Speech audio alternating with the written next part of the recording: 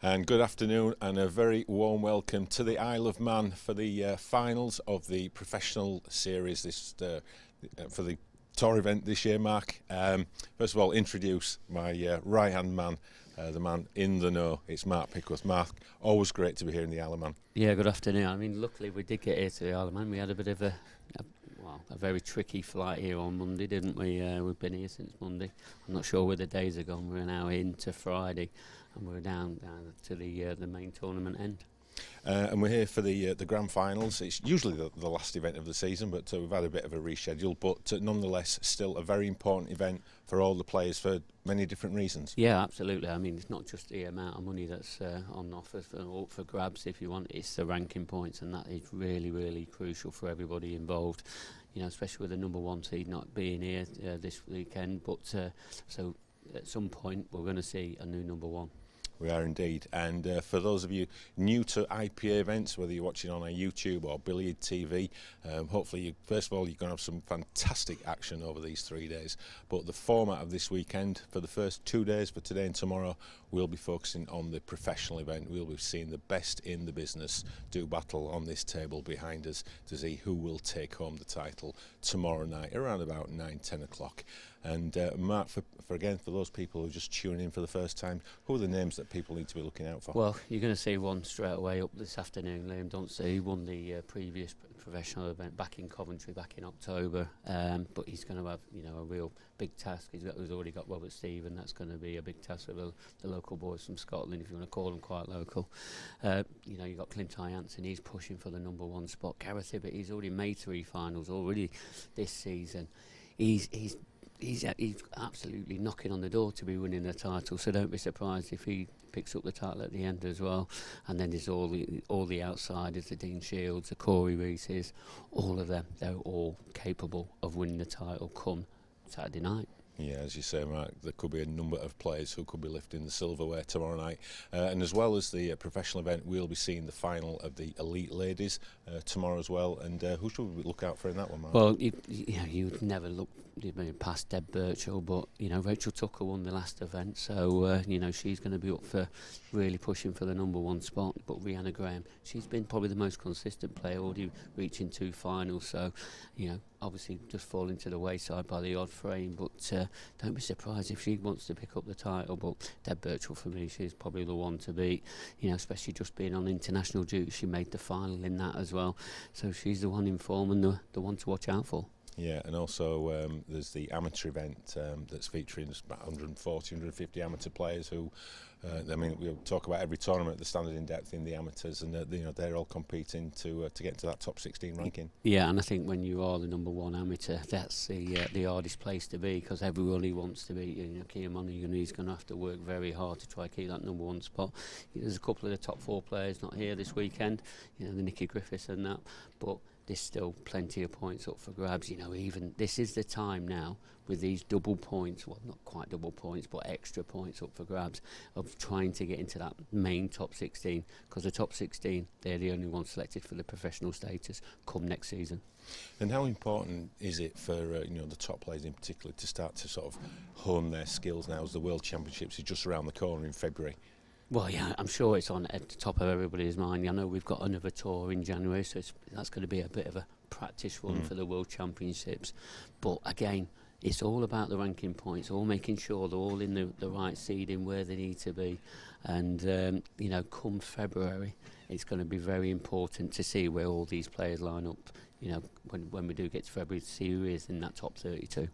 Absolutely. Well, I think we've just about set it up perfectly there, Mark. I think, are you in the comms first up I today? I certainly am, yeah. Yeah, I think Mark's in the commentary box with local hero and Isle of Man number 1, David Addinall. A lot of expectation on his shoulders this weekend, as usual. Yeah, there will, and no doubt he'll have a massive following here. And when he does finally get onto this table, I'm sure we'll see quite a few of the local buses come in and drop everybody off, and no doubt there'll be a bit of noise behind him. Yeah, he's certainly got a very tasty game against Cory Rees, which is our last match of this evening. OK, well, I think that's it from us for now. I think it's time to hand over the commentary box and Dave Addinall.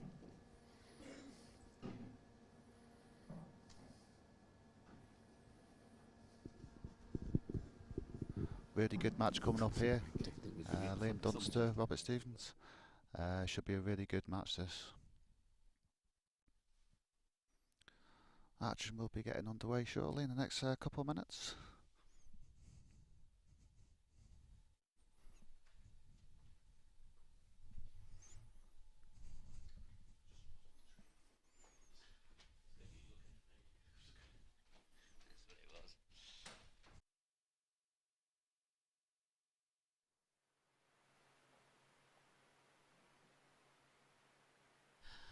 Well, I've hot trotted it over, not too far away this time, and David Addinall just stepped in for me while I was getting myself settled here in the commentary booth.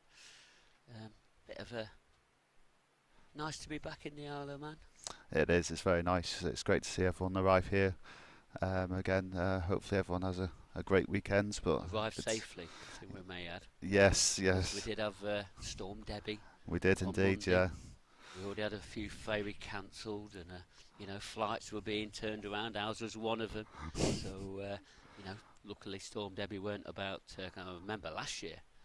I don't know what it was called last year, but I'm not sure. But we had a struggle getting everything ready on it. Everyone clubbed together and really rallied to get the event up and running. Yeah, in record time. Came very late on, didn't they? A bit like this time. The tables came a day later because of the ferry cancellations, but we're all here safely. That's the main thing, and we're here on your screens this afternoon, and we're here all weekend. So, which David would be glad to know that he's obviously. Is your front room just round here somewhere? Is it? It's not far away, is it?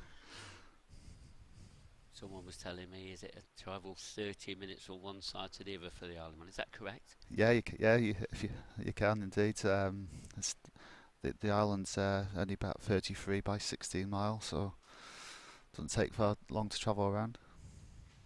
Right, these two players then. I know you've had quite a few games against Liam Dunster, former world champion, former IPA #1. Definitely got a bit of history about him, and you've won one or two against him as well, haven't you? Well, I think I'll start off with I've played him far too much, unfortunately. For my liking. Well, he was number 16 and he was number 1, so that was half the reason, wasn't it?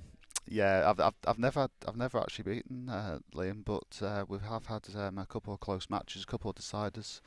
Liam just has that way of knowing how to win, and he's just a bit of a machine, really, and he's just so consistent. But I do enjoy playing Liam. It's always good to play him. Should be a good match this. We had that last person standing last night, and guess who the last person standing was? It was Liam Dunster. I mean, there was nearly 50 people in it, and he came through all that field. I mean, what's that going to take out of him? I know he picked up a nice few quid. No doubt he'll probably not spend any of it this weekend. He'll be looking to add to that and trying to win a few more pennies. I'll have to see if he'll get the round in. Yeah, I'm sure he will at one time or at some point. But Robert Stephen, he's going to be putting up it's going to be a bit of not an easy task for Liam, because Robert Stephen's one of them players just never goes away, does he? No, he doesn't, and he's had some great results on the IPA as well, and he's a very, very good player. It could be a close one, this. I mean, no doubt these two have played each other hundreds, thousands of times. Especially up there in Scotland, they seem to be playing every weekend. Or it does, yeah. It seems that way. Seem to pack up playing pool out there. They absolutely adore it. And we love to have the Scottish contingent here. Another great player from Scotland, Mark Boyle. No doubt he'll be on your screens at some point over this weekend.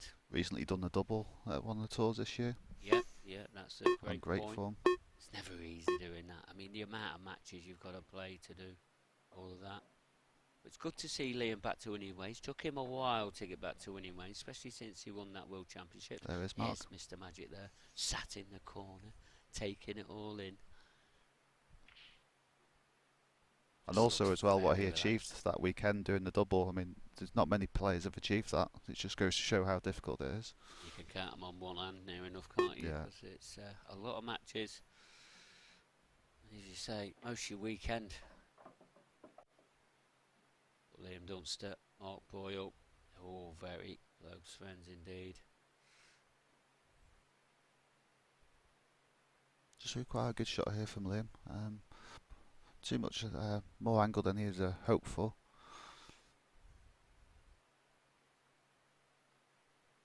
One thing about Liam, I'm sure you'll back me up on this one, but his pattern play and his pinpoint accuracy of putting the cue ball exactly where you need to. No doubt this will be a bit of commentator's curse now, but which it is. It's normally spot on, isn't it? It really is. Yeah, it's incredible, you know, how precise he is, and like you say, the patterns. I think that was there was quite a lot of angle on that, so it was a difficult shot. I think this is the other thing about Liam. He doesn't make too many mistakes at real crucial times, does he? And he keeps everything very simple. Great to watch, you know, if you're really trying to learn the game a lot. It's a bit of a loose one though from Liam. You don't really see that too often from him. I think it was a little tight that to get through there, but he was obviously wary of the cue ball as well to try and get on the other red as well. Looks like there's a few spectators crept in to watch this one. Everyone's been really looking forward to the stream starting, so I hope everybody at home get tucked down, get your blanket, your fleeces, you know, wherever you are. You know, if you're in a hot country, then happy days. You won't probably need a fleece or anything, but I know back in the UK, you will here in the Isle of Man as well. Definitely the Isle of Man. Just a bit of extra clothing on.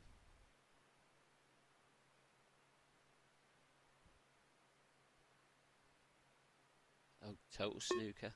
But anybody not familiar with this rule set, blackball rules, so he has to, you know, call in a total snooker. Great he doesn't shot, have to hit a cushion. What a shot that is! Great shot.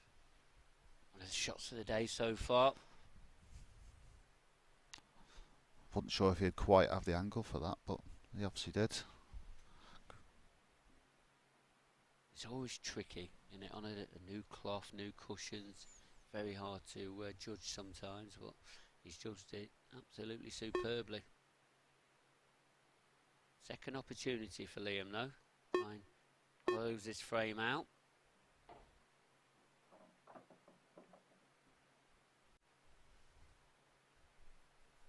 Robert probably not done anything wrong, not really had a good chance to win the frame. Thought he played the right shot. He just had to sit and admire in his chair.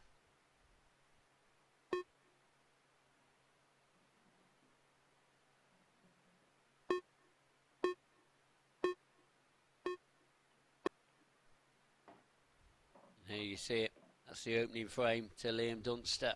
No mistake from there. 1-0, he leads.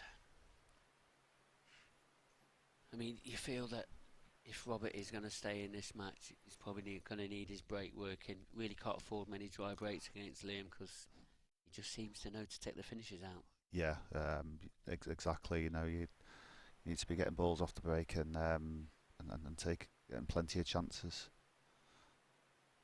All you can hope to do is get as many chances as you can and take them all and hope that there's enough chances there to win the match, especially against someone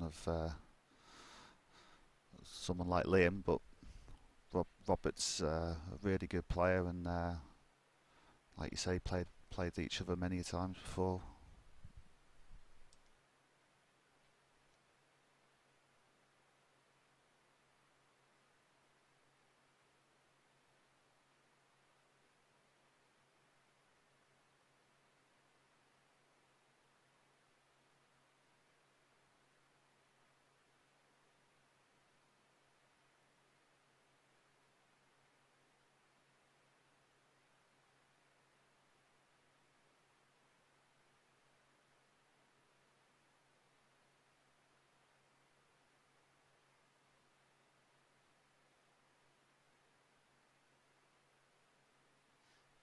So, frame number 2. Our referee, Fiona Atkinson. Making sure all the balls are as tightly packed as possible. First look at the Robert Stephen break then. Yeah, Dan Davies a fan of Robert's break. We've discussed this on commentary before. That's the cut break. That's how it's seemed to have come in the game last 2-3 years maybe. All down to Mark Boyle. Mark Boyle's probably got one of the best cut breaks.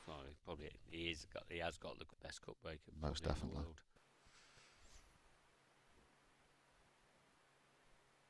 The amount of power he generates from that shot is incredible.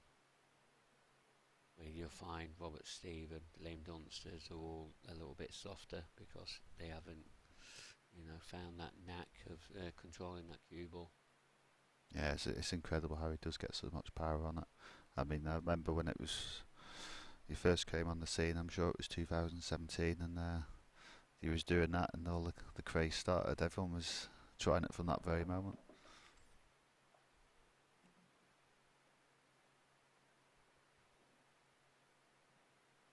So electing the reds here. I think he's probably on that one through the gap between the red and the yellow in the top left. The one above the blue spot, if you want to call it that. Just left of that yellow. If he is, this is a good chance.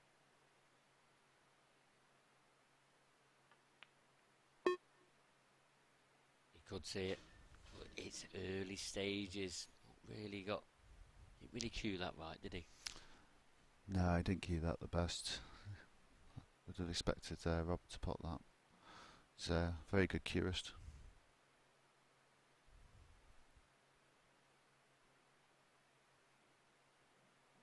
So, never chance for Liam Dunster. As you alluded to before, the first match on this table, getting used to the conditions, it is tough.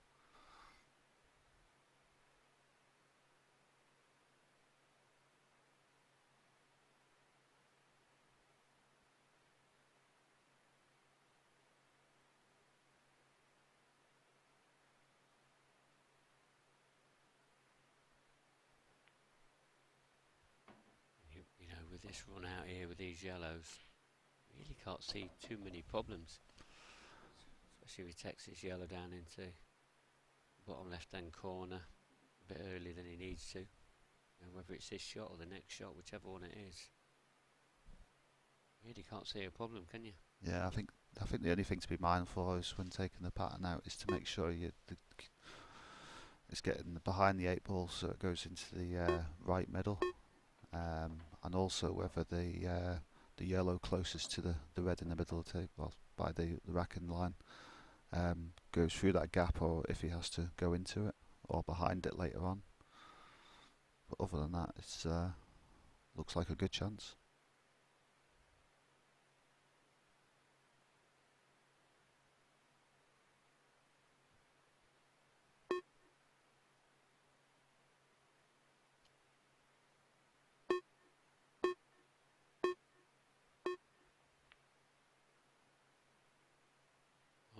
Didn't expect him to miss that one. So a couple of mistakes early on from Liam. Not been punished yet. You feel this is a time that Robert needs to try and make something happen.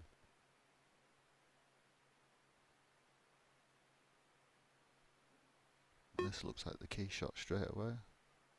Coming down to the bottom of the table for the red in the middle. Lost the cue ball.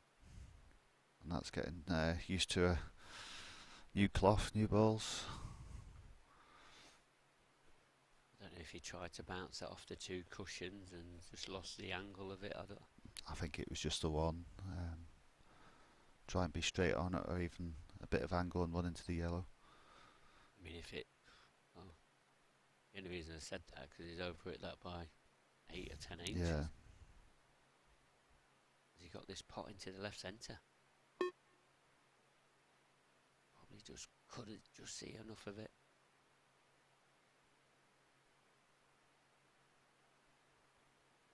So now this is a good chance for Liam.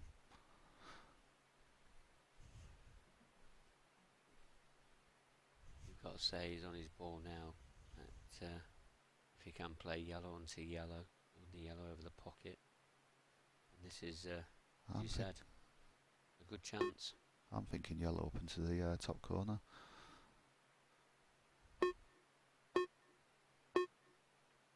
He's got his difficult ball out of the way. Through, yeah. I've just been worried about playing that then, about the two yellows going close to each other, but he played it at a pace where that was never going to be an issue. So yeah, he's going to have another yellow onto yellow, so I don't look like that's going to be a problem.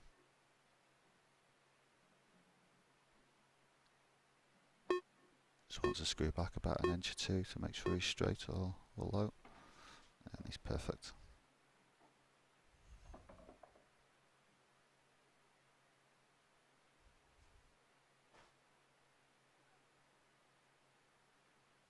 Not a straightforward plan, but one you'd never see him miss probably. So we won't play this with too much pace. Just draw it back nicely so that yellow doesn't go anywhere near the cushion, and it's a bit straighter than what our camera was telling us. Won't be the first time, and last time that not the first, and won't be the last time this weekend we get cut out by the. Yeah, the overhead looked like it was either going to push the yellow over to the cushion or anything, but he went straight in.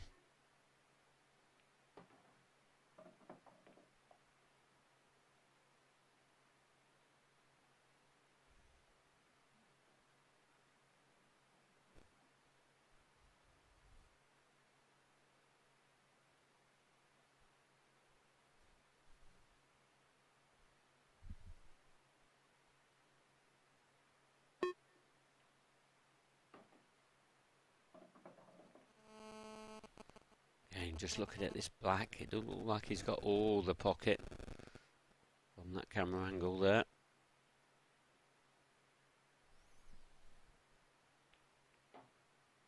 And use the red just to make sure of the pot. 2-0 to Liam Dunster.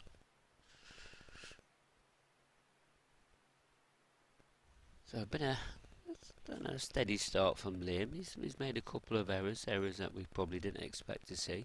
Yeah, a couple of errors, so I'd be happy to be 2-0 up, and you kind of feel that it could have easily been one each.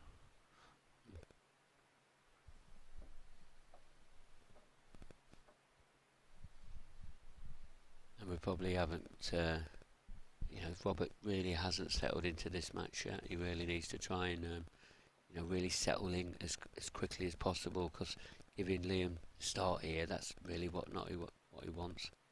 I think that's why I'd be disappointed with the first frame, getting not such a chance, but being able to play a good safety and not materialising to win the frame.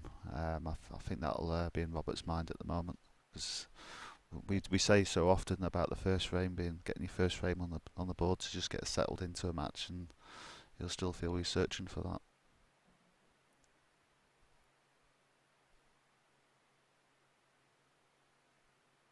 Yeah, the longer it goes on, Robert not winning that first frame, the harder it'll become for him.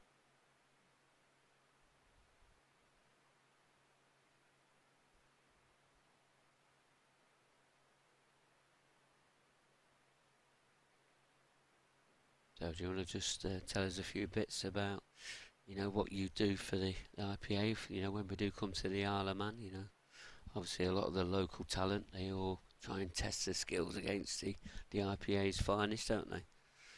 Yeah, I pretty much just get all the entries for the players from the Isle of Man, to get as many interests as possible, and because I know everyone over here, and get them all the details and try and get them interested, and everyone that's always played in it has always enjoyed it, and they keep coming back for more. They love this event every year. As soon as it's finished, they're looking a few more new faces again, and each year we keep drafting them from away, producing them around here, but you seem to be chucking them out, and they just love to compete and play pool, don't they? I think the beauty of having an event like this right on your doorstep, you just can't not be involved. It's just fantastic. So frame number 3, Liam Dunster to break. But breaker elected again. It's dry. This layout though, first glance, looks a bit untidy.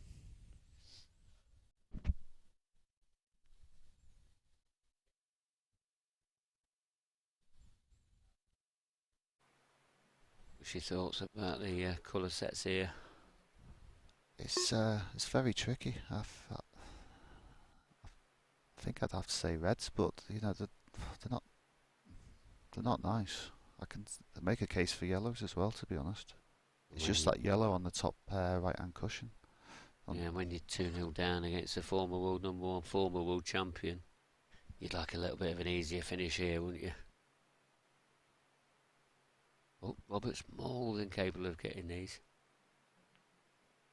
The thing is, the beauty with the yellows is that it is only really one problem ball, but it is the hardest one out of both colour sets. Yeah, the thing is, where can you take that yellow? You leave a double into the top left-hand corner, or do you try and get it out? He's going to have to make that decision. I think this is the shot now to go into it now. Any problem going into it? All your eggs in one basket. It's going to be hard to leave yourself on a ball after. Plays it well. He should be on the left middle. It. Has it come out? Yes. It's not bad. You feel that red makes that a big pocket now.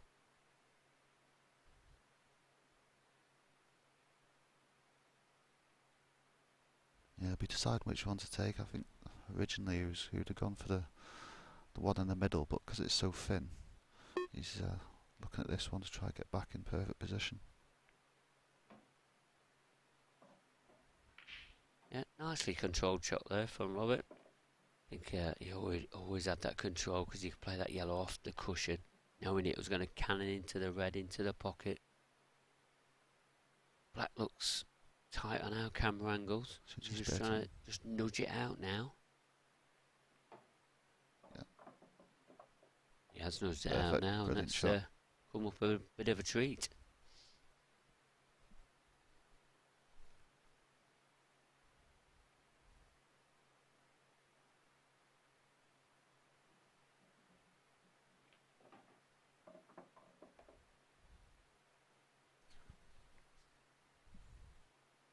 Just a bit off angle here, so probably have to punch this one in, but he should be okay.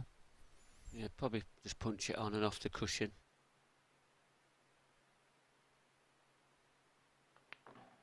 With Robert, with his snooker background, it's a bit like bread and butter for him, innit? It is indeed. Eats them up.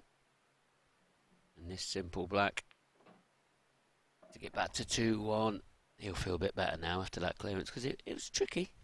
It was tricky. There's quite a few problems to deal with there. It was just that yellow, really, wasn't it, on the side cushion that he had to deal with, and he dealt with it really well. And then a good shot after that. He had to come off across 2 cushions, a bit touch aside.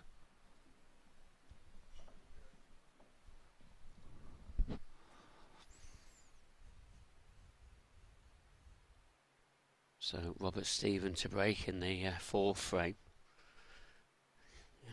It's hard to see how this one's going to go just yet. I mean, it looked like it was going to be one-sided, especially when Liam was going to break, but a dry break, and just like that, it can just change. This is a good thing. These pro matches race to 8s. Gives you plenty of time to settle in, don't it? Yeah, it does indeed. You still want to get that first frame on the board as early as possible. But they can even feel like a short race. Both players are playing well.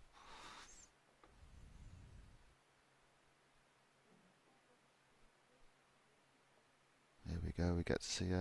He's changed to the front ball break. See, I think Robert's good at this front ball break.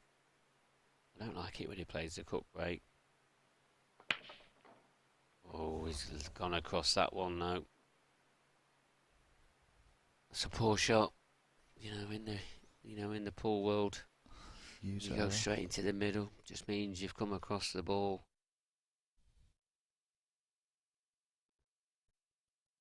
You'll be disappointed with that.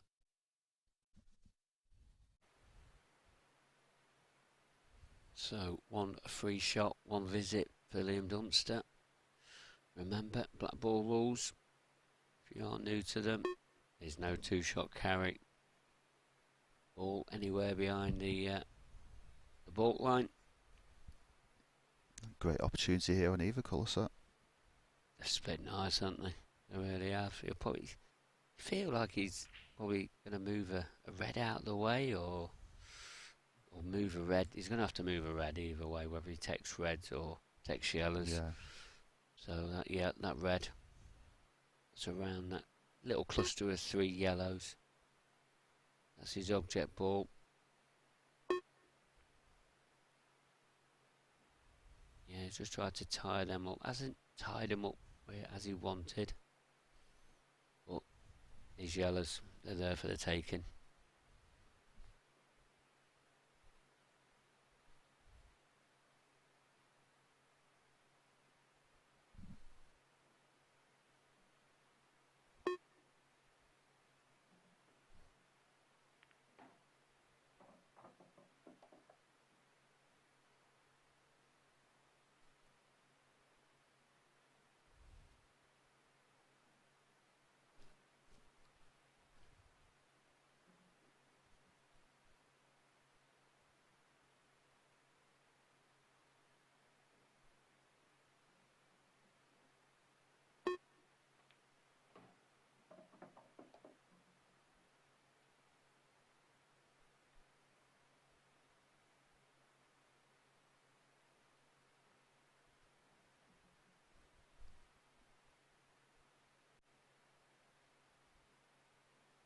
Yeah, we can't see any real issues on this finish. I think Liam's just making sure that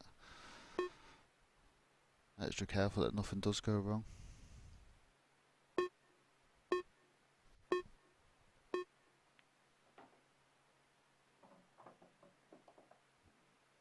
Really does go down to the last 1 or 2 seconds, doesn't it?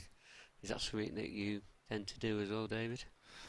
Nah, I do try to play a little earlier, just so I'm not hearing the beeps on when I'm playing. But of course, sometimes you do need it. But Liam does perfect it really well. He has really adapted to the shot clock, and it's something we wasn't sure how he would deal with when it first came in, and he seems to have dealt with it better than anyone else. Think he's okay here. It's just run up just short enough so he can get through to that yellow that's in the middle of the 3. I think he just lost a bit of side off before it actually hit the cushion, so none of it actually taken. Just slightly under hit.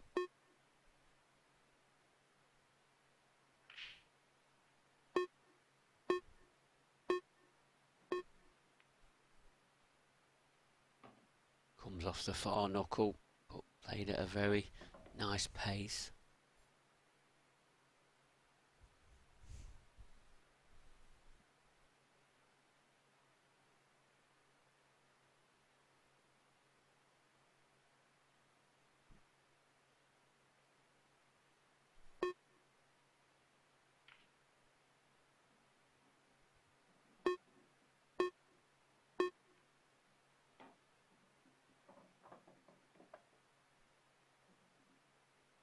This looks straightforward now for Liam. There's the yellow, top left, on and off the cushion. Leave a bit of an angle on the 8 ball. Pretty much as it is now.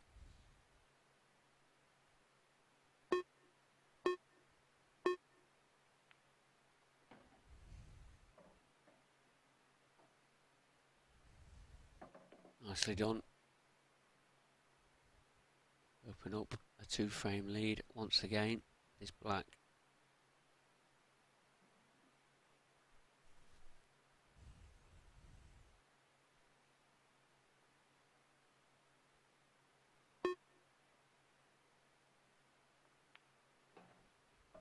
And 3-1 it is.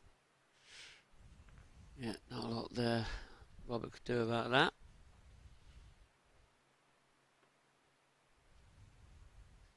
Dunster, he's going to be breaking in the 5th frame. And he opened up his lead for 3. Still a bit to go in this match though. Yeah, still early days in this match. It's just a matter of taking the opportunities now. Should they come along, and I'm sure Robert will feel settled in. He didn't do much wrong there. Obviously, the break going straight and off user error there. But I'm sure if he gets his hand on the table, he'll feel settled.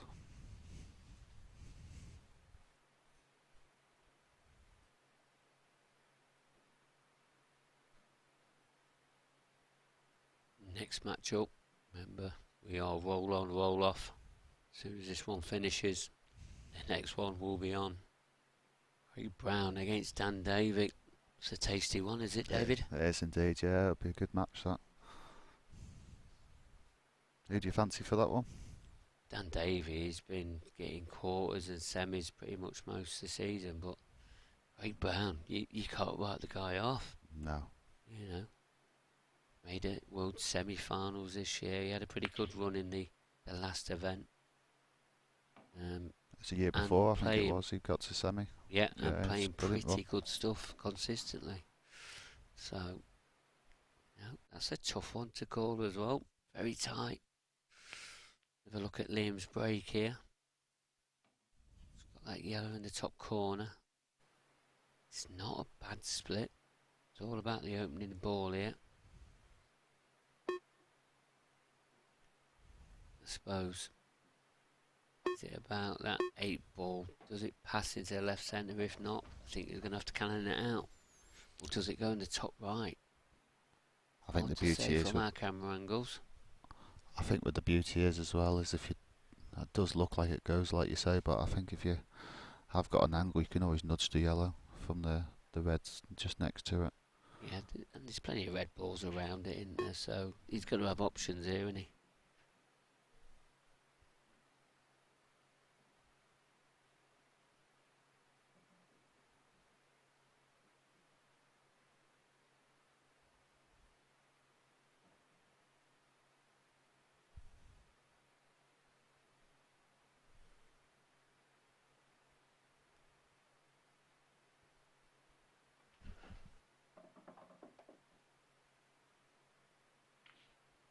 Liam, I think he's just, you know, this new cushions and the new, this always slidey. Yeah. And you know, he should know that. You know, this is what happens on this off when it's new. They do react so different to what you used to. It does get a bit of getting used to. Quite often it's the quickest player who adapts that will win these first round matches. You see a little nudge. I think he's okay. That red's just off that cushion enough to drop it in.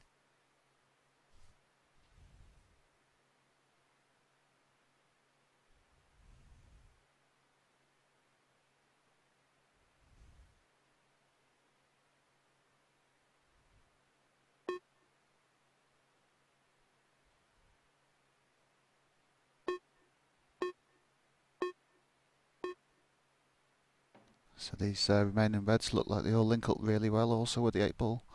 So another great opportunity here for Liam to take a 4-1 lead.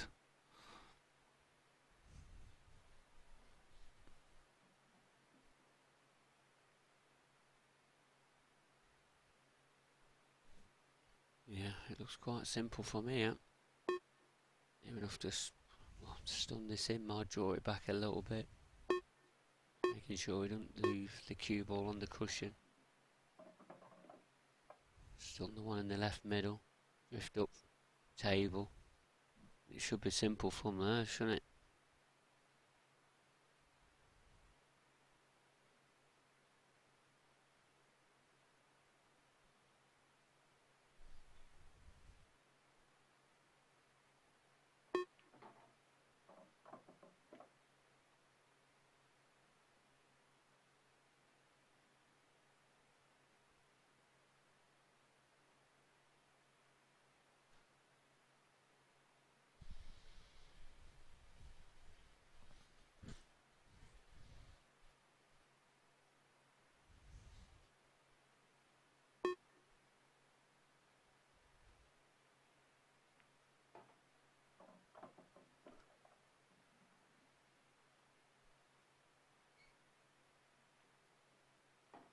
Simple 8-ball into the middle.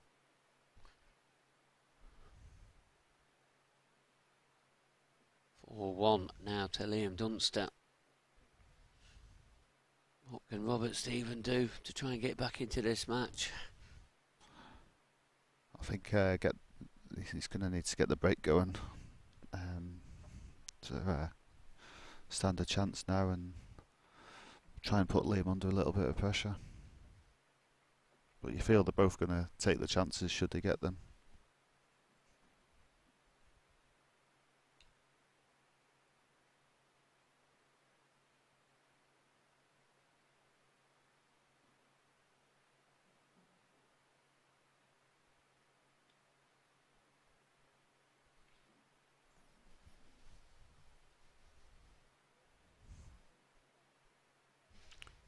So, frame number 6. Going back to the cup break.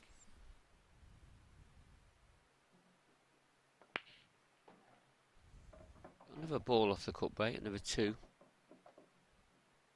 So, he's definitely potting balls off the cup break, so maybe he should stick with that, especially if he goes on to clear these up and get to 4 frames to 2. He does seem comfortable playing the cut break, because Dan Davies mentioned this, that his cut break at times has been incredible, his success rate, so I don't think it would take him much to revert back to the cut break.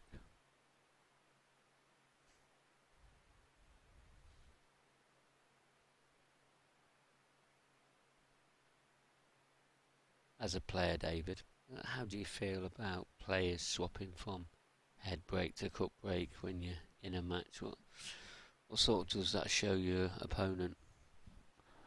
I think it's a tough one, because you're trying to find something that works, I think, as well, from table to table as well. You can play different, you can change your breaks slightly, depending on the table that you're playing or how you're feeling, and even it's ideally you just do want to stick to one break throughout, but you also need to be prepared to change should it require it.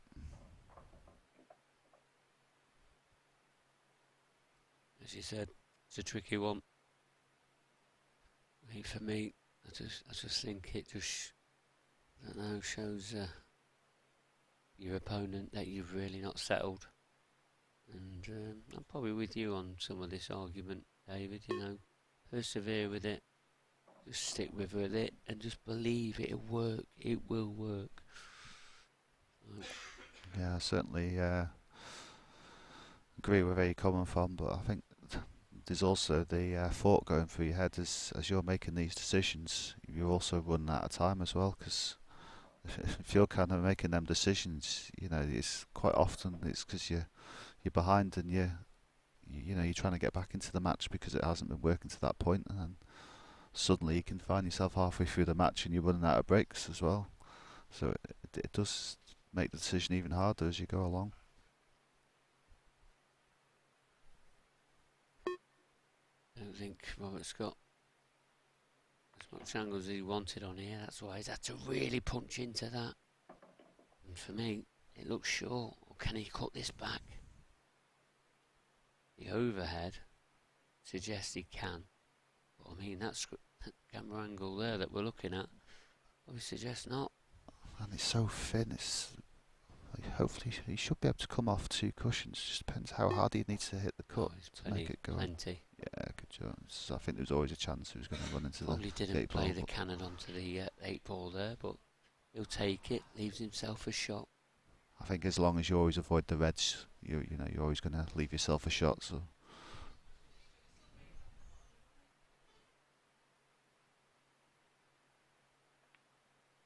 It's on its way.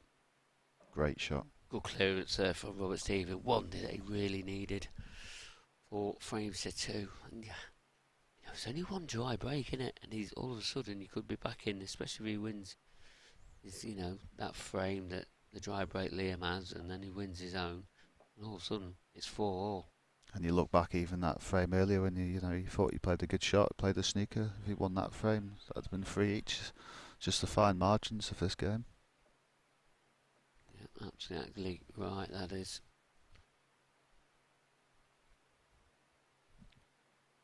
So Liam Dunster, he's going to be breaking in frame number 7.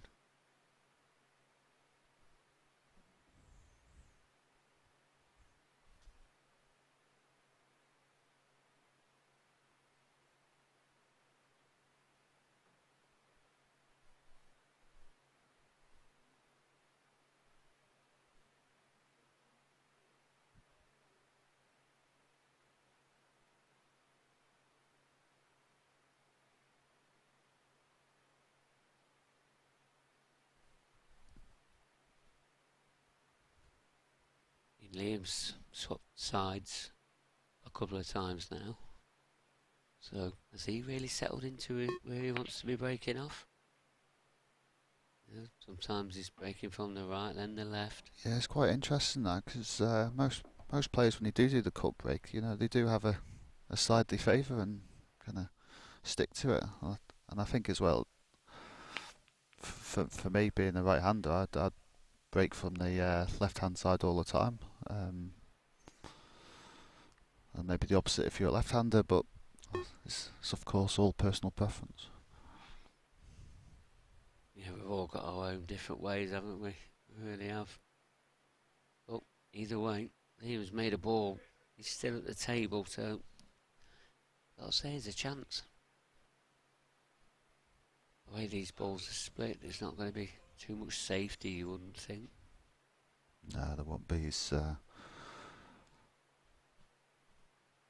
I think the main problem on the yellows is the yellow by the red down the bottom of the table. And he may just play this yellow off the yellow to open that up. It's tricky though, isn't it? It is. It's not an easy shot. It's not easy. If the yellow was further down the table, it's a bit easier. It's a hard one to judge, but has he got an angle on the one right of the black spot? Yeah, I just spotted that actually. Yeah, that's definitely an option play into it. But I think he'd like to. Shot? I think he'd like to get rid of this yellow now. Oh, he's played it nice. That could have gone wrong. It could have done, but I don't think he wanted to come back for that yellow later on. He wanted it out of the way, and yeah, I think what you see, with all the top players, they don't want to leave their hardest ball right to the very end. They try their hardest to get it out early doors. That's exactly what Liam's done, and done it very well. And the fact that that yellow's got on the cushion isn't a major problem because it links up well to the yellow by the red, because the line of the cue ball will come out will be perfect, so you won't be concerned by that at all.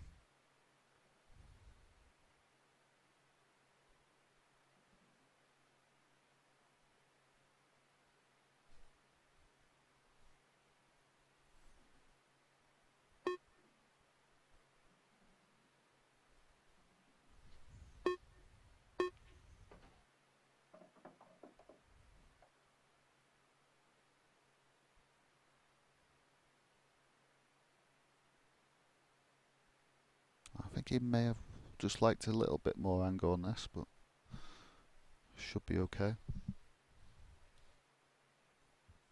Yeah, I suppose the key now is get to it as close as you can.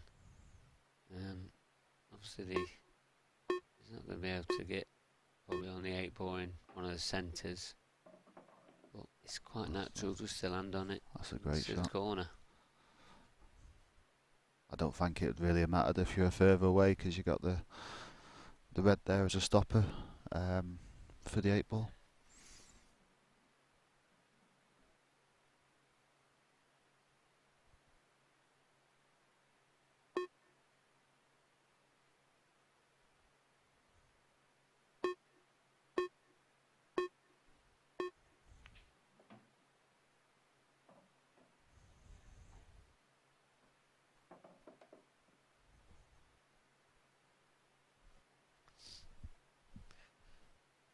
So he has got on the 8 ball into the centre.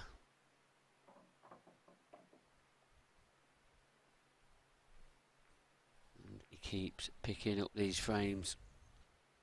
5 frames to 2 now.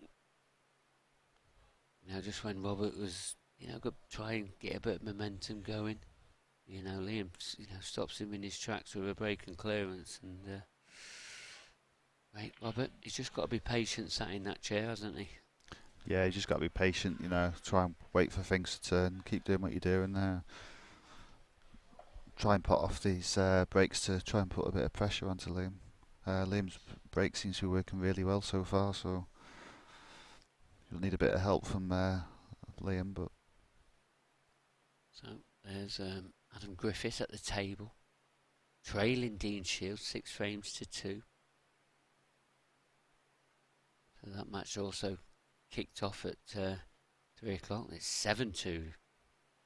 Apologies about that. Looks like Adam now, he's playing to stay in that match. Remember, race to 8. That's 32 of the pros. Robert Stephen, though, to break. Liam Dunster's still got a bit of a way to go. 3 more frames he needs. Back to the cut break for Robert. It's been quite successful for him. And continues to be successful. Can you keep the pressure on Liam Dunster? This is what you've got to do to Liam. Just make sure he knows you've not gone away. I can't see him going away from that cut break now. Seems to have found that spot now, I'd say. And, this looks perfect. Landed on, I'll say, it's most awkward yellow, but one that is wanted to get away early. Yeah, it's a great opportunity here. It's I find that it's only the yellow on the bottom cushion that he needs to get down for. Can he do it now? Yeah, he can just get past the red, so this is him now in pretty much perfect condition. Perfect position, sorry. Yeah, nicely controlled shot that. Just making sure he didn't cannon into the red and just obviously didn't want to get too close to the yellow. So very well controlled shot there from Robert. And now he's in prime position. Feel like the one over left centre his last ball. Black into the top left.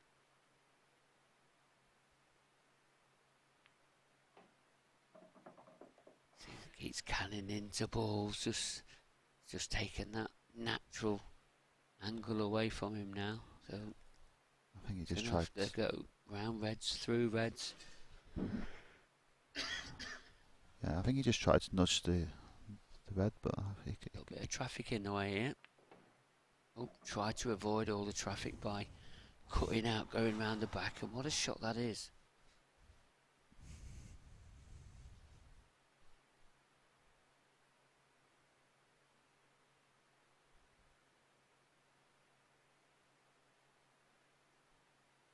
I mean, if he's straight, that's probably the worst scenario for him. I think he might He's even... going to try and pinch the pocket to get a bit of angle so he can come on off the top cushion. Just makes the pot more missable. He'll know. He's directly behind it. He'll know what to do. He wouldn't have wanted to go off the cushion, but he feels he needs to. Yeah, he's played that well. Played that very nicely. Looks like he just pinched a bit of the pocket just to get an angle. Landed on the cushion, but don't have to do a lot with this. Just trickle it down to the yellow. And now this 8 ball for a reply of a break and clearance. And this is a bit of a good stage in this match at the moment, and the level of both players has risen. But it's still Liam Dunster that leads this match, and it's 5 frames to 3, and it's Liam Dunster breaking in frame number 9. Yeah, it seems like all the mistakes were like in the first couple of frames, and then ever since, as you say, they picked up the levels. Both breaking addition now.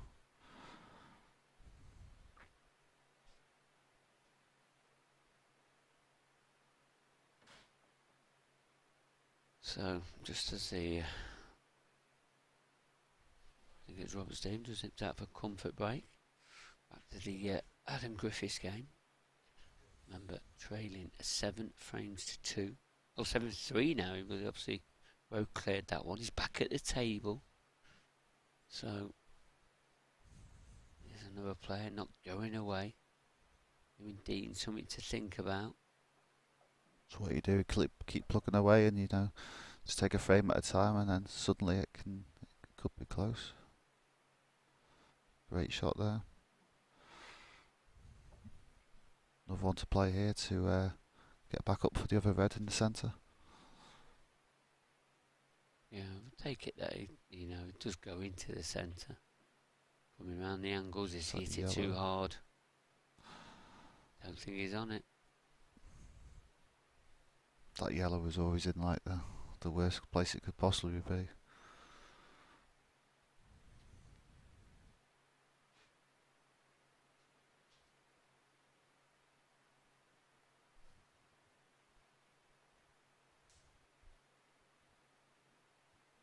So yeah, just lost the cue ball a bit. He is snookered. Looks like he's got out of that snooker. But it's not always what you get, it's what you leave.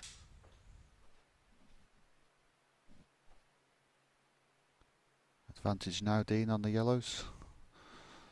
May wait a shot or two before he goes for it, or he might even fancy it now. Well, he's in big control here of this frame, and you've got to say, should see the match out from here. Don't need to do too much there. So, as I said, frame 9, Liam Dunster to break.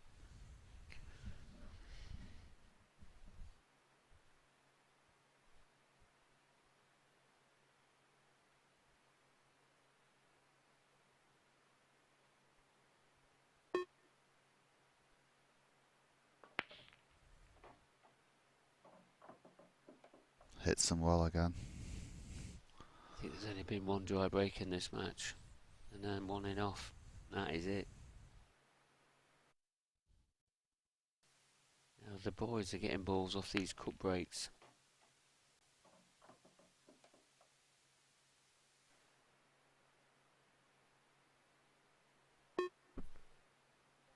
Is Liam going to just keep the pressure on, or is Robert Stephen going to get a chance? What colour set do you fancy here, Mark? I think red's maybe the...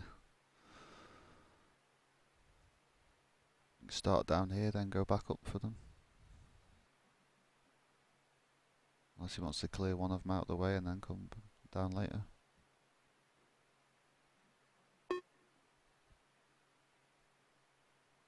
Oh, he's made his mind up, used his extension.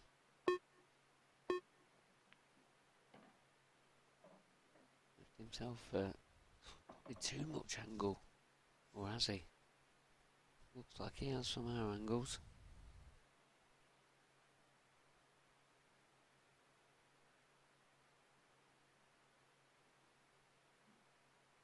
Is he okay? I think he should be okay here. Yeah, I think he might screw into the pop the one in the middle and screw into the red by the black, but you just don't want the cue ball drifting over to the yellow. I think he might just, yeah, and I think that's why he's played that. Not to go into them because he thought that the cue ball could have lost it a bit. And the thing is, he's moved the yellow out of the way now, so that red goes into the top right there, so that opens everything up now. Play the long red down the bottom here, and then go back up off the other red.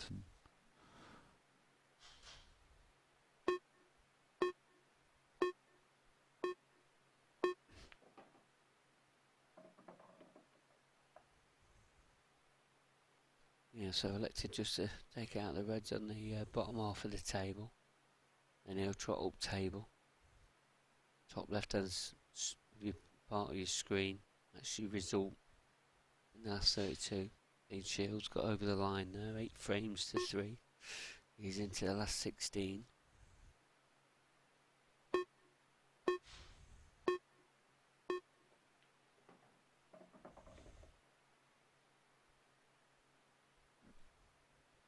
He does that red pass to the top left.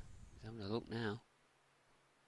I always thought it did, to be honest, but It looks super tight. It is tight.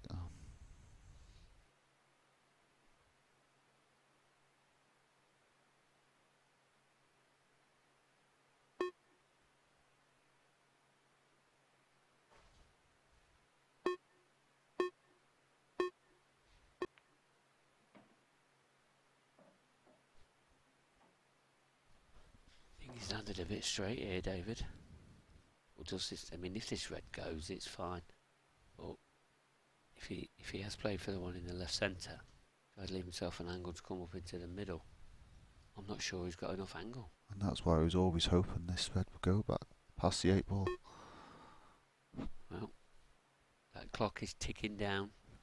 He could play this really soft if he wanted to, but yeah, no, it's easy a good shot. Didn't even look like missing.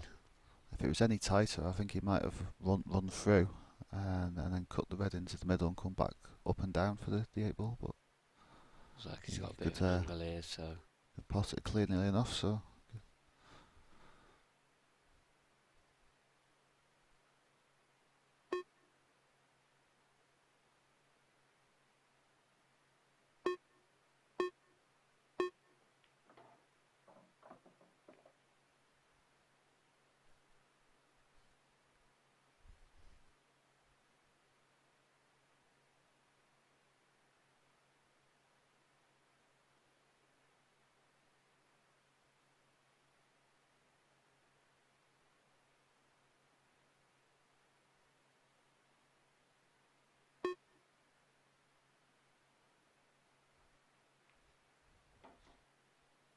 that black into the right centre, opening up that 3-frame lead again, 6 frames to 3. It's a really good standard at this stage of the match, and Liam, he's leading that. Robert Stevens, he hasn't done too much wrong in the last few frames, has he? No, he hasn't. No, it's like you say, they've both picked up the play. You know, they're both playing much better now, and but like you say, I think Liam's just breaking that a little bit better, and I think that's just the difference at the moment. Like you say, Robert's not really doing anything wrong. It's only them first couple of frames that they're a bit scrappy. But that can be the difference, though. Yeah. It really can. Robert, he just needs to stick in there, and at this game, anything can happen. There could be a twist or a turn anywhere, can't there? There can be some drama, and you've just got to stick in there to find out if it's on your side or not. That's exactly it. You know, there could be a turning point in a frame or two, and it could change absolutely everything. And like you say, you've got to be there ready, prepared for that moment, should it happen. Well, frame number 10.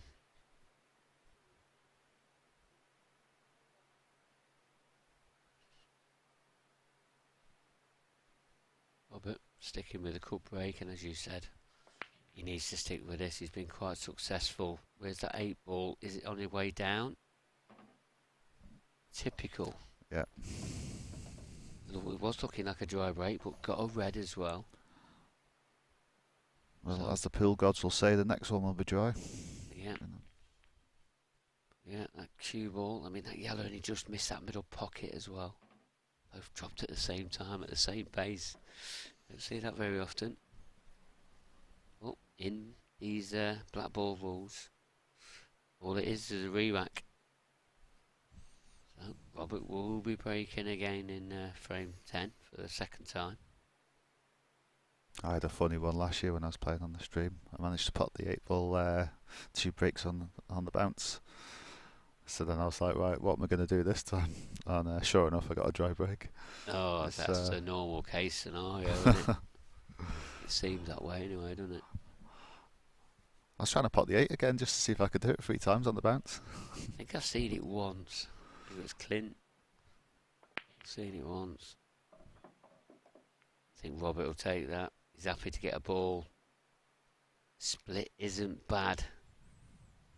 Just that little tricky area with the red and the yellow. So what can he do with that? I don't think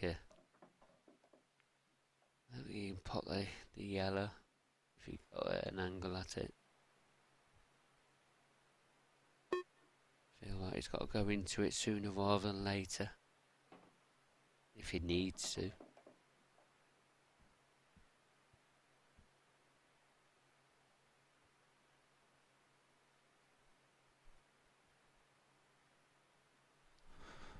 Yeah, I think he used a yellow on the cushion there, to use that to then nudge the red out. Think Robert's going for these? Yeah, definitely. Yeah, I think he'll pot these two and then use that yellow on the bottom cushion, running there, left hand side, nudge the red out the way. But then the only issue is that is if you leave the cue ball too low, you're then on the wrong side of the yellow.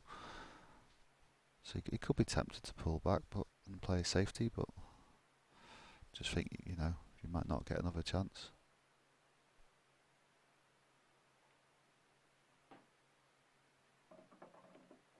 Oh, it's not gone right. I think he tried to play on that yellow below the baulk line. I think there's only a safety coming up here now.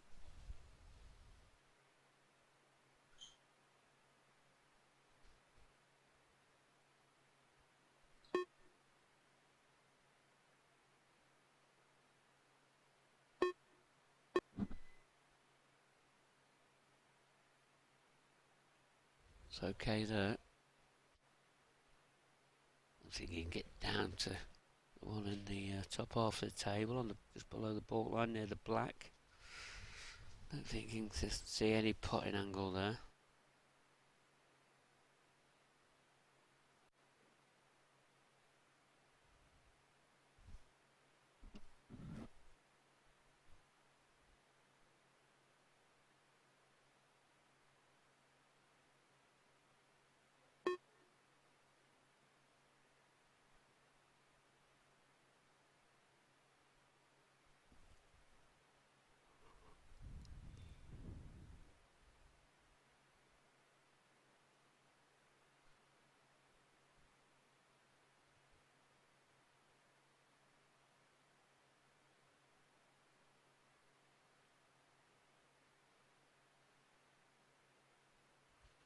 Just a containing shot from Liam as well.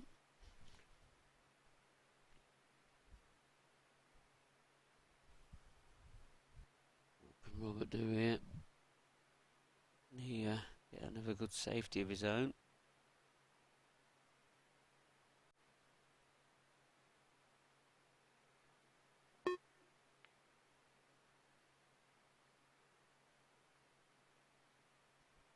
Robert did not want that kids there. Wanted that cue ball to travel down to the bottom cushion. Now is this an opportunity for Liam? Should that plant go and they can leave the cue ball by the cushion, that red might go into the bottom left hand corner.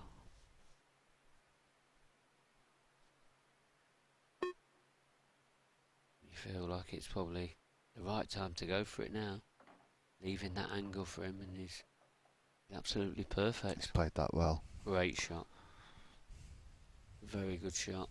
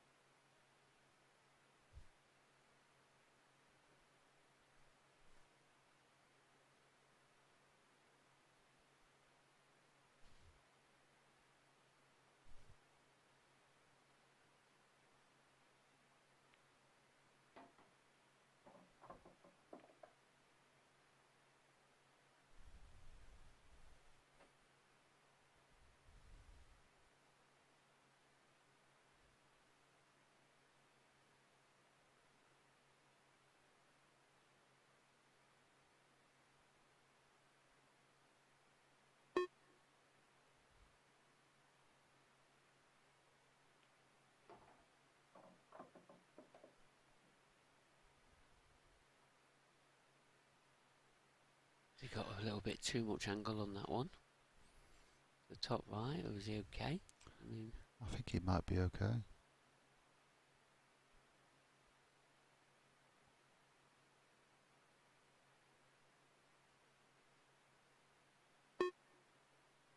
Yeah, it looks pretty perfect that.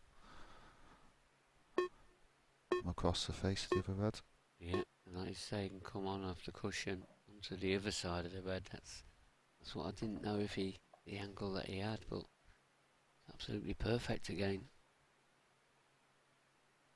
And now, at these remaining 2 balls, he'll be 1 frame away from getting himself into the last 16. And that's the key thing with the pattern plays, you know, making sure you got the right angles. You know, if you had less angles than that, it would have been a much tougher shot, where it was a natural, the way he played it. Pinch the pocket there a little bit, off the cushion, off the knuckle. But he's now left a simple 8 ball into this right middle. There it goes, 7-3 now to the Duster, Liam Dunster.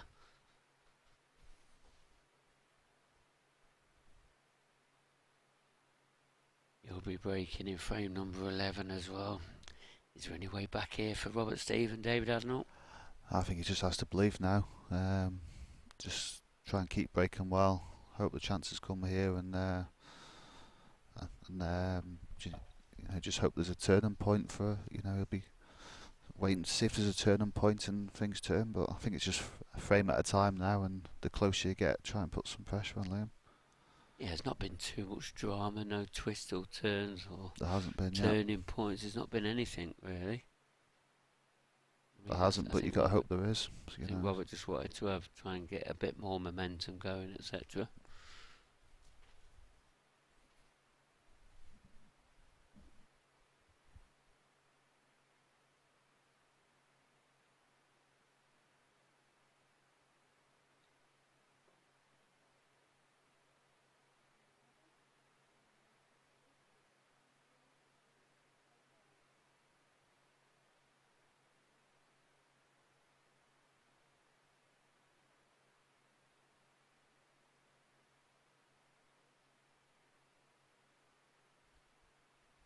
So, frame number 11. This break's been working pretty well for Liam. Robert Stephen, he'll be wishing for a chance. Is he going to get one? I tell you what, seeing a twist. Is this a chance? They look very untidy again. They do, yeah. Been a bit of the story, you know. That's Liam's second dry break of this match. And every time he's left a dry break, I know Robert cleared one of them up, but they felt tricky.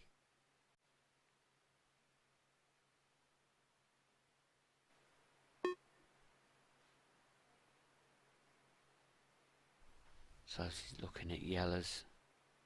If this yellow does pass that, them 2 reds, still not easy. Still lots of work to do. You might even look at just putting a yellow and then covering the pocket, just to get on this colour set. But the cue ball's gone too high for that.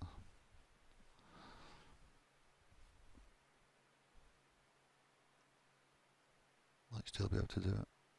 The reason I mention this is he has other yellows that are problems as well. That's why I think this is the shot. Yeah, it's just a containing shot there from Robert.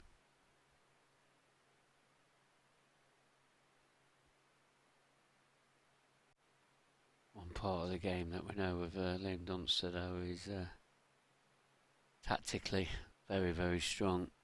And he just seems to play the right shot. So it's probably something that Robert don't want to get involved in, but he's been left no option this time. He's going to have to try and play Liam in his own game. And also being 7-3 behind makes it even more difficult.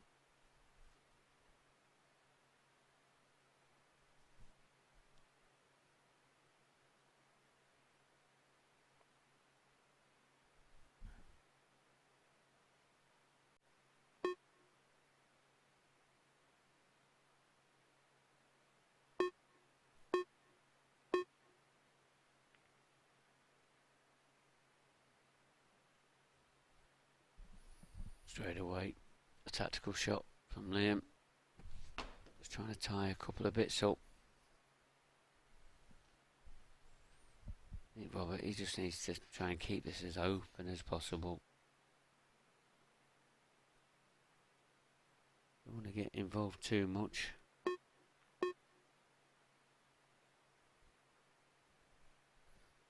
Nicely done there, but can Liam do anything here?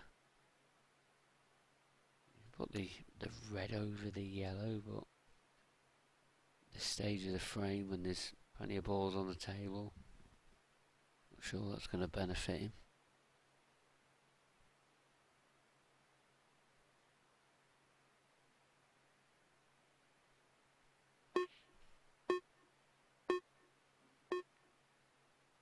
Oh, that's the shot he's elected to play.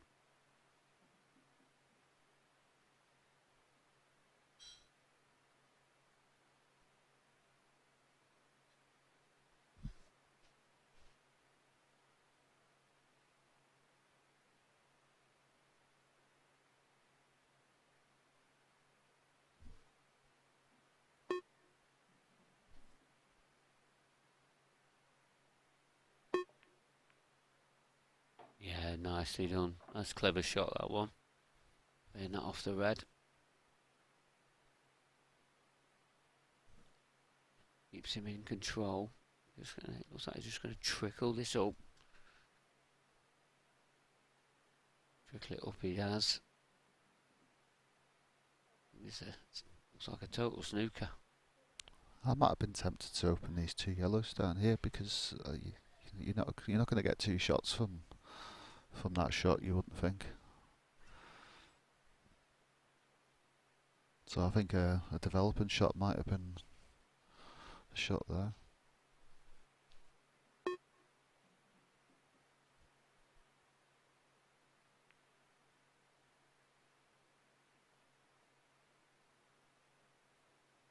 Oh, what's he done with them reds? I don't think that's gone to plan. I think it's just drifted a little bit more than he wanted. This yellow. Just opening these up, trickling that red onto the pocket, trying to get into the gap. That's a lovely shot. This is the only danger that Robert has to guard from is leaving the cue ball in a similar line to this, where Liam can pop the red and then play the skill shot. But on this occasion he's played it well by hampering him, so that's not an option.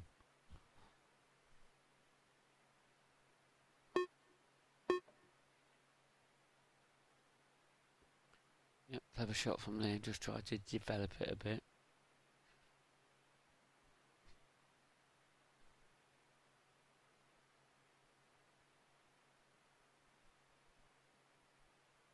You feel like Robert, he's probably going to have to pull the trigger sooner or later. I've got to say, this isn't a bad chance.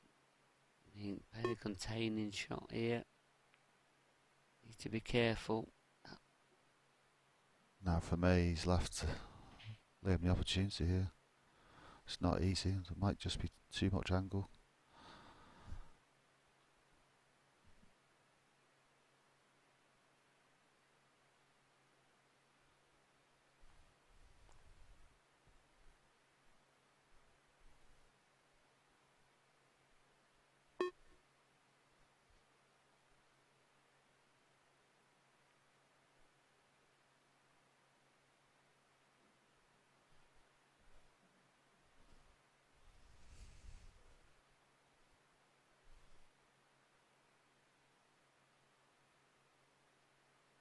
Surely this time Robert's going to try and take these out. I know it's tricky. Yellow onto red, onto the yellow. Because the yellow he lit first. You need it to get out of that corner. You never know really how these are going to turn out, but sometimes you have to go for it. Yeah. That's unlucky. Only landing the cue ball on the yellow. And that's the problem with them kind of shots. Sometimes you just have to go for it. Yeah, but that red over that pocket has made it very tricky.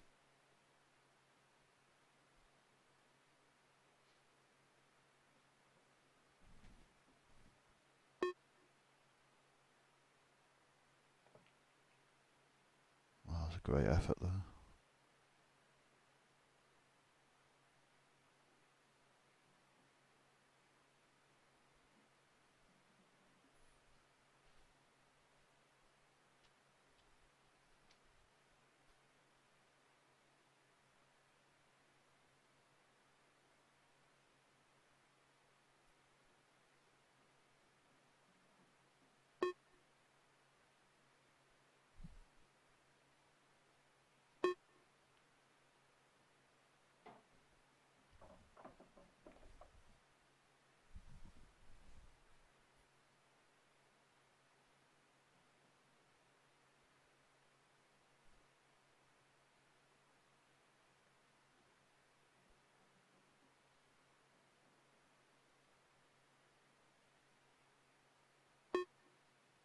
Clock though ticking down.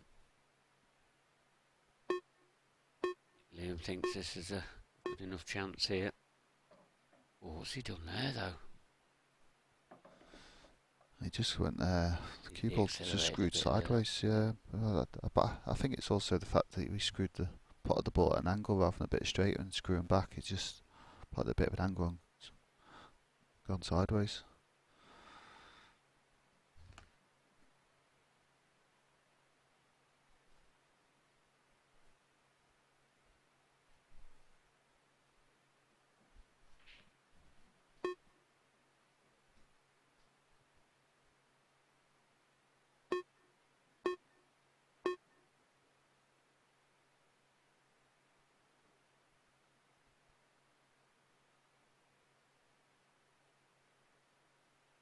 He couldn't do much there really, Liam, could he? You know, so he's going to leave a chance. It's not an easy one because obviously the pattern of the balls.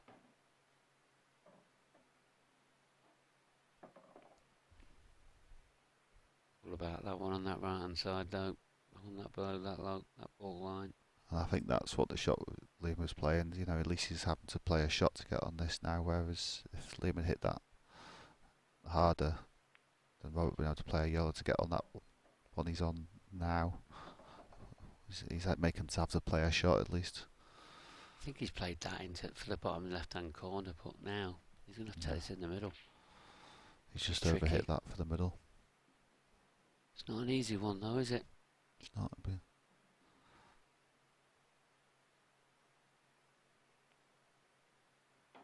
Played it well. Great pot. Played it very well.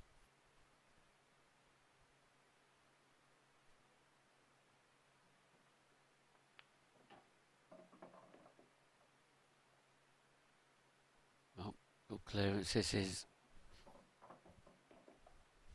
Robert Stephen, those batteries here, a little bit more happier. 7 frames to 4 now. He's going to be breaking in frame number 12. Not a bad clearance that one, David, and Liam. Bit of an error again, and just let Robert in. Yeah, it's definitely a good chance there for Liam. You know, if anything, you'd have thought he might have made the mistake later on in the clearance rather than there, but 2 more games going off. Greg Marsh at the Pro Table 2, playing Matty Rowland. I think on this one is Daniel Wiley. Is it Chris Boyle?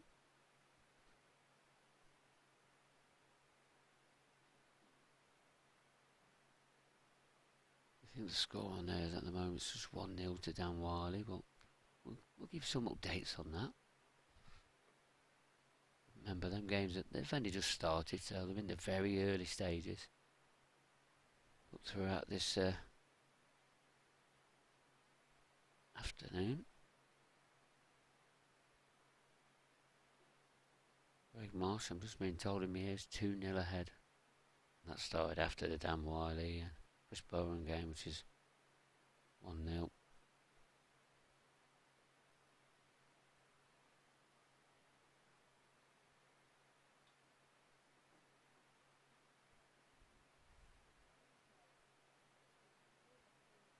So, frame number 12.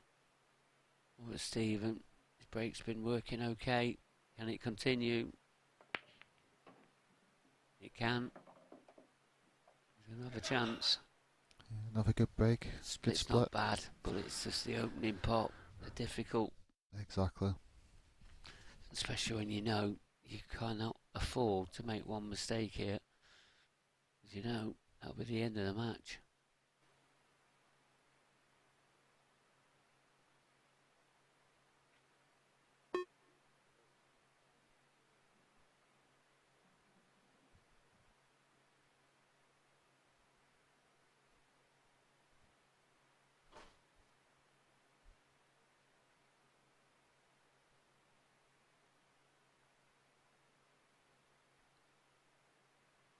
What do you take here then, Dave? I'm thinking yellows, to be honest. But I don't know if he's. I don't think he can afford to play a containing shot here, but trying to play a 2-in-1 shot. I see where he's coming from, you know, because like, he's trying to leave the same problem that he's got. Oh, good cue ball there. Open table. Even though Robert potted one off his break, this is still open table.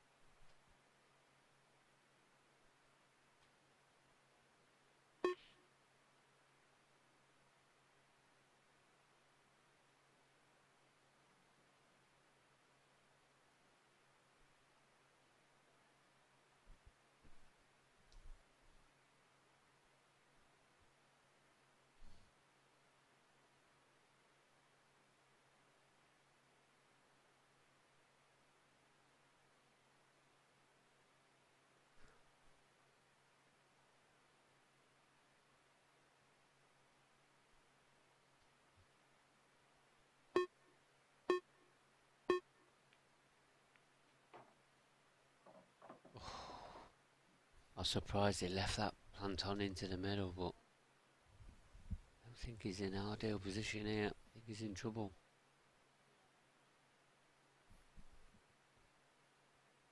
Surely can't get through that gap, can he? Between the red and the black. Put that yellow. I mean, even the yellow's tight. Don't mind getting through the gap.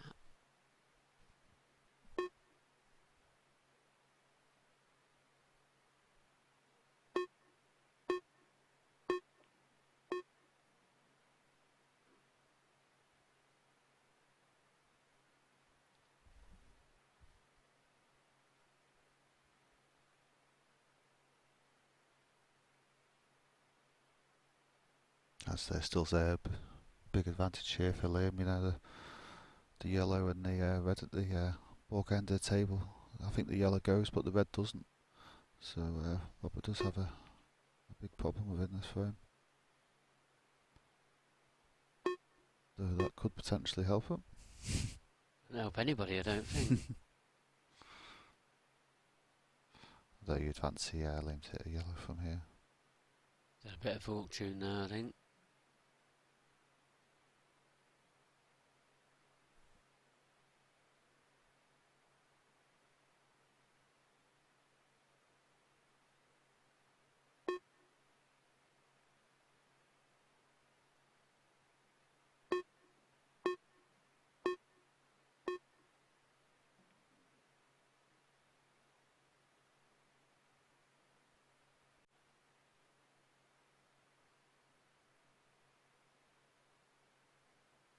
So, is this going to be another chance for Robert? I mean, put this into the centre.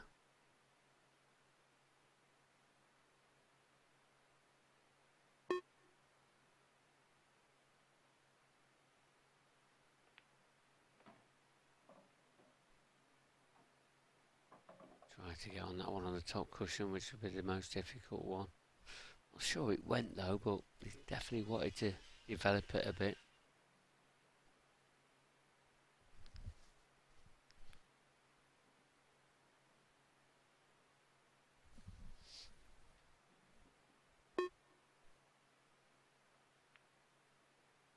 Cue ball.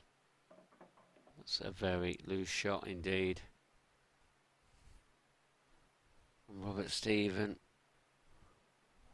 You feel like that could be his last shot. You'd say so. Absolute worst case scenario there. I'm not sure what he was trying to play there, if he tried to play to disturb him or... I don't know if he was trying to get the cue ball off the side cushion, playing a bit of pace to send the cue ball a bit wider and then a bit of side to then kill it and get behind the two reds. Not quite, nowhere near either of them. And Dunster, 1-3 shot. Just trickling that red up to them. Dunster, gonna block them all up. And I think that yellow goes the one that's closest to the red.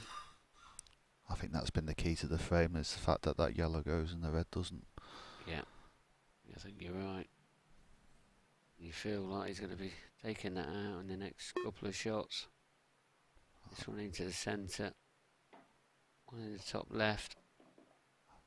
I just feel that Roberts has had that in his mind through the whole frame, you know, of every shot that he's played, knowing that that red doesn't go. It actually had to go the other corner, to be honest, I've just noticed.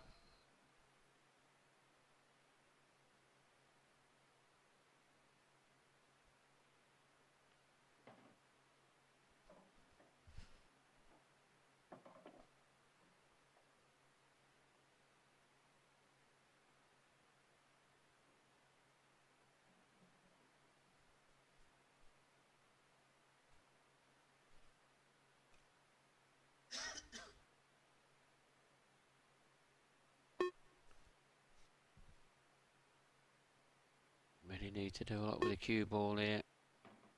Dropping it down.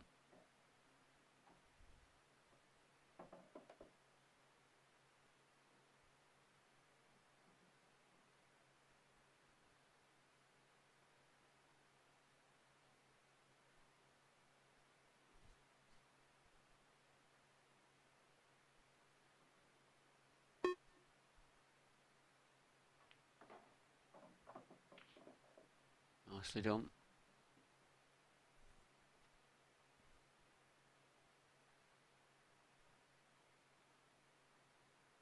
Alright, he's probably got to take the one in the bottom left-hand corner first, maybe. Liam will know which one.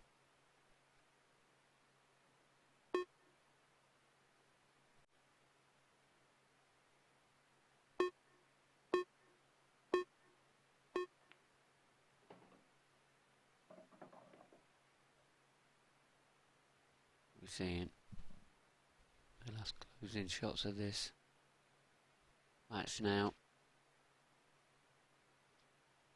Still haven't been in perfect position for this clearance. He's always not had the right angle, has he? Yeah, that's a couple of shots ago into the left middle was just off angle, but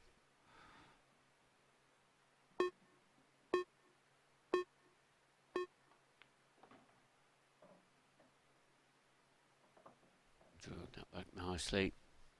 So this 8 ball into the left middle to get him over the line and get him into the last 16.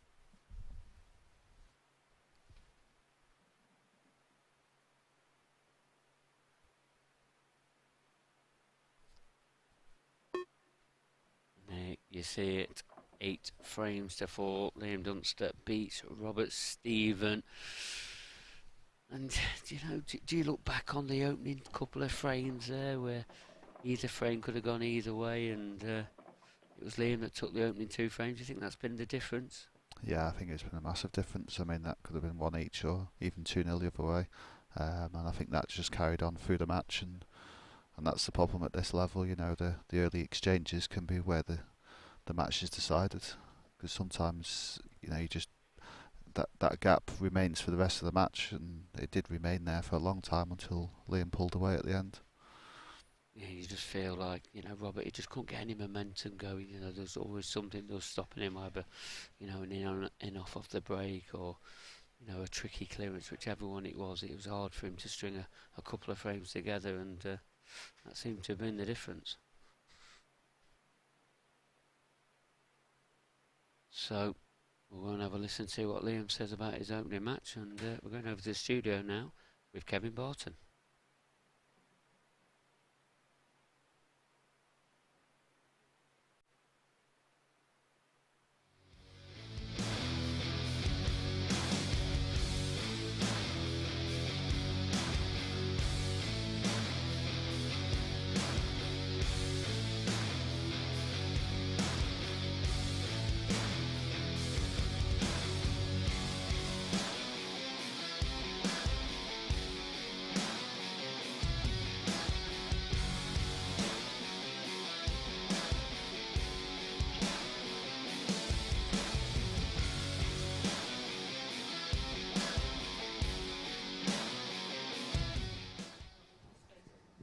Thanks a lot, Mark, and I'm indeed here with Liam Dunster. Liam, it looks like you just continued where you left off in Coventry. Yeah, it took a bit getting used to the table, to be honest. The tables are completely different in another room. One of the shots, perfect example, I've played a shot and it's only bounced out maybe 2 foot. I was trying to play for about 3 foot. As if I played that exact same shot on other tables, it would have sprung off 5 or 6 foot. So a bit getting used to the table. Obviously the balls are getting polished a lot more, it's a lot slidier, so I think it got us both out, to be fair, in the earlier frames. But yeah, happy with the win in the end. You certainly seem to be breaking well, as you usually do. Kinda, yeah. So my first 2 breaks, they didn't really. I think I got 1 ball at the first 2, but I wasn't really happy the way they split. So I tried breaking for the other side, and I think the 2 breaks, I think it was the last ball moving. So I thought, well, I'm riding my luck here, but I'm going to need to stick with it because it was a lot better breaks. And I think the 3rd break from this side, it was I think 10 balls were on the other half of the table, but it was dry, so it was like, well, that's just unlucky. If you're hitting them well and you're getting all the movement on the balls, it's just unlucky that you're not getting a ball, so just stuck with it. It certainly felt like the tone of the match was set from that first frame. You made a bit of an error and Robert had a chance, but the snooker wasn't tight enough. You came out of it, potted the ball. Yeah, I thought it was very, very, very strange for Robert there, because the ball that he hit actually went, because I was sitting right behind it. And there was no obstacles, nothing to do really in the finish. And I know, obviously, because I've played him a few times in Scotland, he's not a defensive player, so I was very surprised he played the snooker there. The shot was, I felt, to go for it, and he's knocked that back the first. Whether it was just because it was the first frame or what, I don't know, but I was very shocked that he played the snooker. But yeah, lucky for me, he's left the 1 cushion or 2 cushion escape, and then it went in. And do you take a lot of more strength and confidence from the fact that he obviously was feeling a little bit negative in that match? Kind of, yeah. It's more the way that he's playing, which shouldn't affect me, to be fair. But I mean, if you know that, well, he's not playing his natural game here, there must be something wrong with him here, and so that, yeah, I suppose it does give you a wee bit more confidence and stuff. But yeah, like I say, I'm just shocked he played the snooker. I don't know why.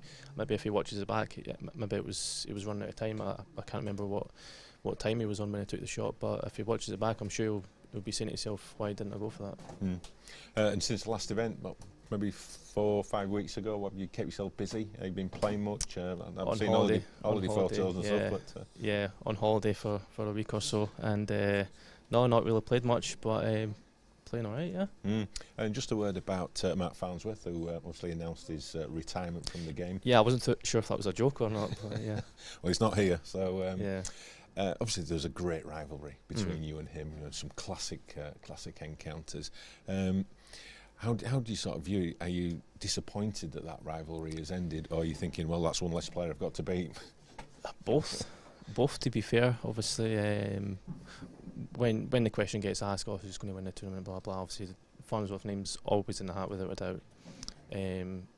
So from my perspective, yeah, it's one less player to beat, but overall, obviously, it's a shame that he's gone, because he is one of the best players in the world, and it kind of, I don't know if it goes for, it probably does, to be fair, lower the prestige in a wee bit, because obviously you want to win the tournament when he's in it, and if he's not in it, obviously it doesn't take away from it as such, but you want to win it when he's in it, and you want to beat him to win a tournament as well. So yeah, it's a shame. He's obviously had a great career.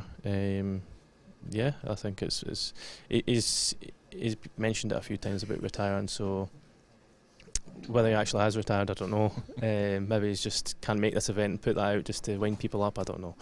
You'll soon see. Well, time will tell. Liam, great performance, well played, and good luck for the rest of the tournament. Thanks, cheers. So Liam Dunster marches into, well, round 2, because that was a first round match, and well, what a match for a first round, Robert Stephen and Liam Dunster, but Robert didn't really turn up. No, I mean, you know, we spoke about it in the comms, and it was all about the opening couple of frames. Robert really should have capitalised on that, but he just did not settle into that match early doors, and where Liam did, and then you saw him, you know, just went from strength to strength really, and you know, Robert was always chasing that match, and you found that Robert was always struggling for momentum as well, and with Robert's game, the way that he plays and that, you know, very attacking style, he needs that momentum to try and keep that skill going. And the form that Liam's in, he's definitely going to be the man to beat this weekend. Yeah, and you know, won the last event in Coventry, and you just feel like that, you know, that could possibly be. I mean, there's some great players still in this tournament. You know, Boyle, Clint, Ianson, Gareth, but I can go on and on and on here. And, you know, Liam, he's one step at a time. You wouldn't say you're seeing the best of Liam at the very first match, and it's always a tricky one playing. You know, your compatriot with you know, Robert Stephen, both from the same country, played each other hundreds of times, no doubt, and you know, it's always a tricky one. And everyone will always say the hardest one to win is your first match and your last match, and we saw that with Liam. Didn't really, you know, get right into the striking zone straight away, but it's always the best way to start, isn't it? Absolutely. So Liam takes his place in round two, as we said. Coming up next is another absolute blockbuster match. Davey and Craig Brown. So for people who don't know these two players, Mark, are watching for the first time, tell us about the strengths of these players. Well, they're both from the UK, and obviously we saw the two Scottish guys first off, but Davey, he's been pretty much Mr. Consistent this year in, you know, semi-finals, quarter-finals, seems to be having it all, up to number 8 in the rankings. Craig Brown, he's had 2 World Championship semi-finals in a row, which is an incredible achievement, you know, especially winning them very long races in the set format, 2 years running. You know, you're playing like 6-7 rounds there, and to do that consistently over 2 years is an incredible achievement. Craig Brown had a great run at Coventry, so he's in a bit of form. Both these players have been putting in a lot of time. There's really not a lot in these two, you know, and you know, the rankings sometimes don't lie, but these two are very even for me, even though they're a little bit of a distance in the rankings, but not too far away from each other. But Davey, is he the edge favourite in form? Yes and no, but Craig Brown, he's starting to show a bit of form, and he wants to get to a final, and he's got the potential to do so. Yeah, and I think that's the thing about this match, which is very exciting, is that both these players are in form and have been in form, you know, for quite some time. So I think this could be another IPA classic in the making. I mean, for the last 32 matches, to see these two up against each other, you know, you'd expect to see these in the quarterfinals, not in the last 32. But this is what this brings now. Yeah, the way the seeding works now, where it's only the top 8 that are seeded, it does throw up these mouth-watering matches a lot earlier in the tournaments that we see in event after event. Yeah, these players, they did it to themselves, didn't they? So, but you know, it's incredible to see these matches come up at this stage, and you know, it's great for the viewers at home. And here we are once again with another incredible clash. Absolutely. Thanks a lot, Mark. And I think we've given you a bit of time off from the commentary box, have we, for this match? We have, yeah. We've got Dan Fairway, I think it is. Well, I think it's time to hand over to Dan for this next match coming up. Craig Brown, Davey. Over to you, Dan.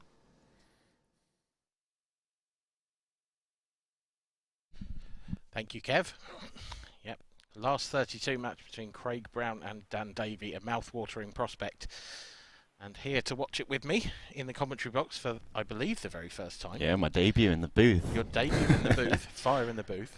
Yeah, exactly, exactly. Is Liam Roberts. Afternoon, Liam. Right, good to be here to watch this game. There was a good match just on with Liam and Robert. And hopefully there's another cracker here with 2 good players. Yeah, I think we might see more fireworks in this one than we would between perhaps Liam and Robert. I think Dan certainly got it in the locker. Craig's a little bit steadier. Yeah, well, he's back-to-back semi-finalists in the Worlds, definitely. He's got the stats. Yeah, he's got everything there. Yeah. Yeah, you're right. I mean, it's almost his event at the moment, isn't it? Because Craig hasn't. You know, he's flattered to deceive a little bit in the tour. I think. I don't think he's done as well as perhaps his talent should have done by now. I think he probably should have had an event under his belt. Yeah. But those are 2 cracking results at the Worlds he's had in the last couple of years. Yeah, and with his results in the Worlds, it's surprising to not see him do better in these events, isn't it? I mean, I think he's done fairly well this season. I think he's had a couple of semis, at least the one I can remember. But yeah, I think I put him in the camp with sort of he's going to hate me for saying it, but Dean Shields, that kind of player, you know, the sort who really should have won one by now and will win one, you know. It's just a matter of time, isn't it? Yeah, exactly. And I think all the other pros, they won't want him to win one, because once they win one, it'll be hard to stop them, I think. Yeah. Yeah, we've seen a couple of players in the last couple of years sort of break those shackles. Cory, Reese and Ross Fernie, I would say particularly. Yeah. And you're right, once they got their first ones... It's non-stop, isn't it? Really hard to keep them down.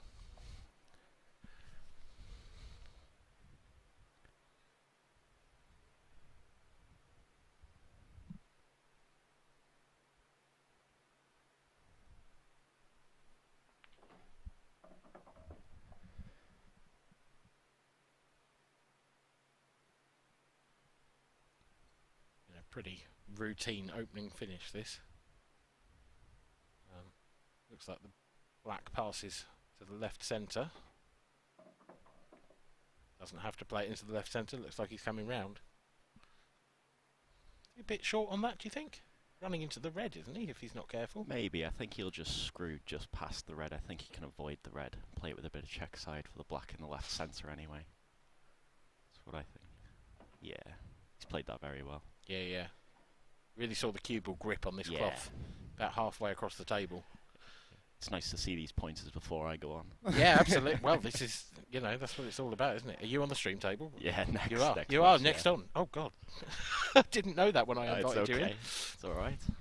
Like you say, I mean, what better preparation could you have than watching how the table plays and watching Craig Brown dish up in the first frame. He leads by 1 frame to 0. How was your journey to the Isle of Man? Oh yeah, it was fine, to be fair. Just 20 minutes. You know what it is, 20 minutes on the plane. The landing was a bit ropey, but we're here safe and sound. Ours is a bit further. We're in the air for about 50, I think. It's in terms of travel time, it's my closest tour, and yet in terms of distance, it's my furthest. It's the furthest away, yeah.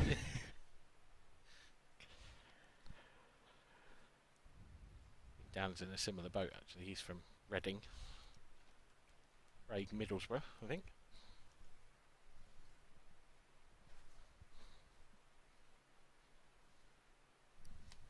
And our referee for this one, Darren Maidman, aka Jim.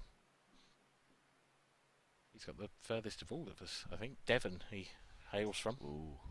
Yeah, he has a lot of driving. Being an IPA referee and being from that part of the world.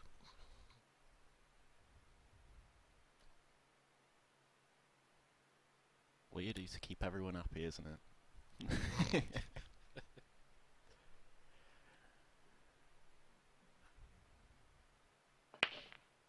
All dancing off. That is not an ideal start. It's a great split as well. Yeah, I mean, he's hit him really, really well. Yeah, straight in as well.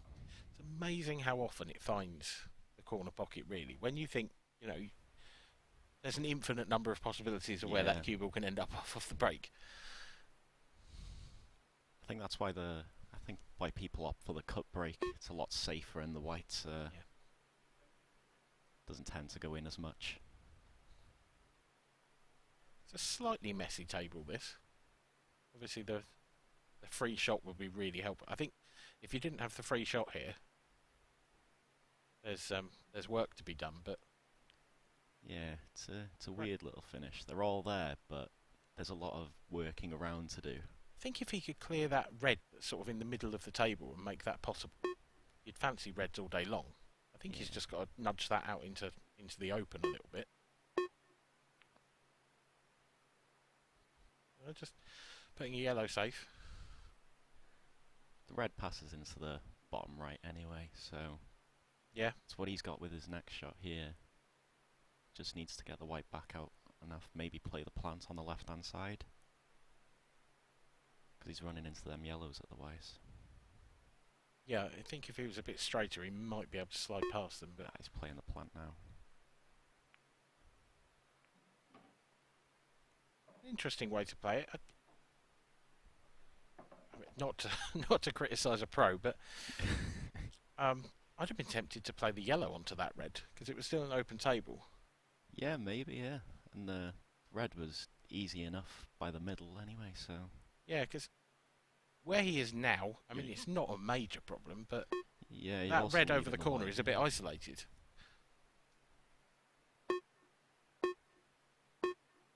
Needs to get a move on. Needs this to speed up, I think, yeah. Oh, played that well. Just for a second, I thought it was going to catch that yellow half ball and rest on it.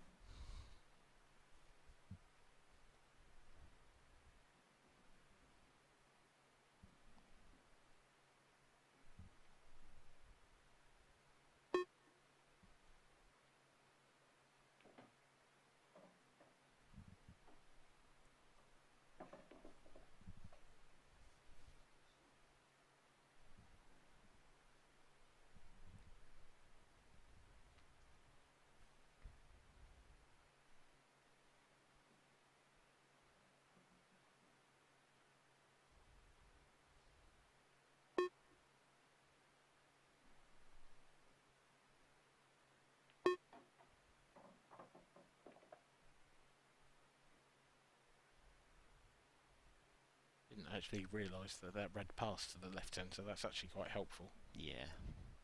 Just needs to get the white out enough now for the last red. Yeah, just needs to sort of kick it round the black. Yeah. There you go. Again, couldn't afford to catch the black there. Yeah, exactly. Been a nice finish this, because... There was a little bit of work, wasn't there? Yeah, it looked easier than it was, didn't it? It's one of those. I think it's easy to forget when we watch top players, you know, such as yourself and all of my best. the pros here. How difficult this game is sometimes. Yeah. You know, when you see an open table where there's no clusters, you think, well, they're bound to take them out, and actually, there's a lot more work involved. Yeah, definitely. When you hear, well, I play snooker as well, and you hear the snooker players don't play pool. Oh, it's such an easy game, this. Once you play them, it's nothing alike. The thing is, if it is easy, then it's easy for both players, isn't it? Yeah, so exactly. That's the thing, if that's the way you see it. I fundamentally disagree with that point of view. Yeah, definitely. But, it's the...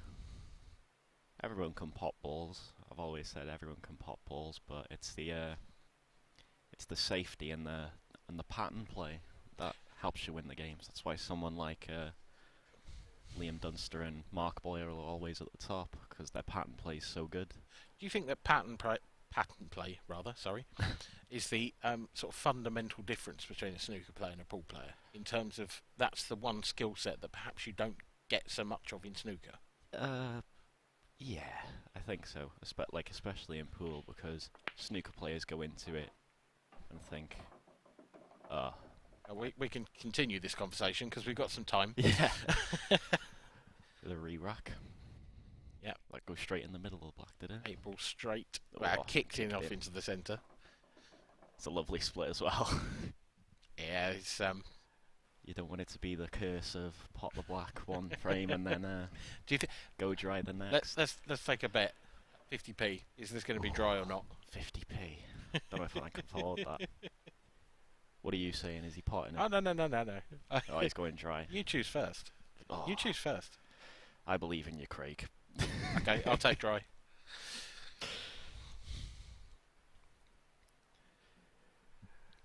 Yeah, It was such a nice split that you feel sort of cursed. don't you? it is. Yeah. And even if you do pot off this break, it's not easy. Well, it's not likely that you'll get sort of drop-ins, as you say, because they split really well. Didn't look like a lot of work there to do.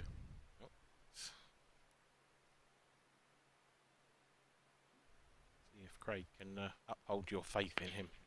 Yes, Craig. Yep. It's a lovely break again, to be fair to him. First money I've lost this weekend. No, I haven't been to the casino yet. It is. It's a beauty. that yellow by the right centre just slides in off the knuckle and off the red. They're all there, and they're all really nice. Not much work to do at all.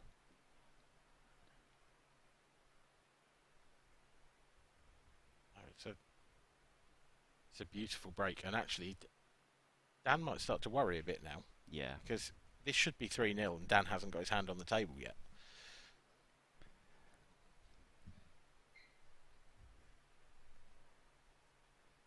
Do you feel like it's... If you find yourself 3 or 4-0 down in a game, but you haven't actually had your hand on the table, are you less worried about it because it's not like you're playing badly? Yeah. Me personally, it doesn't bother me at all, but you get people who obviously everyone wants to win. If you haven't got your hand on the table, it's not your fault. But people might try and overcompensate, and then if they do get that chance, they might try too much, go a bit adventurous when they don't need to, and it might end up working against them. Yeah. You do get players that are really good front runners.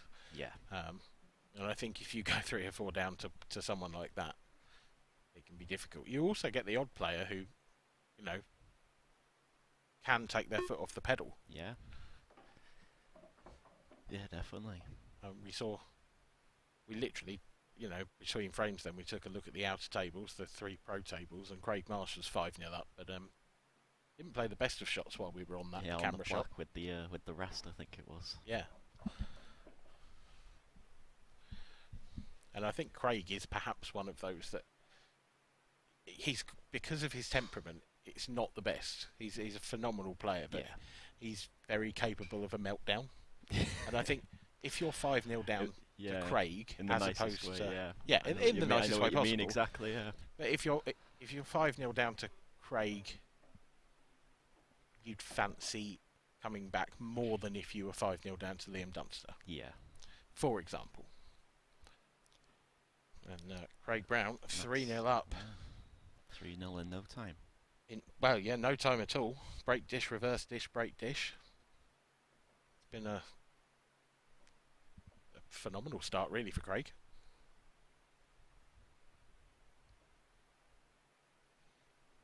Dan, I don't think we'll be too worried just yet. But, if this break doesn't go, then the alarm bells might just start to jangle.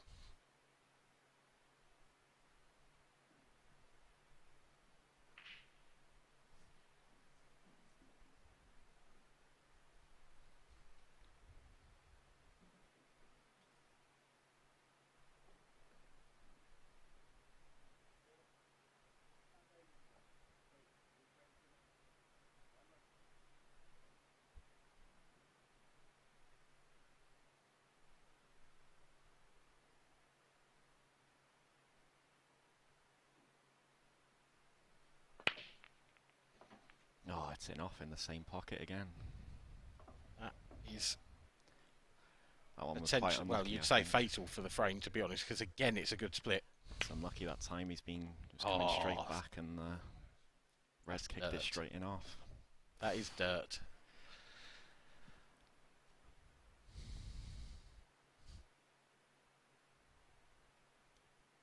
Yeah, I mean, if it were me now in Dan's seat, I think I'd start to feel like the world was against me somewhat. Yeah.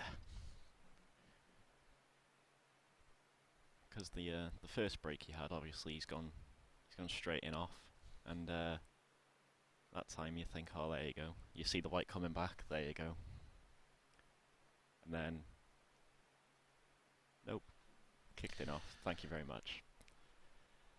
Yes, really is not what you want to see in this game, especially.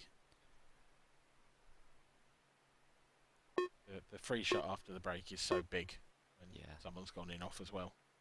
Doesn't want that 8 ball too close to that yellow. I don't think he's done himself any favours with that shot, to be honest. No. I was assuming that he was looking at yellows, and I still think he probably was. But, he has now given himself an awkward one. Yeah. I think it might pass into the right centre, but it's getting on it, and If it passes the yellow and the red, I'm going to say he could have got on it then. If he's got to move the yellow first, which I think he does, to get that into the right centre, but in potting the yellow, he's just potted. There's now no nice ball to get there. This is tricky now. Dan might just have perked up slightly seeing that first shot.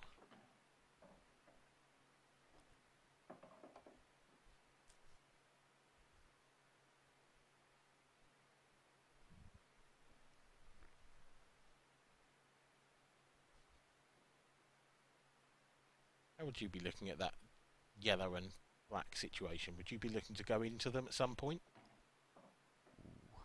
I'm not sure. It depends how. Because if it does go into the right centre, it's how you can get the white back out and then onto your next couple of balls. But if there's, because you'd be running straight into the black by the look of it, so your white would basically be held by the black. So yeah, I think I'd be trying to go into it. If he could cut the furthest right of those yellows in now, I was wondering if he could get down for it. He's played that well. Yeah. Just wants a half ball kiss onto the black here. You don't want to tie the black back up though. I was going to say, got to be careful with nudging that 8 ball, because if you nudge it incorrectly onto the red, you might get lucky, I suppose, and leave an angle on the other yellow to get it out. But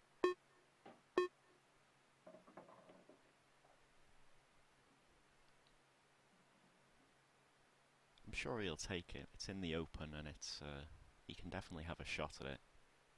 Could have been a lot easier too, though, couldn't it? it's not great, this, is it? Because yeah, the 8 ball.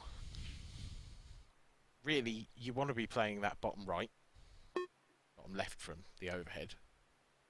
That red that's in the way now is a Yeah. big target as well, isn't it? To snooker yourself down. Oh no! Ooh. Oh wow!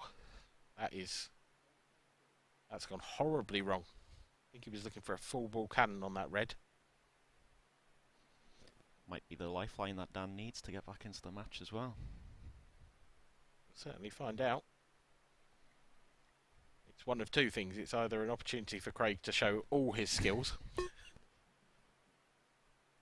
and in this case, very much not. That's he's been undone by the slide on the TV table there, hasn't he?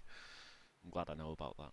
There you go. See, this is why you need to get in the commentary box. That next game, I'm going to keep an eye on your doubles. I'll try and not play any. Oh, that's just mean. Dan, really, with a table of reds at his mercy. Is it worth just playing the yellow onto the red nearest the cushion? Get the yellow a bit safer, get the awkward red out? Yeah, it gives you just gives you that little bit of insurance. Yeah, I mean, that's about as perfect as you could play that shot.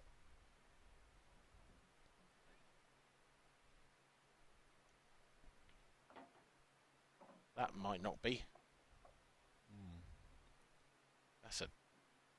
That's quite a big misjudgment, actually. Yeah. Just gonna play the delicate little safety shot. Has got to be delicate. Got to hit a cushion, remember. Thought he may have pushed the red a bit closer to the yellow there. Yeah, I mean, Craig can hit this cushion first.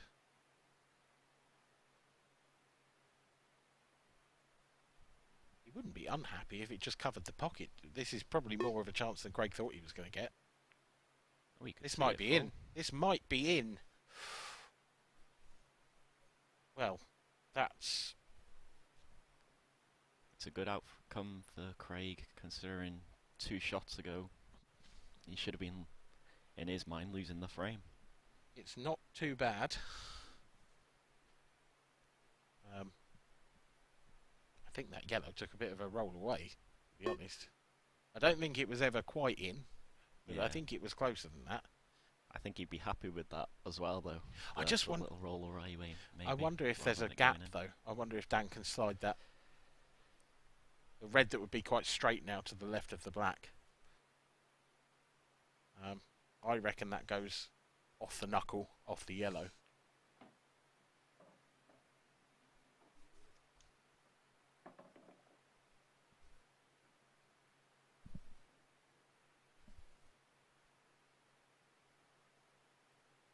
All should be revealed. You could go at it here. Try and top into the yellow and play a skilly of some sort. But it'll all depend how Dan sees that, how much of the pocket he's got. Where that yellow is. Oh, wow. Not found his touch yet, has he, at all? No.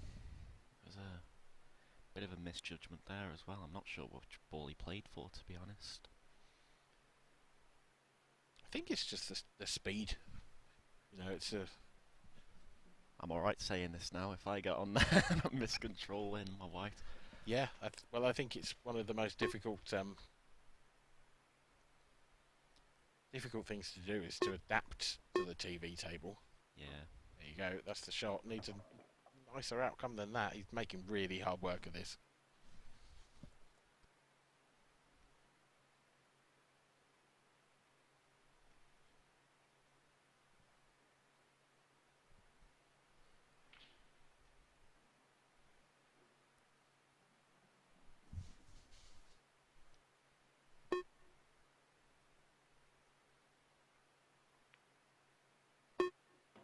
That's a good pop. Well controlled too. Yeah, yeah. It'll be really tricky, those little cutbacks. Considering he's run out of position twice already in this frame, I think it's a really good pot.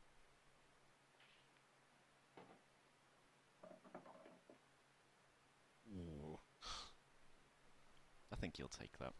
I think he's very happy with that, but I think that could have gone a lot worse. Yeah. It surprised me that he didn't just try to drop on it, to be honest. But it worked out nicely, and Dan Davey is going to get himself on the board.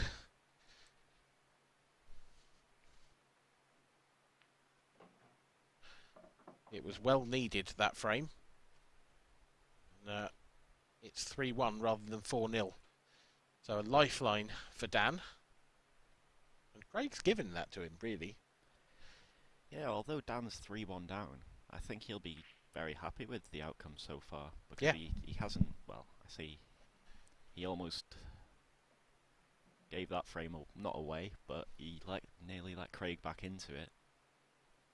But 3-1 for Dan at the moment's the best outcome he could be hoping for. So, not much more he could do. Yeah, I think it'll be easy to sit in the seat for Dan now. And Dan might be of the opinion, and probably rightly so, that he should be 4-0 down. Yeah, definitely. So, I can't imagine that would be affecting someone like Craig so much, because some people should be thinking, I should be 4-0 up here. Yeah. But at this level, any lead's a good lead, isn't it? I think a lot of that depends on what happens now. I think that kind of mentality can creep in. For example, if Craig were to go in off now or go dry and Dan clears up, then you might suddenly start to retrospectively think that that was a turning point in the match. I thought he was going to go dry for a second, but I just saw that yellow rattle in the jaws. It's a lovely break again from Craig. It's a beauty, isn't it?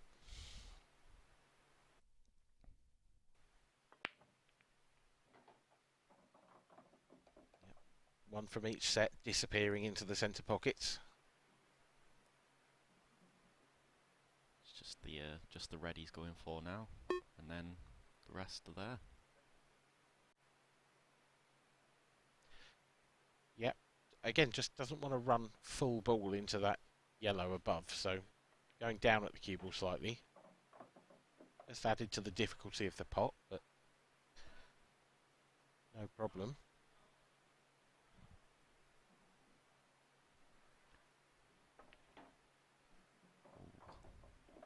Sure. No, he's found the gap, hasn't he? I think he's okay. He might have to swerve it a touch, but I think he's okay. I thought for a second he found the one spot on the table Yeah. for that shot. But yeah, trace aside. Yeah. No problem at all. And no traffic now for that cue ball, so it's an early call, but it's surely going to be 4-1. Yeah. Yeah, definitely.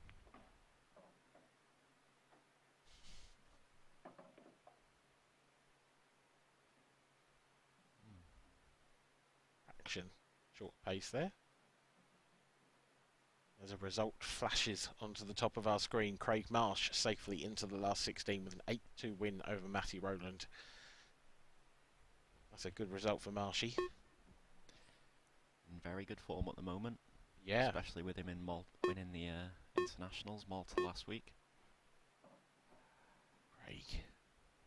He's just made a bit of work for himself again, hasn't he? Individual European champion, I think. Yeah. Craig Marsh, yeah. And one of the team champions we're watching at the moment as well, in Dan Davey. Yeah, definitely. The England team winning that one. Oh, he's played that very well. That's a terrific shot. Just when we thought he was in a little bit of bother. He's Yeah. never in any bother. But that is the kind of thing where, actually, that would have been 2 frames in a row where he'd put himself in trouble. Yeah. This time, he gets away with it. He's cracking positional shot on the 8 ball, and he now leads by 4 frames to 1. Can Dan Davey keep the cue ball on the table? That's the question. Yeah. I'm not gonna lose another 50p on it.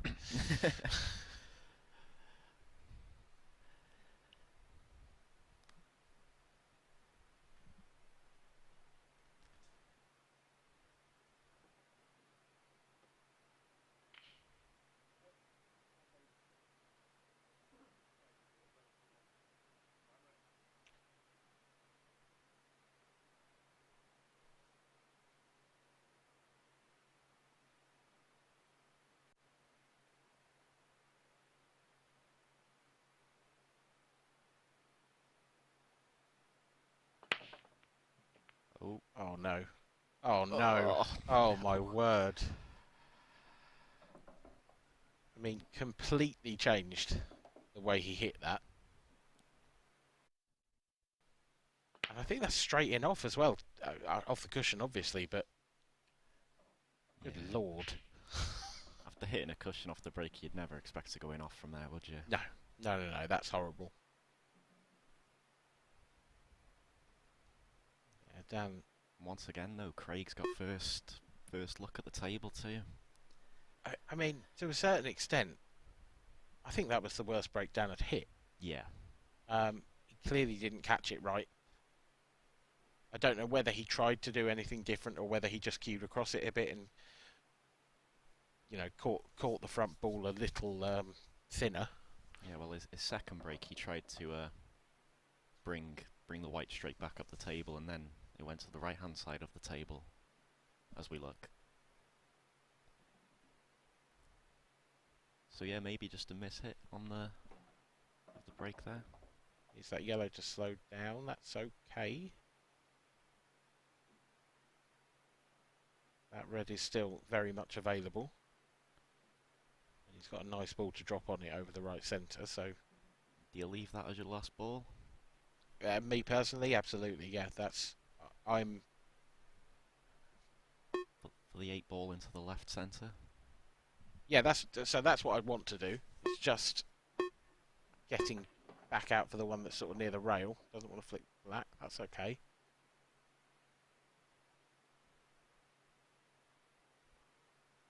See, if he was a bit straighter on the one to the left centre, yeah, he could screw back and then take the one down the rail and screw back again. This is just a bit tricky now. This is back where where you say pattern play comes into it a lot. Yeah, well, the other one option... good shot here will open everything. But actually, even better than that, he's found the route, which is the black will go to the bottom right. Yeah. So he can now take that slightly awkward red, and he can screw straight back, take the other one up the rail. It's not that difficult to finish all of a sudden. Yeah, found the way you want to go. Yeah, and I think me and you both did the same thing there and both looked at the same thing, and we worked out our route early, and then actually, because Craig didn't get the position either that he wanted or that we thought he was going to get, and he found that route. It's a good thing to be able to have as well, the ability to sort of change your route along the way. Yeah, because if you stick to it, you might just be digging yourself into more trouble. Especially under a 30-second shot clock. Yeah. I think that is the key. And you say that, it's been a very fast-paced match. Oh, without a doubt. But I think that's the only time the shot clock actually comes into any real effect for these players, is when the route needs working out. Yeah. And especially when something goes wrong. Or you have to adjust. I think that's when it can become difficult to work out the pattern quite so quickly. Dan Davey probably can't work out what's going on because he's 5-1 down. He's had one frame that he could have won, and he has won it. Other than that, it's been one-way traffic.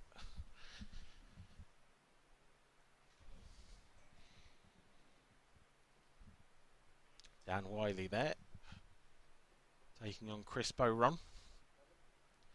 That one is 5-4 to the man from the northeast of England.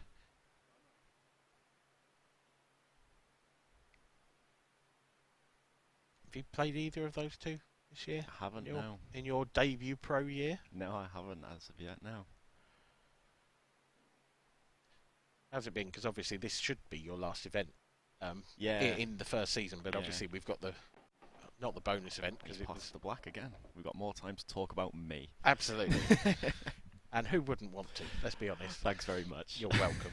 But yeah, I mean, have you enjoyed your time in the professional ranks so far? Yeah, it's been really good, very good. Although like the results and stuff haven't gone my way so much, it's just a pleasure to be here, kind of thing. Especially with all the company you're getting. How much of a step up from the amateurs is it? Because we often talk about how amateur ranks are and how how hard it is to get to the pro level. But how has that step up affected you? Yeah, obviously it's a lot tougher. But I think with the amount of amateurs there are now, a lot of them will, I imagine, be in the pro ranks very soon as well. So when you're playing some very top amateur players, they won't be far off. But yeah, the pro section is very stacked. You look at some players and then the easy way to put it is there's no easy draw. I think that's what I was going to say. I think that is the difference. Whereas in the amateur section, you can end up playing someone like me, for example. Whereas I don't know what you mean by that. You're a fantastic player now. You very well do, because you played me here last year in this venue. And I don't think I've quite recovered, actually. It was a masterclass. That was on my way to the amateur, wasn't it? Yeah. I don't think I got a look. So I was in a good mood anyway. Well, clearly. I wasn't. I think you gave me about 2 looks at the table the entire match. It's quality, to be fair. Craig Brown, another cracking break.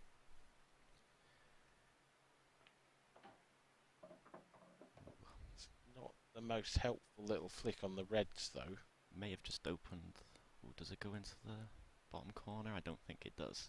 I think the only real pot he's got on here is the one up towards the top left. And he would be drifting back down towards that yellow, so could try and move it. This is an awkward finish, really difficult. Yeah, and I think double. That Dan should be liking the way the balls look at the moment, but that shot's just opened until right now. Yeah, what a shot, Craig Brown.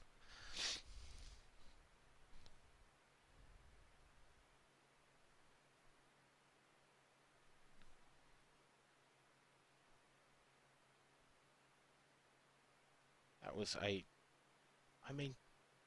brilliant piece of vision, because it's won him the frame, you would think. Yeah, you would think. He found the gap between the red and the black as well. He landed lovely on the Yellow down the rail there.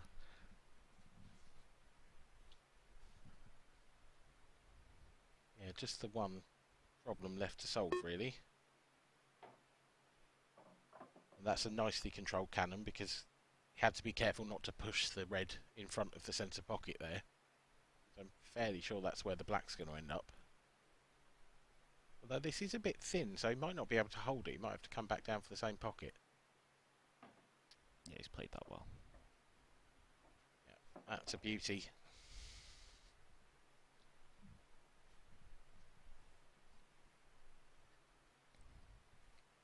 And Craig Brown, 6-1. Dan Davey might be suffering from shell shock here, because Craig's just not giving him a sniff. The only thing that's let Dan down is just his breaks, and we haven't been able to see much of him on the table. No, well, yeah, look, it's been one frame, hasn't it? You know, and to be fair, he's had 2 unlucky in-offs. Yeah. The first one was straight in-off. You can argue amongst yourselves how unlucky that is. I personally think if you screw back into the corner pocket, I think you can count yourself a bit unluckier than if you go straight in the middle. Yeah. I've had arguments about that. But,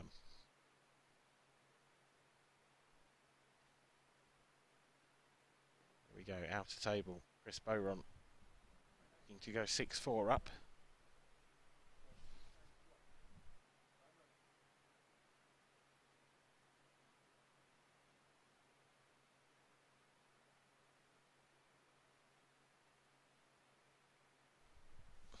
Can Dan keep the cue ball on the table this time? He can.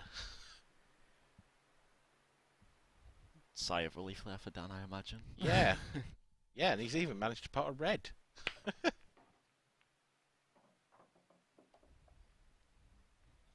this stage of the match and the scoreline, it's turned into a must-win frame for Dan now, hasn't it?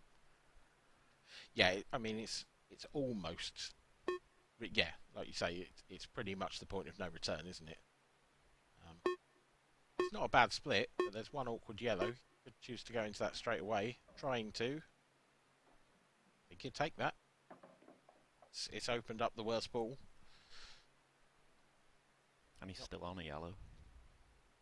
Yeah, well, the one he's closest to is straight down to the bottom left. Could cut the yellow into the left centre as well, so options available.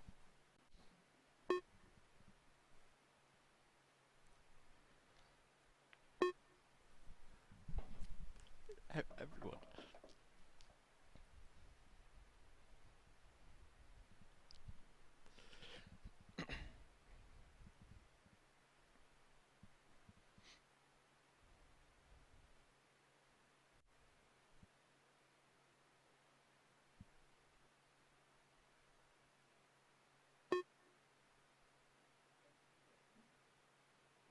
Extension used Dan Davey. I think that's the first time in the match the extension. Yeah, he hasn't had much opportunity to use it.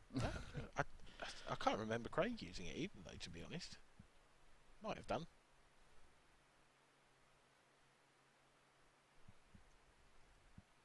You can see the problem here for Dan. He's got the 3 yellows in the bottom of the table, but the 2 in the top of the table are so far apart. It's actually quite hard to pick your way around these ones.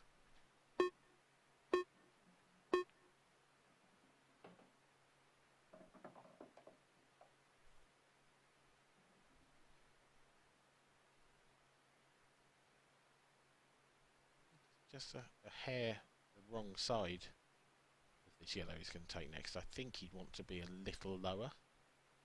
Possibly just force it. Yeah, that's pretty good.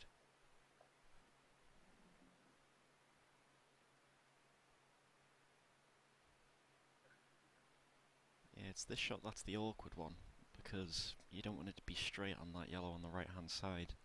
No, and I think that's why he'd like to have been a bit lower on the previous Yeah. shot, just so that he had a bit more control over where the cue ball ended up. Don't want to be straight, don't want to be too near the rail either. Yeah, that's very good. That's about as good as it could have been. It's a good shot.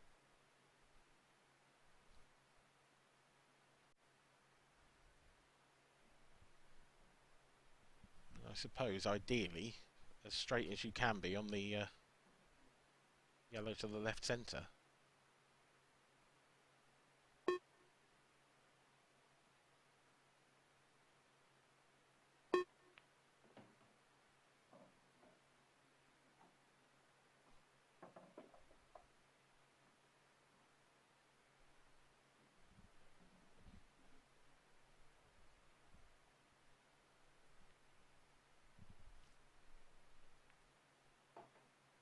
Davey keeping the game alive, just about.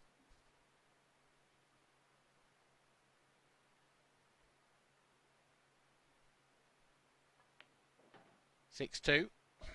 Yeah, and he rumble needed on. A taste of what might have been for Dan had he not gone in off 3 times in a row. Yeah, potentially. Looks like he's cueing the ball well, and he weren't an easy finish. He had to work his way around and get nicely on balls and stuff. So obviously playing good. It's just he hasn't had the opportunity to. He's been excellent this season, to be fair, Dan. The only thing he hasn't really done is a title, because he's been at the back end of most of the tournaments from my recollection. We haven't heard him so much in the commentary box, which is disappointing for me personally, and I'm sure the viewers. But good for him, because it means he's been running deep in a lot of tournaments. You like the new orange smart rack that we got on the stream table? You picked that up, or? To be honest, You need to keep those eyes peeled if you're going to come in the commentary box. Yeah, it's of a burnt orange colour. It looks really smart, actually. No pun intended. Ooh. Oh, hello. Oh, Have the tables turned? Is the black going to make its way in again? Not quite. Well, this is interesting. Yeah. This perhaps just gives a bit more intrigue in this match than we thought we were going to get. Horribly kicked in off. Again, a lovely split as well from Craig. His breaks have been very, very good in this match. Yeah, they have. They've been exceptional.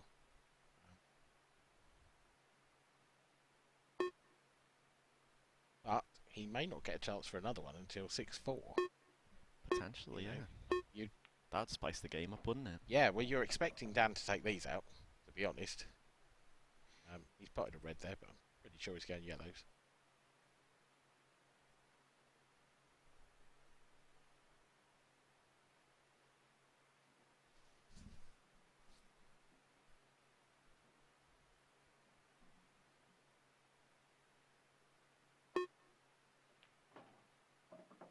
It's a nice shot.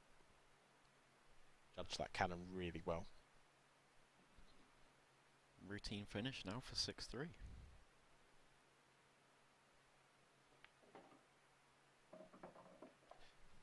Yeah, so not to get too far ahead of ourselves, but if Dan could repeat the trick from the previous frame and dish the next one, it'll just be quite interesting to see what happens from there, because from 6-1,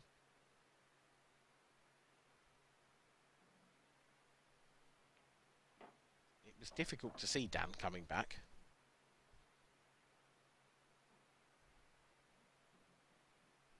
Two frames later. Yeah, well, that in off might have gave him an extra life, eh? Yeah. I mean, you would think so, because the way that Craig's been breaking, you'd be amazed if he hadn't have taken them out had the cue ball stayed up. Yeah.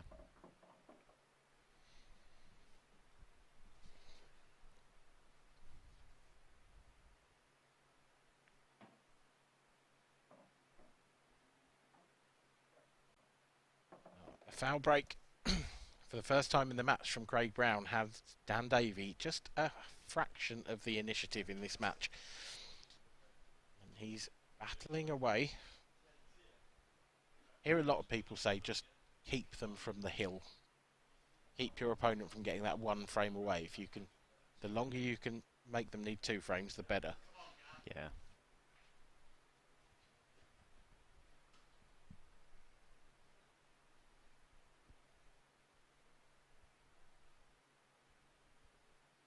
Still going pro table 1 there.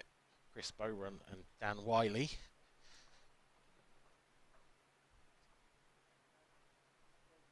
An interesting matchup between two of the lower ranked pros, to be honest. A really tough one to call that. And as it's proving, 6-5. Well, everyone's your competitors in the pro ranks, but when you're coming up against someone around your rank, it becomes that, I think, that extra bit more important. Every game's important, but I think you just wanna get above them, don't you? Is that right? That's So that's how you view it, is it, to a certain extent? If there's someone who's you have a look at the rankings and say you're I don't know, 20th and they're 18th, 19th, and there's only a couple of points in it, and you think, right, if I have a better tournament than you, then you're always edging that little bit closer to them. Not that they're your target per se, but especially in that match, if you're playing them in a match. Did you have a target coming into this season? Hard to say, really. I think I just play this season as it is, and then maybe try and aim for something next year. It's tricky as well because it's a 2-year ranking list, isn't it? So you know the first year is almost a freebie to a certain extent. You know that you can't finish in the top 16 or whatever because everyone else has got a year behind them worth of ranking points. So I suppose do you feel like there's a particular aim you might have for next season?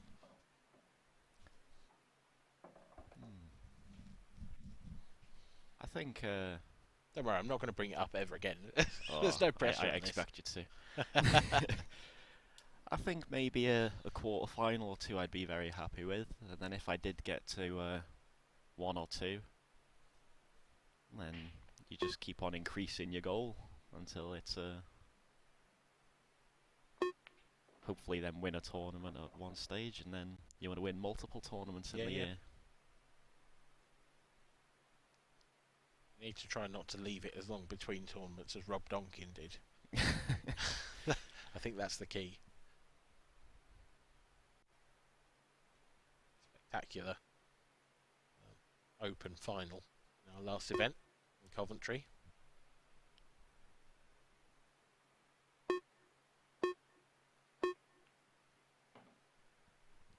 An emotional one as well, as Rob announced his retirement, or at least semi-retirement, I suppose. I think he said he's taking at least a year out. We hope he comes back. If you're listening, Rob.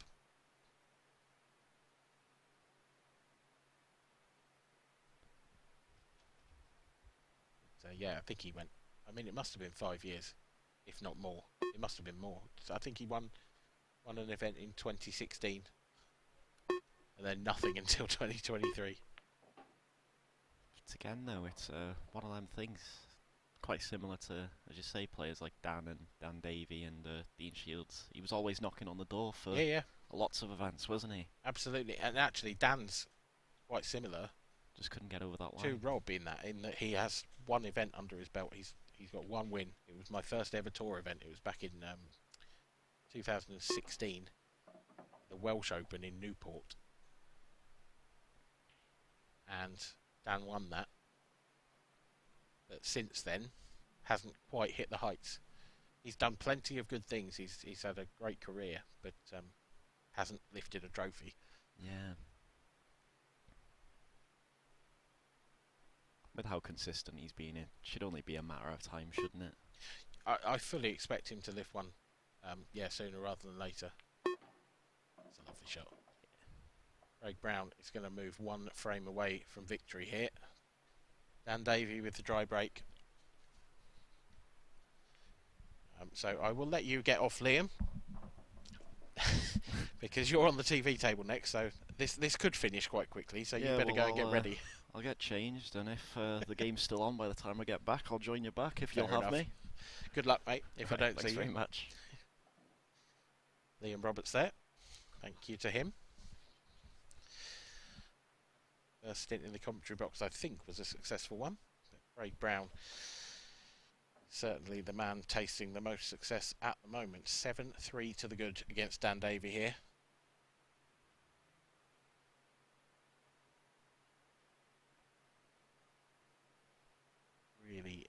fascinating encounter, but it's been all about the breaks.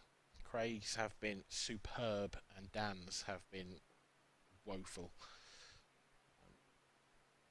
That last one wasn't great. Bit of bad luck here and there, but not the control that Dan Davey would have liked from that front ball break. It's been a really interesting contrast between the two styles.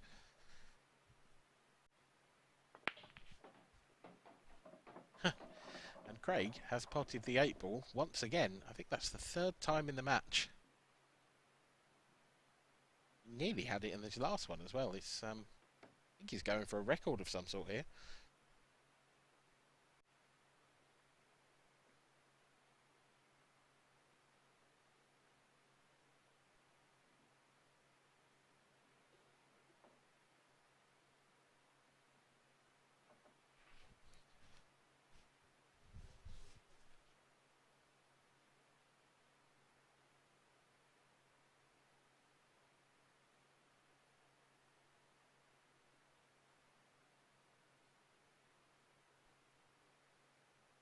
Round 2 then.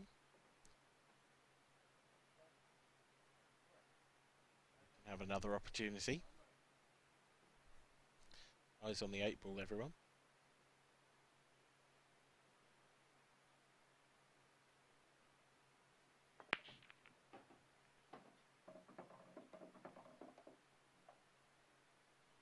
Nope. This time, a good break. Not the best break. Not as good as they have been for Craig.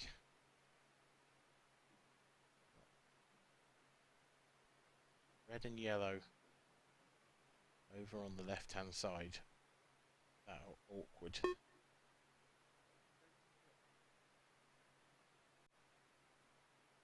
So an awkward yellow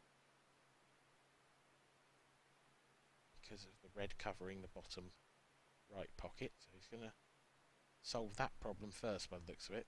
It's like playing on to that. Playing the yellow onto the red.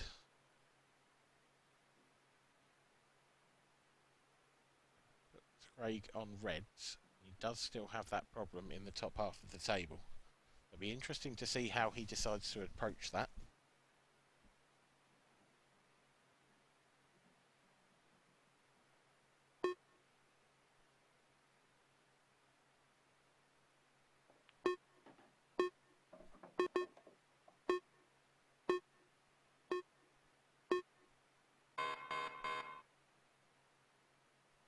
Slight technical malfunction there, I think, from the shot clock.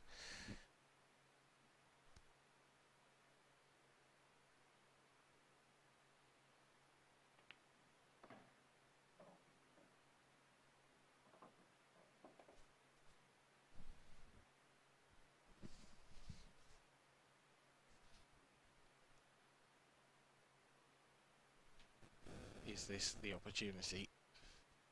Got to really dig down at this if he's going to get into that red. And that was perhaps asking a little too much. So Dan Davey will have another chance at the table.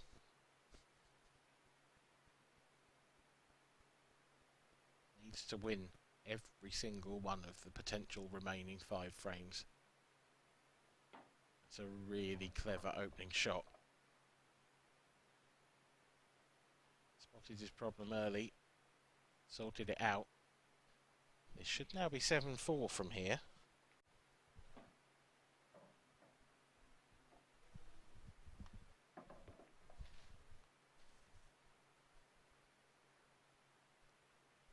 That lady may be warming her throat. Anne's going to try and keep her in her chair for at least a frame.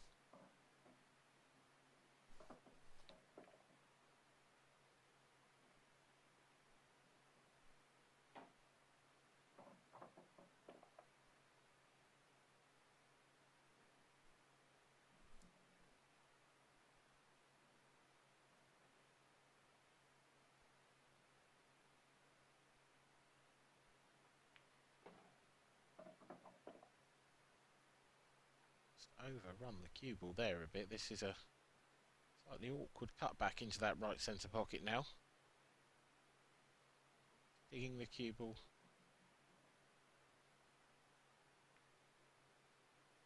I thought he was going to try and dig into it to hold on that red.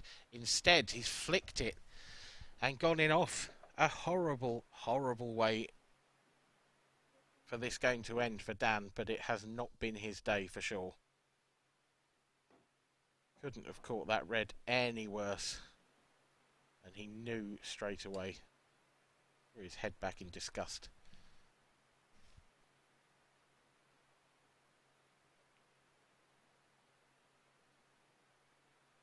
Now Craig can just mop up the remaining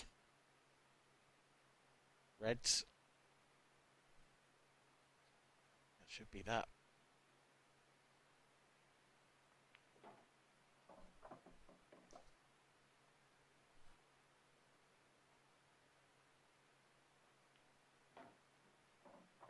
Well, this has been a superb performance from Craig. Really dominant, and in truth, the scoreline could have been even greater. Not Dan's best day at the races, and he'll have to come back tomorrow in the open event. But for now, it's Craig Brown who moves through to the last 16 with a terrific 8-3 win over Dan Davey. Really consummate performance from Craig. Took everything Dan had to throw at him and threw it straight back. It's a superb performance from the man from Teesside.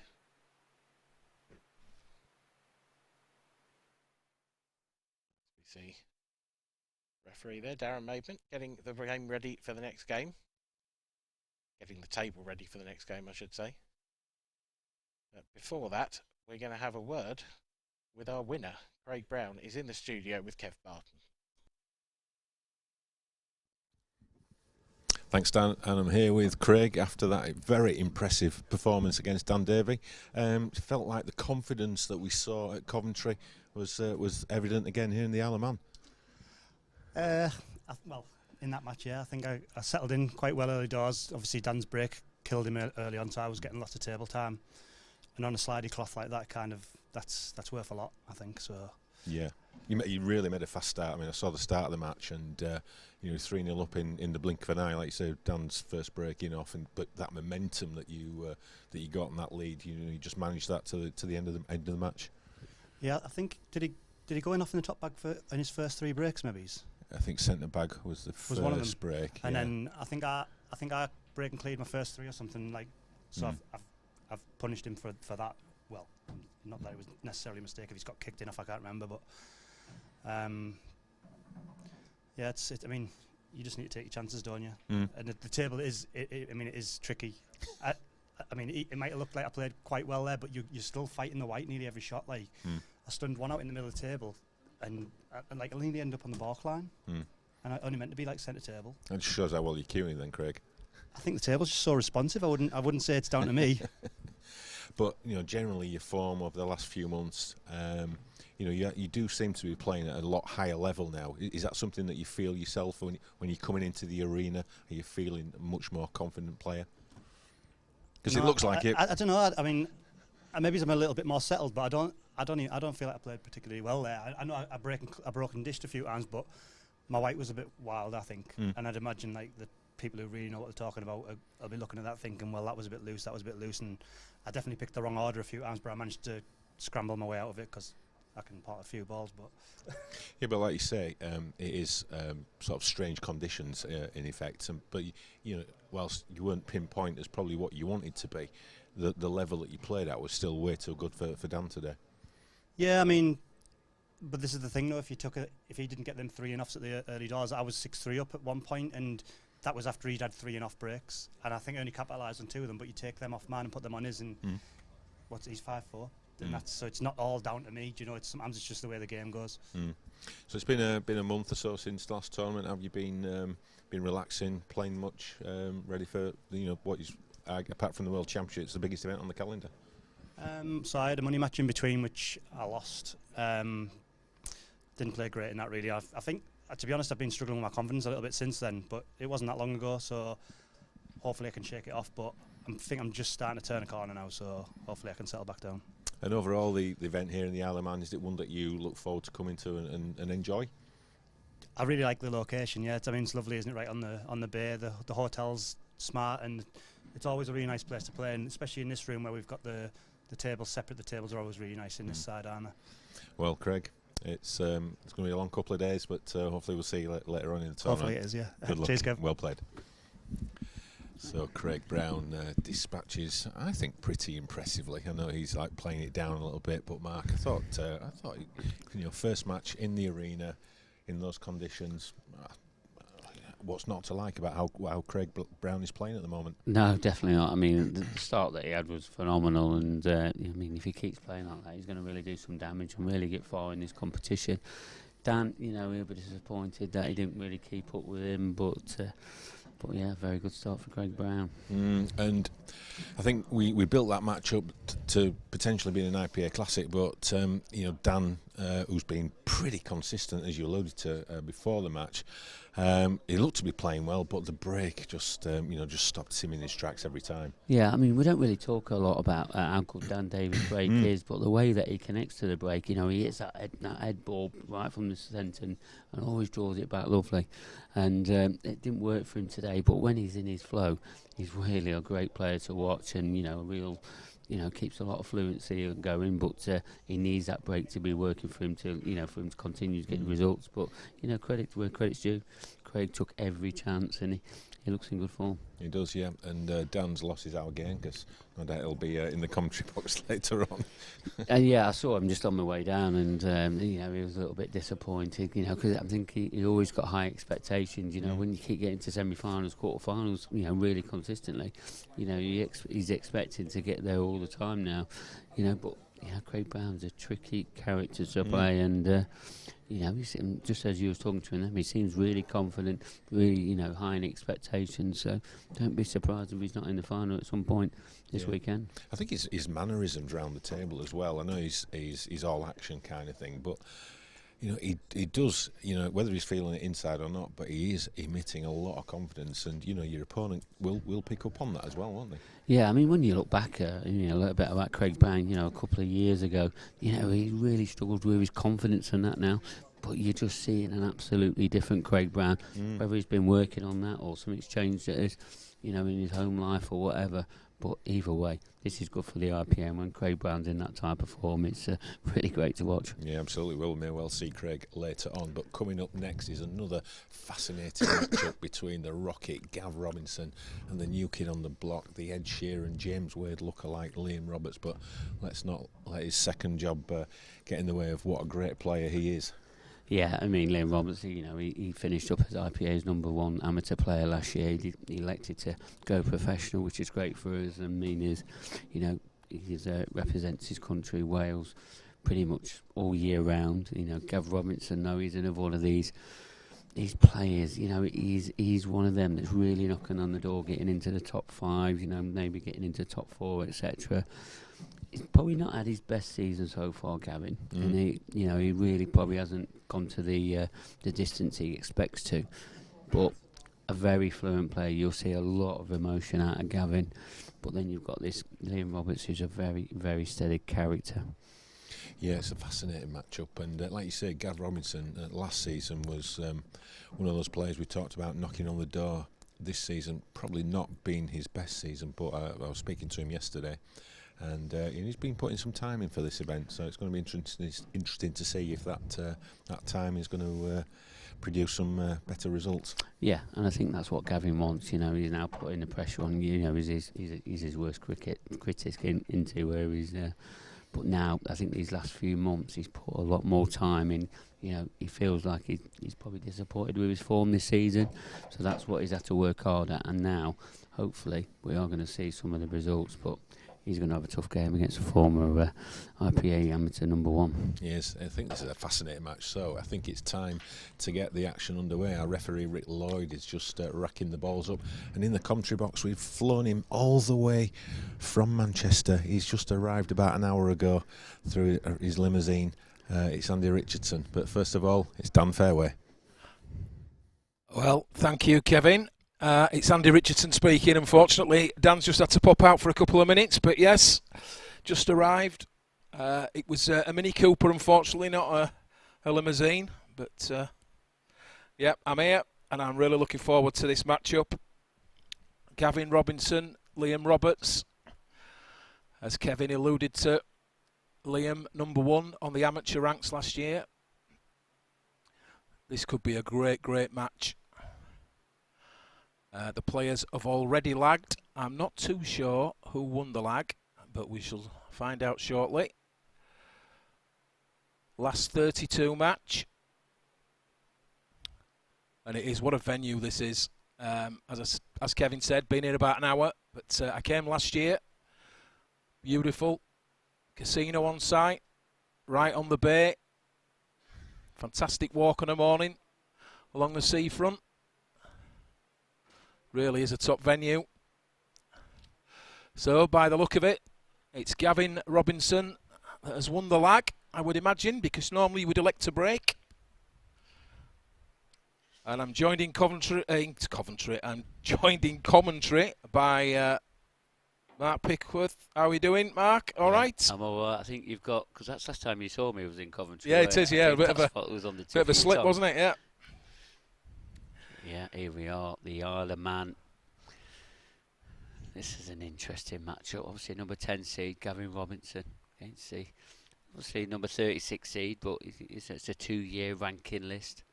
So that's the reason in the huge difference in the rankings. You know, Gav Robinson, I thought he could have get into the top 8 this year. You know, he's still pushing for that. It's still a possibility. But he needs to start getting some results together. And there's no better time to do it here in the Isle of Man when there's a few extra ranking points up for grabs. No, most definitely. Yeah, very tenacious character is Gavin. Very tough competitor. Puts everything into it. Yeah, you see a lot of emotion from Gav.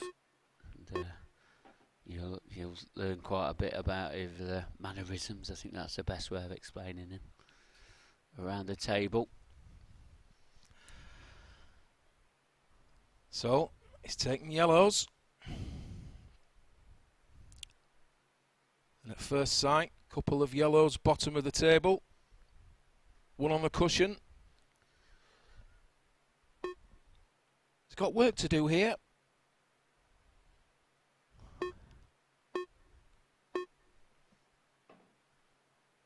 So by the look of it, it looks like this yellow must pass the red, I would think. Wow, that looks very tight now over. Does look tight, but the way he played position, I feel that must be what he's playing.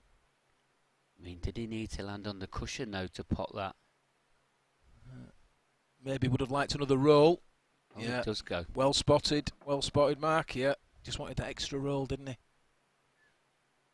Yeah, he felt like if you know, he did have a little bit straight, you know, a little bit straighter on it, then it'd have been okay. He's got a difficult pot coming up, and it looks like he's going away from his difficult ball as well, so he's going to have less options to get down table. Yeah, because he had the wrong angle on the previous shot. Just caught the yellow running through, left him low, far too low to play the intended ball. And now, yeah, he's well, you can see there, he's just put his cue. He's looking at playing the yellow on the side cushion and taking this ball last at the bottom. But he needs a good position here. It's one of them one chance scenarios though, isn't it? Everything's just got to be spot on. Yeah, and when it's early days in the tournament, you haven't got any experience with the table. Fantastic conditions as always here, but each table just plays that little bit differently. Nice to get the pace. But he's played that well. That's more or less where he had his cue. And the good news here is he doesn't have anything to do with the cue ball. Well, it's not going to drop. No. The only saving grace I think there is a good cue ball. Not the easiest of starts for Reds, but he'll be delighted with Liam to be back at the table. Yeah, and I think sometimes, in the first frame, you just want to try and get a couple of shots under your belt. And I think that's what's going to happen here with Liam. But if you can put Gavin in some trouble here, he's not looking to put in Gavin any trouble. He just wants to get on and try and clear these reds up. But I think he's finished a tad short.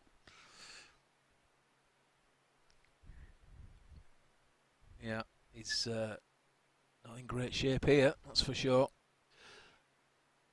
I'd like to have been on the red to the corner,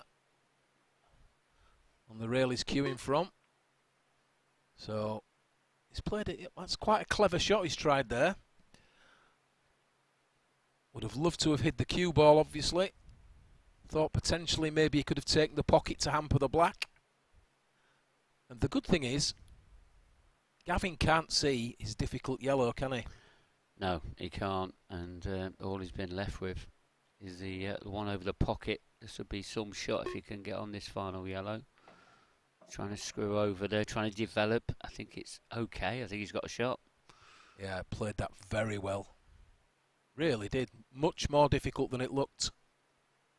Probably Controlled deserves a bit it more well. credit for that shot than we're giving him, to be honest. Did very good.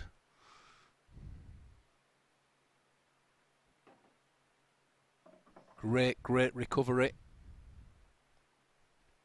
Yeah, fantastic second to last yellow. And there we have it. It's Gavin Robinson who opens up his account at this year's Isle of Man event. And after that little hiccup, that was a great recovery shot. Yeah, it certainly was. And, as soon as he connected to it, there was a nice gap just for that yellow to fall in. And, well, the rest is history, really.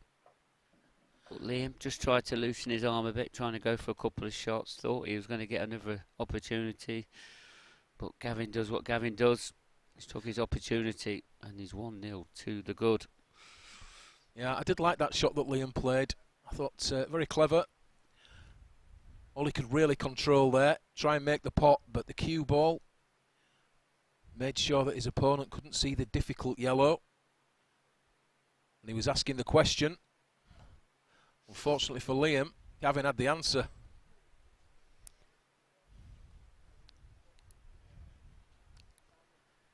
So, first look at the Liam Roberts break. Normally comes from the centre.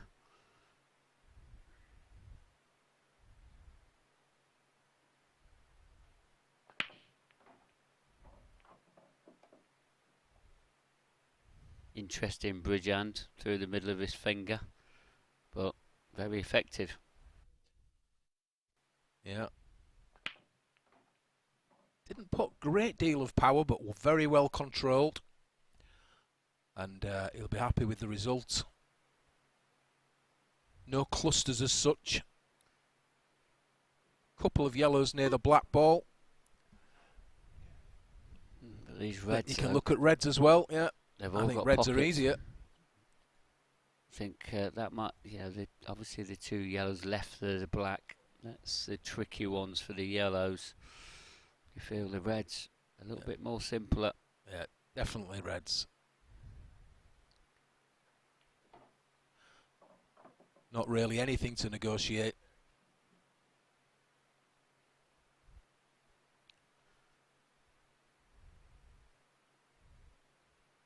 And obviously the three reds on the right hand side.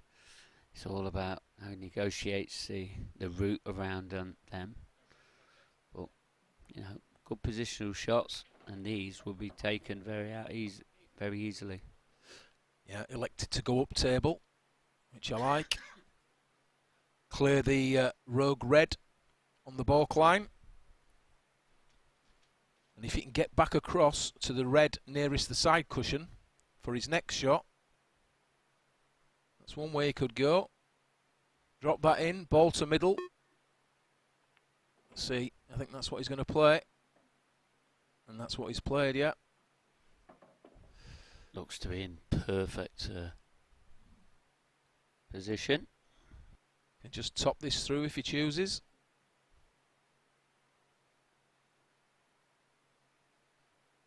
Couple of ways he can play it. He can stun it out. Yep, just top it through. He's taken these well. Productive break. As I said, not too much power on the break, but it's not all about power. It's about timing. And he'll have been watching people breaking on this table.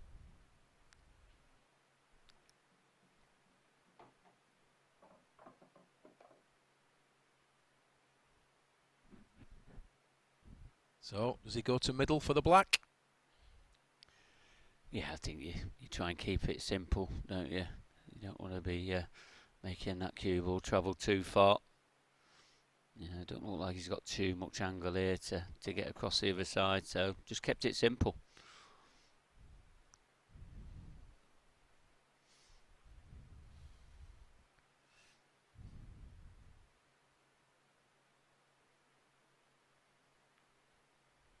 Yep, and it's down. There we have it, one apiece. Did what he had to do. Break and clear. Got to say, Andy, it's been a good start from both these players. You know, they've both shown, you know, really good character in getting these clearances, and especially an early part of the match, the first match of the pro event as well. It's always a difficult one. It is always a difficult one, yeah. First match up, not used to the table, as I said earlier. And I think the only real sort of, well, I should say an error, Gavin missed a ball down the cushion. But the shot that he used to recover that situation was exceptional. So, yeah, Liam played a great save in that first frame. Did what he, more or less all he could do. And then a break and clear to level up at one apiece. Yep, good standard. Gareth Hibbert, you've seen there, made 3 finals already this season, which is a great achievement. He's leading 3-1 against Devon Williams. Andrew McKee and Paul Harkness looks like they've just started their match. Of Robinson, he's potted again off the break. Yeah, just sort of popped those open. Cut break. Little messy.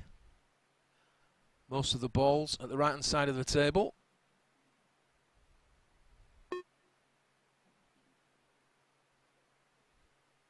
This is where your cue ball needs to be in pinpoint position every time.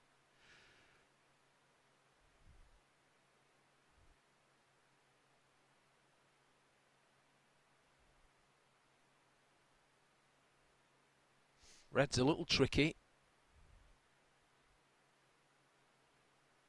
Just depends what he does with the 2. So does he play to move one of them? Yeah, that's what.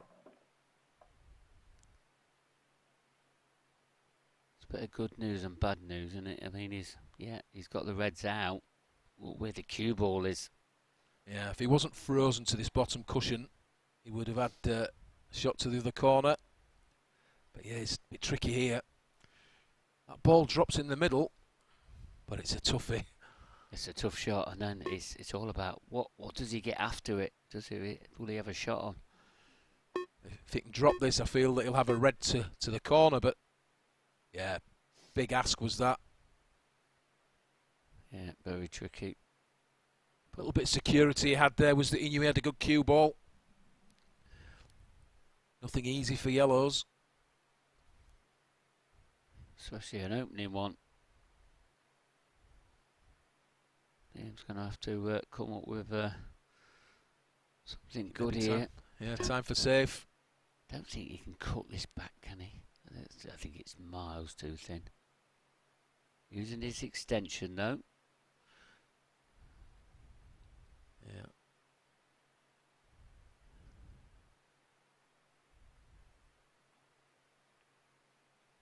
So elected to play a good save there. Very good shot. Very clever with the cue ball. Not just the cue ball, the way that he played the yellow, just to block that red as well. It's yeah, just shows he's got his thinking cap on, and he's giving Gavin something to think about. Yeah, that's a couple of really clever shots he's played already in this match. And we're only in the third frame.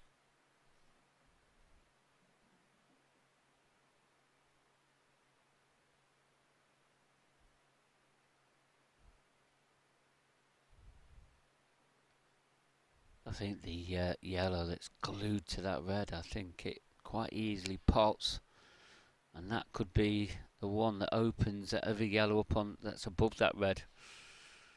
Are we going to see Ian Roberts pull the trigger now? It all depends on obviously getting this one first, and he's still going to need another good pot. But for me, it's not a bad chance if that does that yellow pass in the black and in between the black and the red. I think it does. If it does, Oh, I don't think it does. Looking at the double. He's looking at the double. Shot. I like this shot. Great shot. Very positive. Yeah, a lot of players probably wouldn't have played that. They would have just probably played the yellow off the red into the centre. But I like his shot selection. Yeah, this is a very confident start. And just as we say that, unfortunately, commentator's curse. It certainly was. You started it that a bit early, Andy. Building him up there. He was. That's really probably the easiest one of the lot that he's missed. One that we didn't expect him to.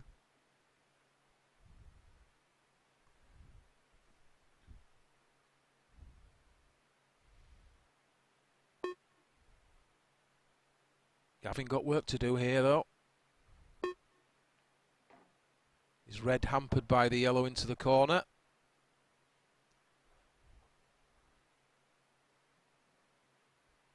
He's going to have to use another ball to develop.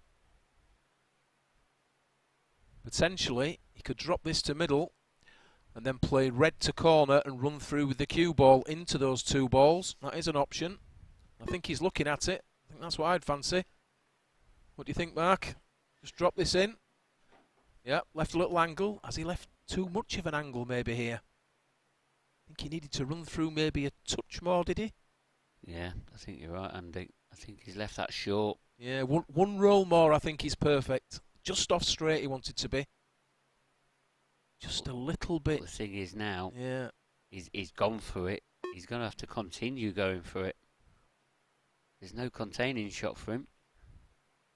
Needs a nice angle on this now. Yeah, and that was a clever little shot. Played that with spin, just to change the angle. Little bit of right hand. Spin off the side opens up the angle. So, there'll be no issue going into these two balls. The issue is control. Trusting to look somewhat here. Doesn't want this to drop. Well, he's unfortunate that that's dropped. But as I said, didn't really know exactly where it was going. I feel like all he's got here is a cut back into the right centre. This is far from easy. Blind pocket, but he's got no other shot. I think I fancy him for this, so I'll be honest with you. Yeah, made it look easier than it was. Yeah, in the end it just looked like he got down to it and just rolled it in like it was over the pocket. Yeah, good start though to this match. Yeah, we just see this shot again. So he knew he was kicking it out. Ideally, a little bit softer. Could have held up towards that pocket, but this is a good cutback. Quality 8 ball to take the lead in this match. So Pro last 32. It's a race to 8. Both players looking very relaxed, it has to be said. Yeah, absolutely. You know, first match. You know, having a bit of a joke with each other, and it's good to see. Yeah, very impressed with the standard so far from both players. Can tell you, Gareth Hibbert is now 5-1 ahead now against Evan Power-Williams. Paul Harkness has taken the opening frame in the match against Andrew McKee.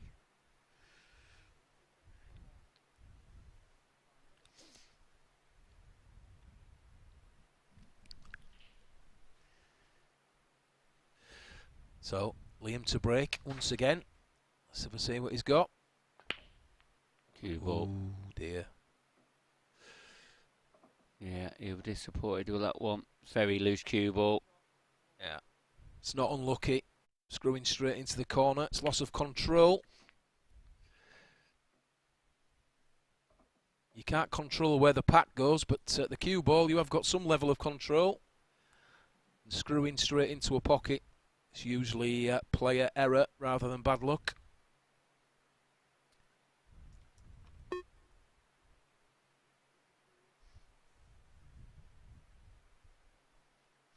Gavin just taking his time. Red hampered by yellow on the left-hand side of the table as we look at it. Well, a couple of reds blocked by 2 yellows. So, yellow's the more aggressive of the 2 colour sets, I would have said at the moment.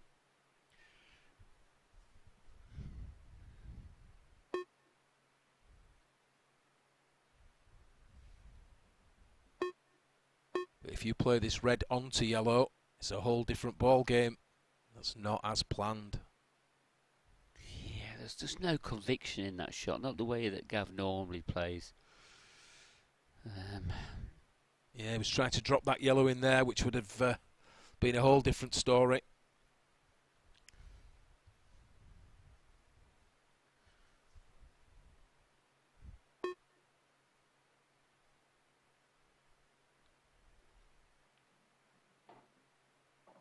So he's elected to take yellows now. I mean, yellows aren't the worst, I mean, but it's all about if he's going to trickle this yellow down into that area to pot the other yellow. You don't want to be hiding this the yellow ball behind the red. No, Wants that red to come away. Yeah, cushion first, just slightly. Just punch that red away, drop the other yellow. Just like, well, it's not dropped. How's that not dropped? It's not dropped. Looking at the overhead, that is like pretty much in the pocket. No, it's still there. It's not dropped. Neil Roberts back to the table. Yeah, I'll be pleased with that. Back at the table after screwing straight off into the corner. It's not often you come back to the table, it has to be said. In that situation, with the level being so high here at the IPA Tour, usually curtains. So, Liam on reds here. And he's got a hell of a lot of work to do here. Yeah, not only the reds on the left-hand side, the ones on the right-hand side on the bottom cushion as well. He's going to have to clear one of these pockets to have any chance of clearing these up. Yeah, I think he may elect to play red to middle and then red to middle again. And potentially could run into those 2 yellows over the corner. That is one option. Yeah, you just feel like there's going to be one that's going to stick over there, don't you?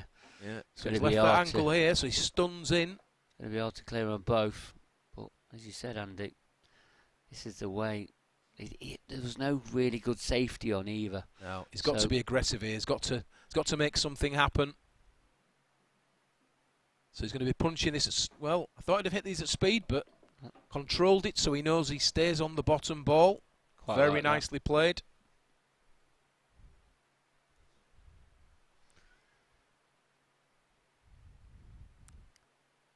But those 2 reds to the left, both horrible. The one nearest the black, potentially go to middle. And we do know already that Liam, great doubler of the ball. Just about to say the same thing, Andy. So, I mean, does he go right centre then left centre? But is it left centre then? Well, yeah, a couple of really tough shots to get him to the double. Don't think there's an easy pattern here. I think to right first, as we look at it, that's what we're looking at. But neither option easy here. Ooh. Just hit the near knuckle. Yeah, and I think there he'd been double-double, wouldn't he, if he'd have dropped that in the middle.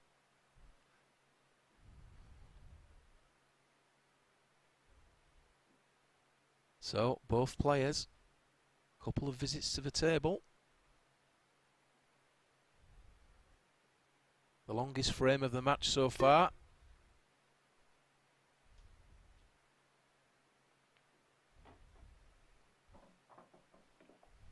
Gavin there electing to try and land on the most difficult of his yellows as early as possible. Always the preferred route when you have the opportunity. Don't want to be leaving the most difficult ball till last unless you have to. No, you feel like he's got a little bit of insurance here as well. And then red balls a lot.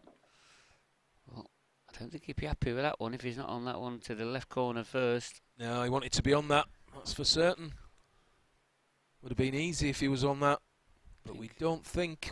Well, we've got a view of the overhead and it doesn't look as though it passes. Yeah, he's just had a couple of extra rolls there, only too far. These ones over the pocket, they're not easy to control. Back out to blue spot. He's gone a bit too far here again. In fact, he's gone probably a foot further than he probably would have liked to do. But as a result, he's probably okay here. As an angle for yellow to corner. Just needs to judge this bottom cushion to go behind the red and back out to middle. Yeah, so he's sort already of hit the drags last this two shots over. There you see he drags it round with a little bit of spin. And again, the angle's okay here. He'll be happy with that. So, probably go 2 cushions here.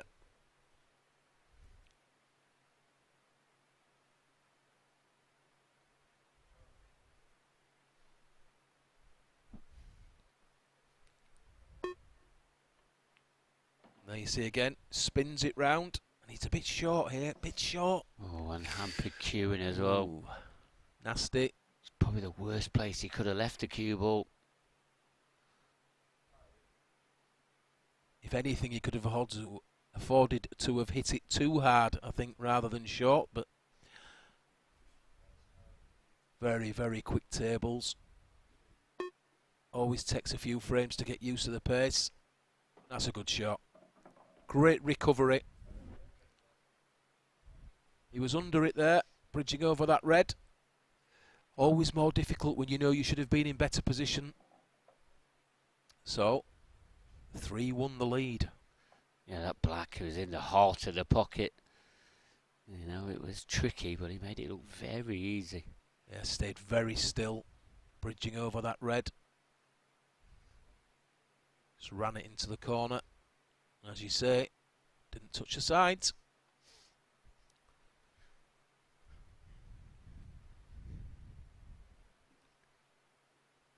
So, Liam, not laughing and joking at the moment, a little bit more serious. He won't want this lead to get any bigger. Well, he's going to have to sit and admire for a little bit longer, because it's Gavin Robinson to break. So Gavin, been using the cut break recently.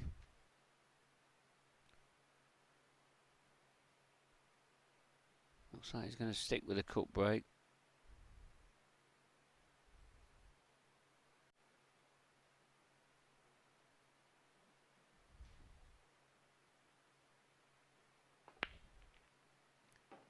No power on them at all. Oh, these haven't opened at all. Very tentative break there from Gavin. So it's almost like it doesn't suit the cut break. I do like Gavin when he goes head ball break. I really do. I think it's more of his game. He's more of a puncher, isn't he? So where he punches his shots in. Yeah, big cluster around the black. But as you can see there, yellows, the yellow just below the black that he was just looking at there, could open everything up here. So he's looking at yellow to corner, run onto the red to hold for the yellow below the black. And there you see, just holds. And now he has a great angle. Punch this in, hit the red behind the black. And all of a sudden, he could have a good layout. Just checking here exactly where he wants to make contact. Would be unlucky not to be on the yellow at the bottom, to the right there, near the corner. Could just run into the, well, he's running to the black as well. Several ways to play that. He is on a yellow. He's on a couple of yellows, I feel, but just kick that other yellow up table on the side cushion. Just makes his work more difficult. Yeah, and it's all about the black, though. Does that black pass into that bottom right-hand corner? Yeah, gut instinct, I think it does, but we're not certain. But he's going to run out of options here. You feel like after he's potted this yellow, he's going to take another yellow out the way that's near the black, or could help him get onto the black. So I think the cue ball, he's going to have to do a bit of travelling. Yeah, that would have been his ideal last yellow. Now he's looking at yellow to middle. And then he's got a problem from his last yellow getting onto that black. We think it probably goes in the corner. It certainly doesn't go to middle. I don't know if it goes into the top.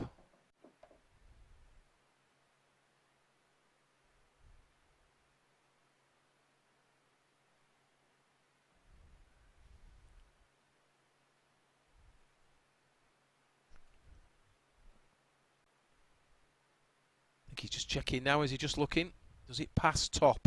If it passes to the top corner, plays this, then lands low on the black. I think he may, oh, he's overhit this slightly. Well, yeah, gone a good, probably a foot and a half too far there. Just sprung back off the cushion. He's in trouble. And I feel like the black only goes in the one pocket, and I think that's why he's overhit that.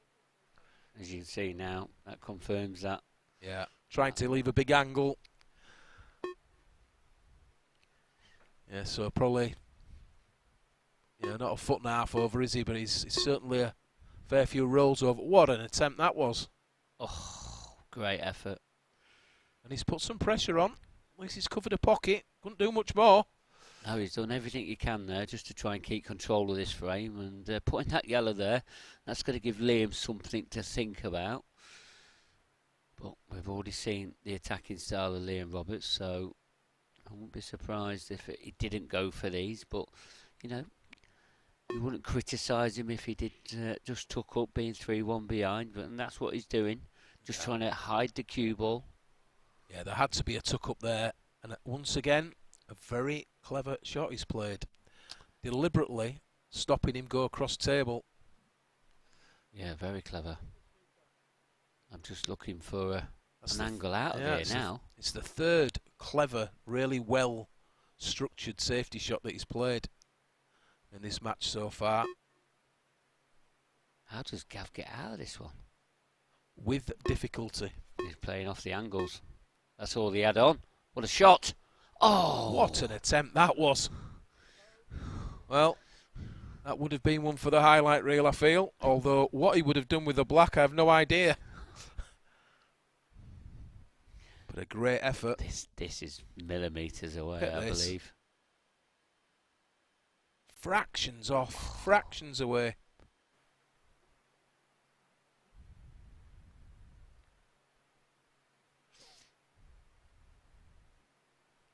Good effort, and he didn't have a lot of time to decide what he was doing, but that is all he had on after that clever shot from Liam. Yeah. Hit that a little bit on the thin side, but might work out better for him in the long run here. Just that red that's glued to the black. Well, it's got to go middle.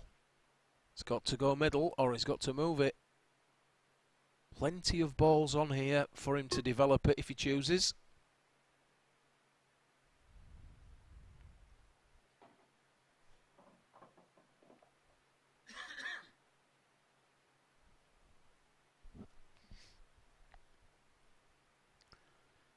Yeah, Good opportunity here. Could play red to corner. Could play... Well, there's several options here, but he could choose to move the red next to the black. The shot after this. Yeah, you feel like that's what he should do, because you know he'd be lucky not to be on a red after he takes that red into the left centre. Yeah, and that's what he's done. Just got to be careful with this. You don't want this skidding away from the black, because then he'll be taking his options away from the balls that are in the top half of the table. Doesn't want to hit it too hard by choice.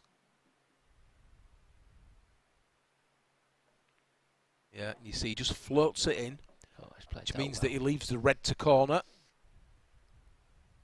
He knew he had the ball to middle if it didn't go right, but if he hit it any harder, there was always the possibility of kicking that red onto the bottom cushion somewhere behind the black. Would have made things just a little bit more difficult. That's a good shot. So with that free shot there, developing, potting the yellow.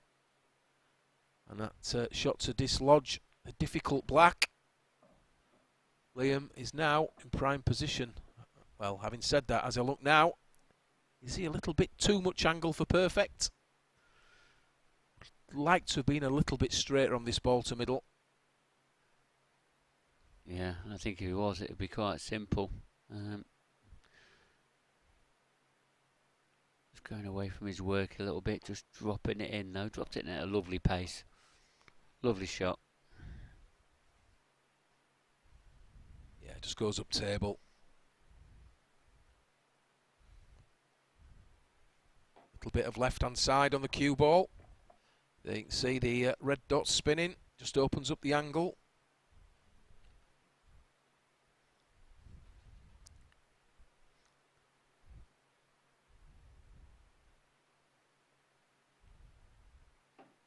Watch the cue ball. He was a little bit closer to that left centre than he wanted, I'm sure. But he's back in this match now. Yeah, he can breathe again there. I'm sure he was fearing the worst for a second. Gav Robinson just being pretty much ultra attacking there.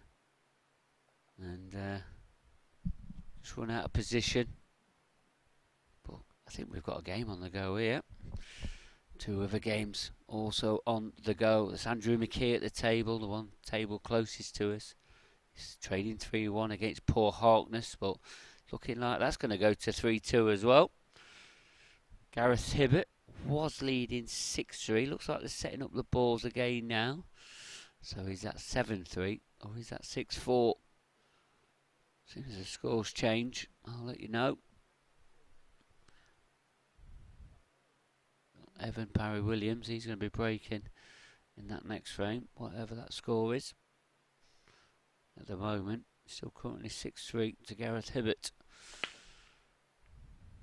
Better break from Liam. Balls plopping in everywhere. Look at the way these have opened out, Andy. Yeah, these are lovely. There you see, once again, didn't give it maximum power. But it's not about power, it's about control. The break is certainly working for him. The only error that we've seen in this match so far from Liam at the break was when he screwed straight into the bottom corner. But he's certainly found something here. This is a great layout.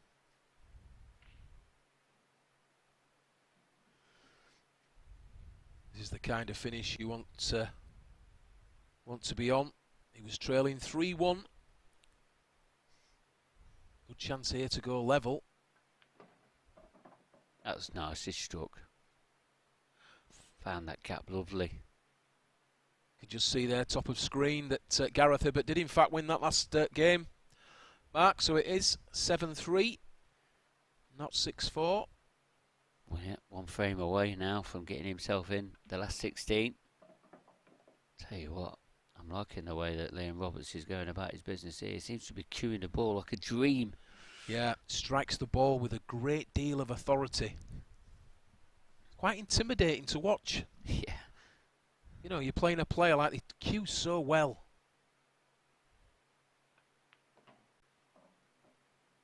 Like you say, it's another shot shown with authority.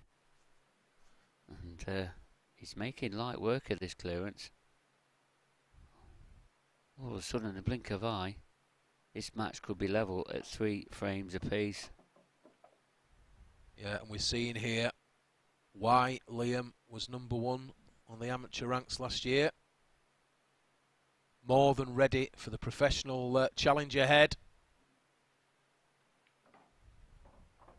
Yeah, very impressed with the way he goes about his work.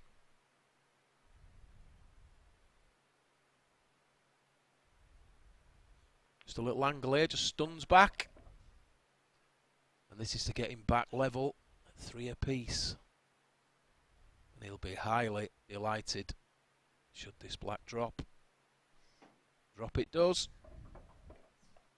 Parity, 3 apiece. Yeah, just like that. Hits now 3 each. That's give Gav Robinson something to think about. And Liam Roberts starting to look good. Yeah, it's been a quality affair so far, this match. There you see what a great break that was. First red. Screws back over. This was probably his more difficult ball. And that was a great shot there. Screw back with a little bit of side. Just made it look easy. Great deal of spin there. Right hand side. Stunned back out for the black. There we have it. 3 apiece.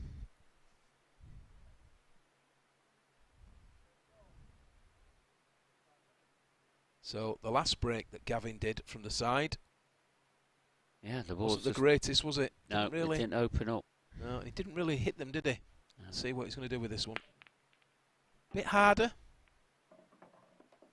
Oh, that was a nice last little tap. At least it opened the ball up a little bit. First glance at these, Andy. I think the only opening shot he's got is probably on the red. It is, yeah.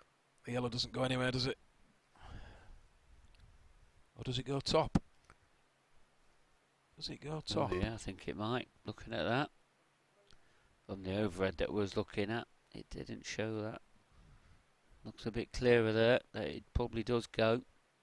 Yeah, if it goes top, he may well go yellows here.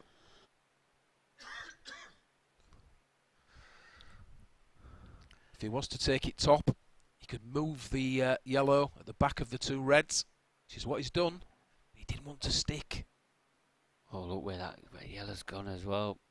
Didn't intend sticking there. Wasn't absolutely sure where that cue ball was going to travel, but he does have an angle here playing this difficult yellow. Yeah, I felt like he played that with a lot of pace. And when you're going straight into the ball, he's going to be bouncing back. He's not got that one either. We're starting to see a few loose shots from the Rocket, Gavin Robinson. Yes, looking slightly frustrated is Gavin. Felt a little aggrieved that he stuck to that red as he did. And in doing so, he's trying to move that cue ball on that last shot. Trying to get back into some sort of good position.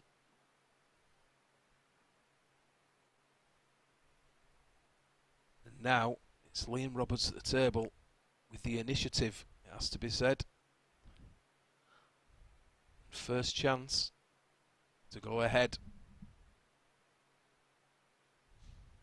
4-3.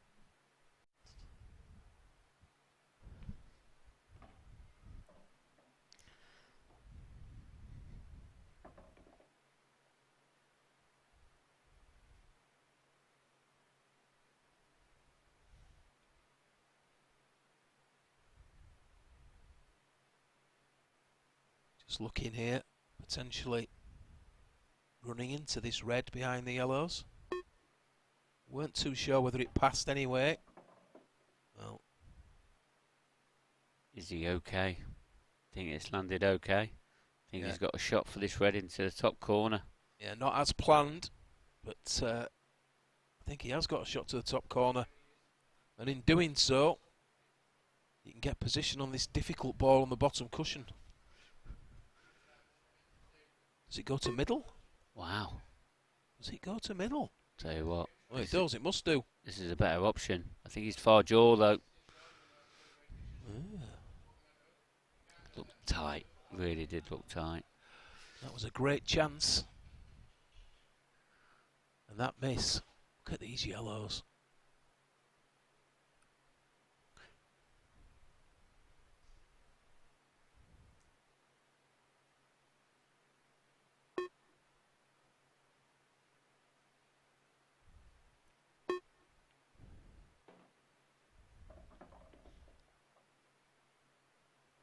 He's got a slight angle here, has he?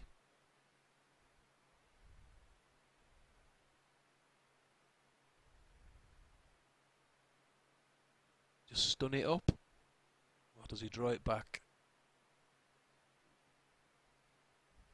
Just taking his time here. He's just stunned up. And once again, would like a little angle. Doesn't want to be straight.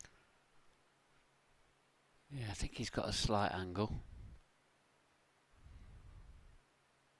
But of course, does that yellow that's on the borderline past top right? I think it does. I think it does, yeah. It's is he going to get a shot to play it into the top right though? Has he got an angle that he's got? Is this an angle that is what he needs? He's got a slight angle to stun it across. He has. Yeah, so evidently it does pass the red.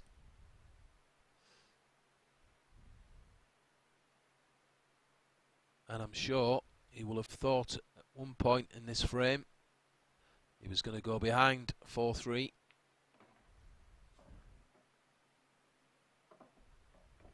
He's taken these well. It's the long black to the corner.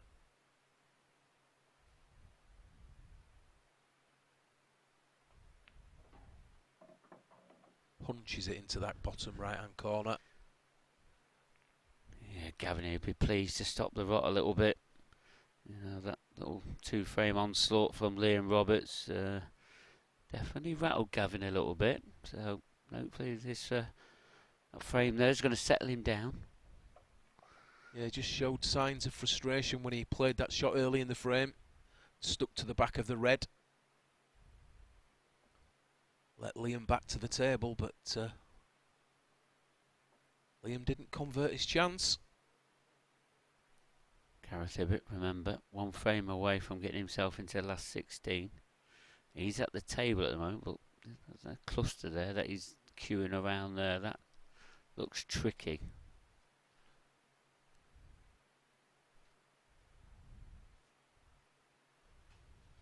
Yeah, we can't see, can we, properly from here, but he's certainly got a red. So has he got between the two yellows, or does it pass?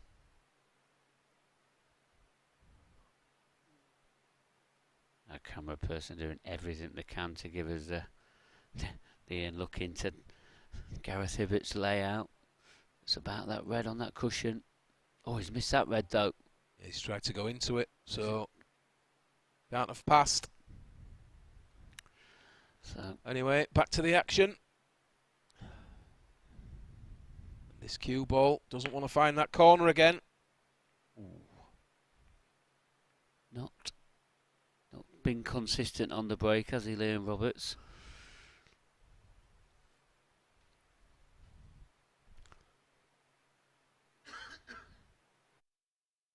Yeah, we see breaks from centre.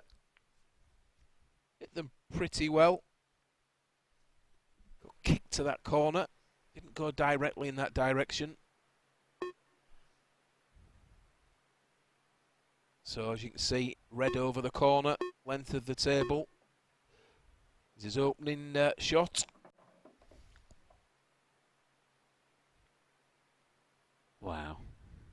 It's not bad. No, not bad, but he'd dearly loved to have stopped a couple of rolls short of there. Would have made his work much easier. So the question is going to be the red next to the black. Could well be his last red. Yeah, I think that's what's going to happen, Andy. It's going to be hard for him to get on that red and then trot back up table. So there you see, he's just looking at potentially taking it into the middle. So takes this ball into the corner, ball next to it, back out to middle of table, and he has the 2 reds to middle. And his last ball, you would think, would be the red next to the black to the middle. Let's see which way he goes.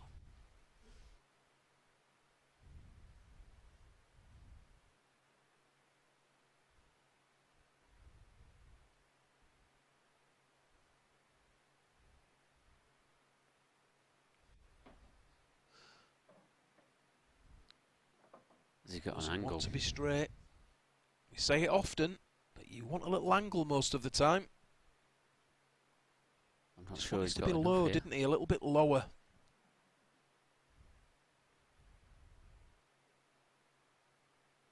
He may need to screw this back with side to open out the angle.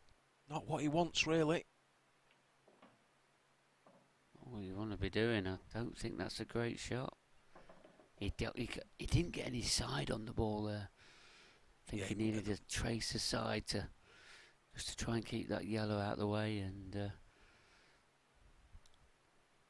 looked a little bit nippy. I don't know. He just didn't really cue perfectly for it. He's Yeah, in he a bit of definitely trouble needed now. side there to open the angle out. Trying to cut this back, is he? He is trying to cut it back. What a pot that is. But unlucky as well. What a fantastic pot. It And was yeah, terrific. you've got to say it's unlucky to go in off. Absolutely is. What a recovery shot that would have been. Let's take another look at this. Look at this cue ball though. Cuts. Ugh. Yeah. But it was a bad shot, wasn't it, that left him that? Left himself too straight on his previous ball. Yeah, and we don't quite understand what happened there, because the second to last shot, we both think he should have played with the side. Maybe he queued it up and maybe it didn't take, I don't know. But that was a fantastic cut to corner. Very unfortunate to hit the yellows and end up in the same pocket. So there's been a bit of toing and froing in this match, Mark. Yeah, there has. And this is now looking like this is going to be levelled up at 4 frames each. Now Liam just needs to hold himself together. It's okay. Yeah, he's good here. He's going to drop this round the 2 angles, play the yellow that's near the black spot next, I suspect. Yeah, nothing hampered. It's got an open table here. No reds in the way. Ooh. Wants this side to take. Well, it's just a little bit short of what he wanted. I'm not sure about that shot there. I thought he might have just run it off 2 cushions. Yeah, I think the natural angle, that's the way I think I would have played it as well, but obviously Liam at the table. The natural angle, he was bound to come out onto that yellow, wasn't he? Yeah, it's all about the pace. But he's rerouting here.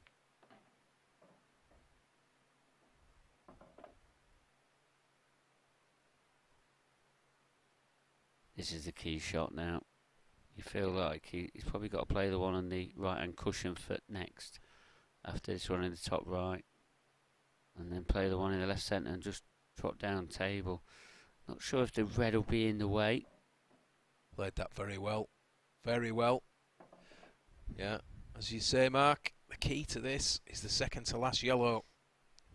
The path from the second to last yellow will define this frame.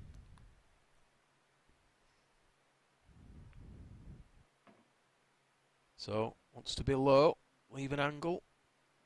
Hinched a bit of the A little pocket bit. there. In fact, straight's probably okay. Can push through. There you see the line he wants. Yeah, he's perfect here.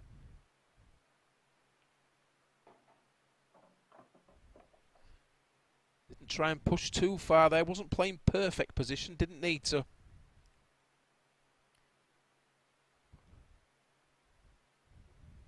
Two cushions. 1, 2. And just wants to pop back out again. A little bit short, but, you know, you take it. Just to level the match up again. 4 apiece.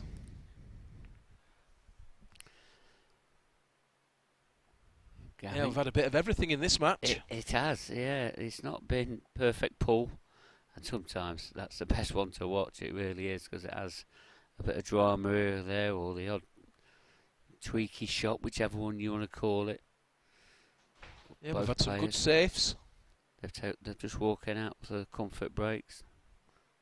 A few scrappy breaks haven't helped, I don't think, but and there you see Gareth Hibbert through to the last 16. Yeah, packing up the cases as he's. I think he's won that 8 frames to 3. Get back onto that one. Poor Harkness there, just breaking off on the table that's in front of us there against Andrew McKee. That's down level at 3 frames apiece. Sure, poor Harkness is 3-0 up in that match. Yeah, and he's just scratched, which is not good news, is it? No, looks like that's going to go from bad to worse. There's the confirmation at 3-all.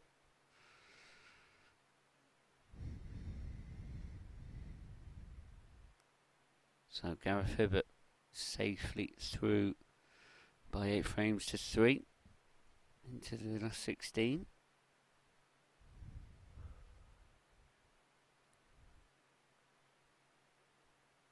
Next match up on here, I think, is Andy Crosdale, Clint Ianson. Well, that'll be a cracker. That will be a cracker. I think they played each other last event. And it was Andy Croasdale that was the victor. My memory serves me right. Yeah, the last couple of tours, Clint's not really got to the level that he expected to get to. But he'll be looking to... He's got a chance of taking this #1 spot this weekend. So that'll be heavily on his mind.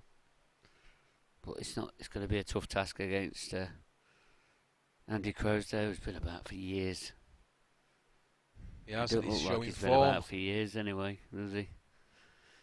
He's playing well.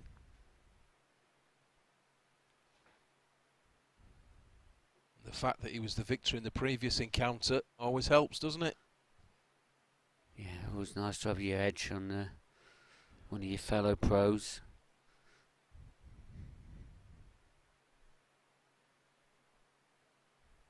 Very deliberate here on this finish. And if he was 3-zip behind, potentially 4-3 in front, I don't blame him for taking his time.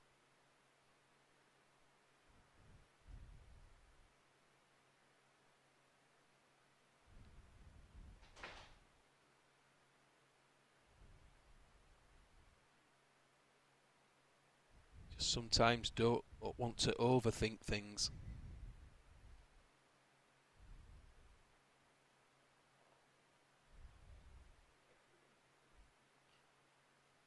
I mean, looking at that table, I mean, it looks quite straightforward from here.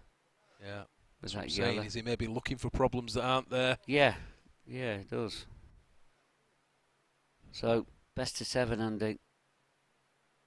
Yeah, I can see this going all the way, it's got to be said. The way the match has gone so far. Yeah, the first 8 frames have been shared.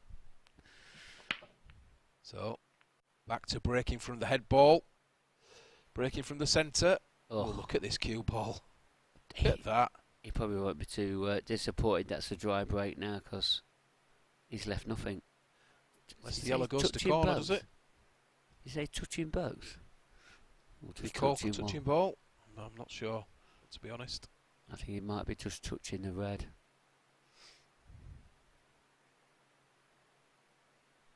If it is just touching the red, does the yellow go to corner? Oof, look at that. It's a rarity.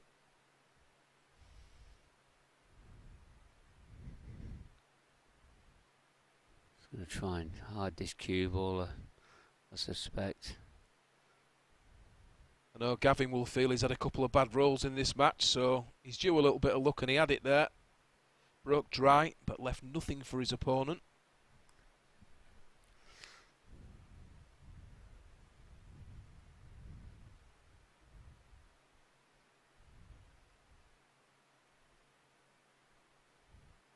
Liam couldn't do much there, could he?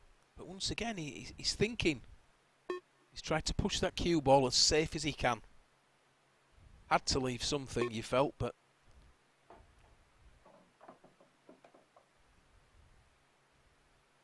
Good pot from Gavin, but I don't think he's on anything.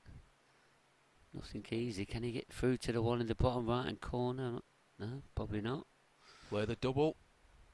Does he play the double? Leave the cue ball side rail. Wouldn't be leaving a great deal, would he, for yellows? No, nothing easy. That's what he's played, and it's in. Cracking shot. Cracking double. Both these boys not afraid of having a go at the double. Yeah, big part of the modern game. Back in my day, you'd be panicking like hell if you had to double a ball like that. Second nature to these players now. Of course, the equipment's so much better than it used to be. So much more consistent. Cushions, bed of the table. That's a great effort, but, well, checked that ball there deliberately to free the red, but he was very close to going in that middle pocket with the cue ball. Well, he's still at the table. And now, these reds are at his mercy. Not in prime position yet, but you feel like one good shot, he could be back in some sort of position. Still far from easy. Don't want to be canning into balls, making them difficult. Huge amount of spin on the cue ball again there. He really does get some work into that cue ball. These cushions do tend to slide with the TV lighting, as we call it. And he still gets it to bite more than most. So he is on this bottom ball. That's a big help. I think he wanted to be a bit further on so he could screw back up the table past the that near side to get back on that red. Yeah, I think he can still screw back, can he? Screw straight out if he has to. Yeah, but he's obviously coming in the direction between the red and the yellow. But it's a chance. Let's go around the angles. Elected to go around the angles. No. He's short of pace. It is short. Does he have a double? Does that yellow stop him? He was well short of pace there, that has to be said. I'd like to say that red's in, sorry, that yellow's in front of that double, but we're going to find out. Yeah, I think that red was not going past that yellow. And that is a big let-off from where he was. A big let-off. And as we've already seen multiple times in this match so far, to-in and fro-in. Players getting back to the table when you don't think they're gonna. It's a nice opening pot there from Liam.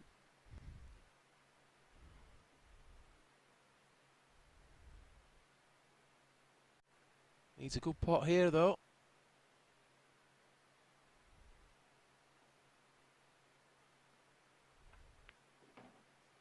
Struck it well. Very clean. Very well.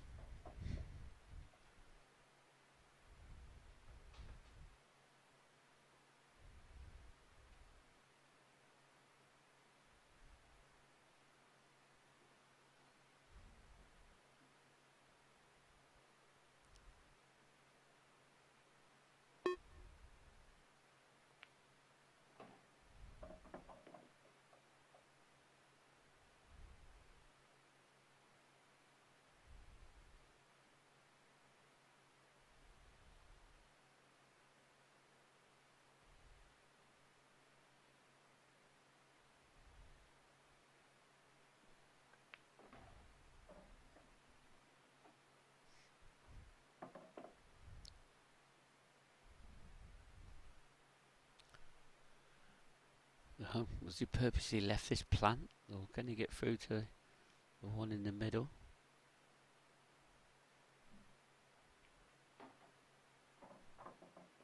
Oh, executed the plant nicely. Yeah, he's okay. Two balls getting away from him a little bit. Yeah, he can run 2 cushions here, can he? He can go bottom, side, back out. The yellow in the middle, if he chooses. That's what he's chosen, but it's dangerous, is that? Thought he may have come the other side of the red there, without the spin. Yeah, I don't think he needed the spin there. No, I didn't either. We don't have the view that Liam does. He was dicing a little bit there, wasn't he, when he caught that red? And he's now running the wrong way. Away from this black. Doesn't want to be on the cushion. Big black this is, at 4 frames each. Yeah, and he should have been better on this. Makes it all the more tough. Just needs to steady himself. Such a good single ball potter. I fancy him for it. Ooh, Andy. I fancy him for it. Oh, he's got away with this though. Yeah, he has. And that'll hurt Gavin.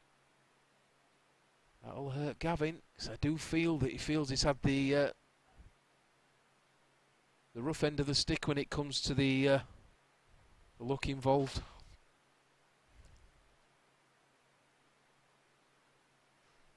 Well, you've got to try and make this ball in the middle. You've got to try and make it in the middle. Oh.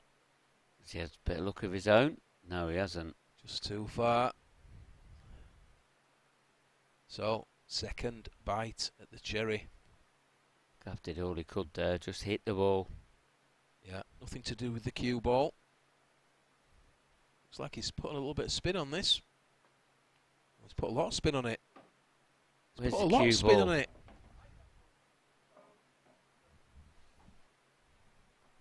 Very loose indeed. Yeah, we thought he may have just played that plain ball. Could have dragged it in even. It looked 2 rails. But he put a lot of spin on there. And that's the thing with this table. The cushions slide more than the outer tables. And maybe playing on the amateur tour last year and playing on the outer tables predominantly, you know, he got used to different reactions from the cushions. Early days for him as a professional here. Obviously played on this stream table many times, but not as many as the professionals will have done. And he'll have learnt something there, I feel.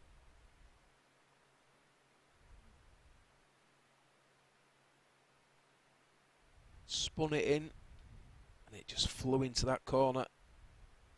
That is a massive let-off for Gavin Robinson. Massive. But in general, been very impressed with Liam in this match. He's played well.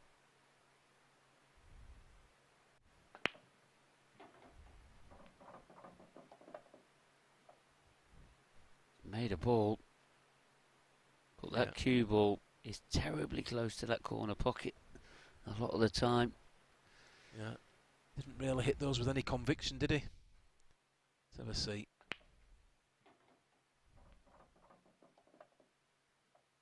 Yeah, the pack didn't really split. Taking a second look there, hit them better than I thought. But that front part of the pack just didn't seem to open. No, most of these balls in the bottom half of the table, pretty much they're all blocking each other. Yeah. And nothing wants to be hitting that yellow behind the black, because that's straight in the corner.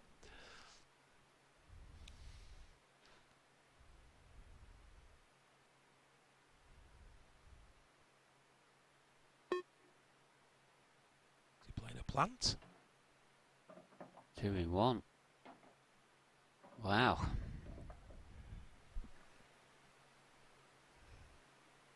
Very aggressive option to play the plant. Yeah, because he weren't guaranteed to be on another ball, was he? No, the problem was you're playing a plant, and the ball that you're planting it with is the only ball you get any good position on. Yeah. You can't control the path. So yeah, he was asking a little bit there. So now he's got a plant here, and the ball that he hits first will dislodge the black if it's successful. Very aggressive. Yeah, and I think that in off in the previous frame, he's just has he gone on tilt slightly? Just needs to take a breath, compose himself,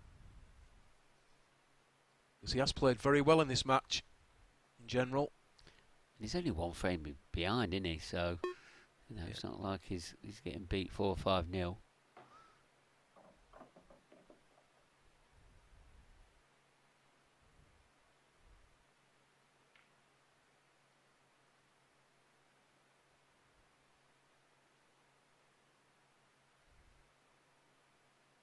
Could elect to play safe here if he chooses.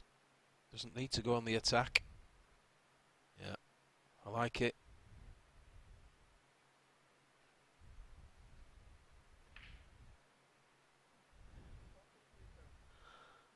Liam on reds is in a world of pain here. Was ultra aggressive start of this frame. Took his chance playing the plant. Didn't get rewarded.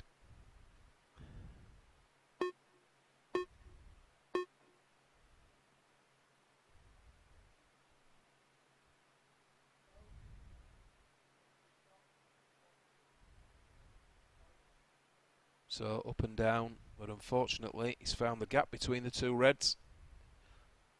Hit the yellow. So free shot for Gavin.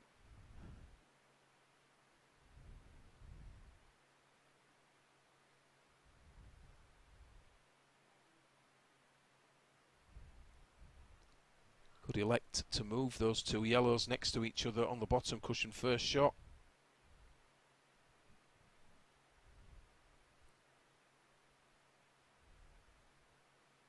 Do feel he may do that. Several options. Yeah, just looking at those two balls.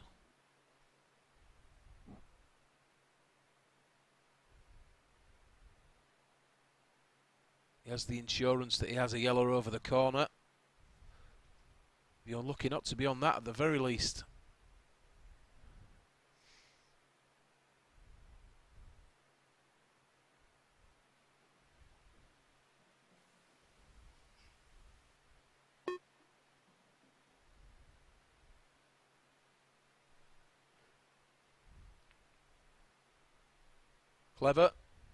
Clever shot.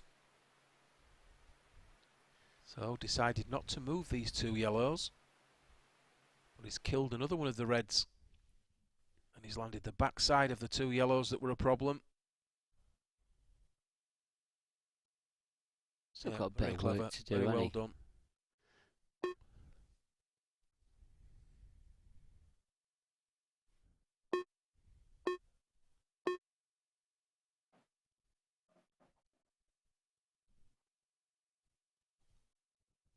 For 1 second, I thought he'd gone too far. Yeah, so did I have to be honest. I think he's okay. Yeah, I think he's okay. The only thing here is the shot after next. So this is in the corner. Now this shot here, he's going to try and hit the back of the highest of the two yellows. Just wants that white to come away and leave a favourable position.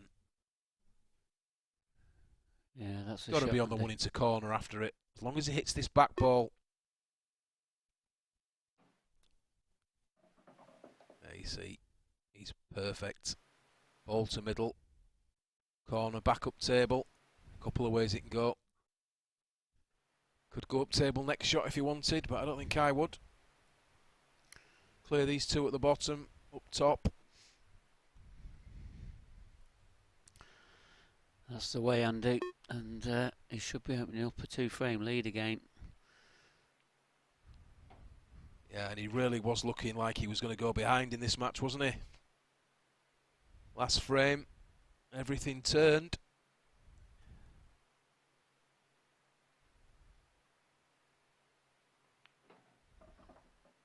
Yeah, struck it well. Lands low, low or high. Anything really would have been perfect there. Black over the corner. So this is for a 6-4 lead, race to 8.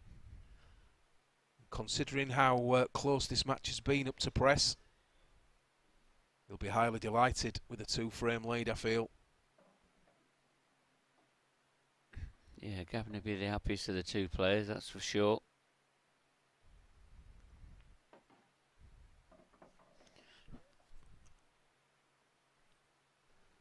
Because it did look like he was starting to fall apart at one stage, but it seems to have settled down again now. And 2 frames ahead is exactly where he wants to be. Yeah, I think he gave the impression he felt he wasn't getting the rub of the green, especially in that previous frame when Liam snookered him by accident. But he managed to turn it round, didn't he? Liam missed the ball. Well, turned the frame over. So he thought it had been 5-4 down. He was 5-4 up. And there, Liam definitely more aggressive, very aggressive with that plant in his opening innings. In that frame, didn't know where that ball was going that he was planting with.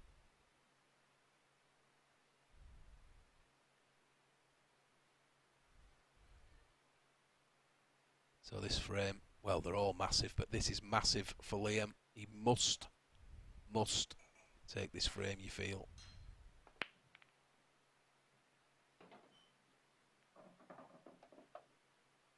Gone back to the cut break.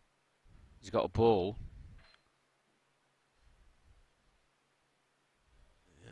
Cue ball, not being the kindest.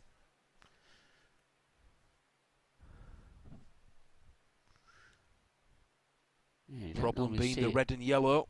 Don't normally see the cue ball drift up table when you hit the side ball, but that's what's happened. No, that's true. The idea of the side break, the cut break, is that you go into the side cushion and back into the pack in effect. You usually leave it the other end of the table, if anything. But that's the element of luck on the break, isn't it? You can only control so much of it.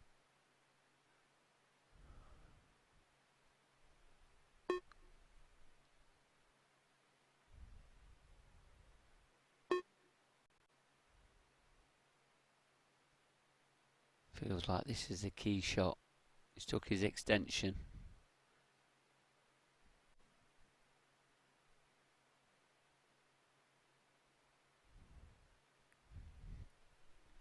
Yeah, taking his time.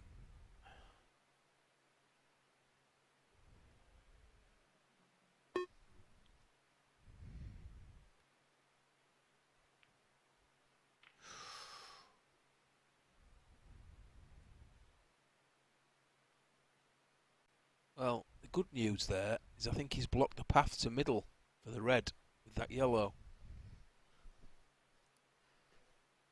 I don't know if this red goes along the bottom cushion past that yellow to corner. What do you think, Mark? Do you reckon it goes past? Well, to be honest, I think he's just going to play a containing shot. I don't think he probably won't be too aggressive here, especially being 2 frames behind. They'll just see a containing shot. I don't know, just like tap behind the red. I think if it passes, he may well. If it attack. passes, he's going all out attack for these. If it passes, it's attack.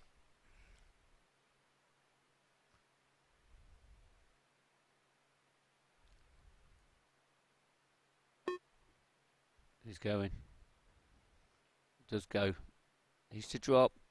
Very good shot. Good pot. Yeah, and he's got an angle here on this red below the balk line to dislodge the red behind the yellow. And you do feel he'd be unfortunate not to be on one of the other 2 reds at the very least if he does so.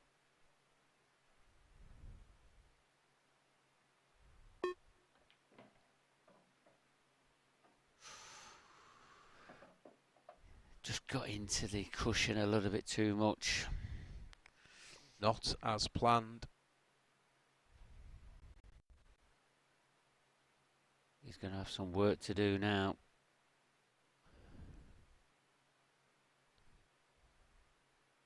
Can he draw back up to try and hit them again? Is he playing the double? Has he got the angle for a double here? Can he turn it over with the side or a treble? I think he was asking a lot there. And look where he's left that red as well. It's like it's a little bit of insurance for Gav now. Yeah, I do feel that was a massive ask. Don't know if he had the angle, but I thought he may have played the red to try and bust it back out again. Yeah, I feel like he should have took another option on there. So if he did miss the pot, then Gav still had a bit of work to do. But now these yellows are all there for the taking. It's looking like Gav's going to be one frame away from getting into the last 16. Andrew McKee and Paul Holtness, that's now level at 4 frames apiece. Well, I've just been told in my ears it's now 5-4 to Paul Holtness. That's a fantastic recovery if he was 3-0 down. Well, Paul Holtness 3-0 up, then he's gone 4-3 down, and now 5-4 to the good. So he's took the last 2 frames. But yeah, you know when you are 3-0 up and then all of a sudden you've lost that 3-0 lead, you can really be on the back foot, can't you? So yeah, he's steadied the ship up, just as Gavin did in this match.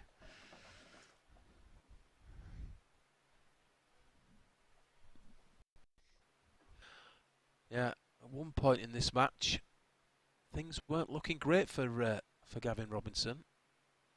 I think Liam sort of had his card a little bit at one point, but it's a good recovery. By far the most dominant player in the last couple of frames. You can see Liam Roberts there sat in his chair tapping his foot like a nervous energy.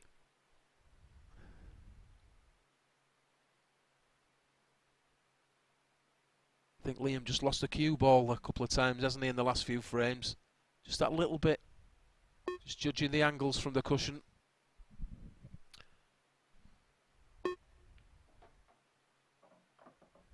Struck it well. Struck it very well.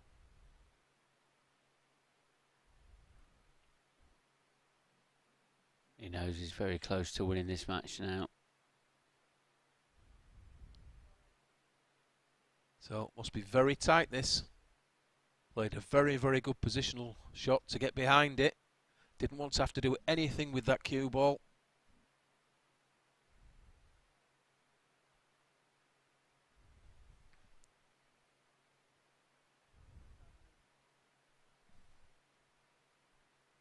Ooh, I tell you, that picture there, just, oh, it's fine.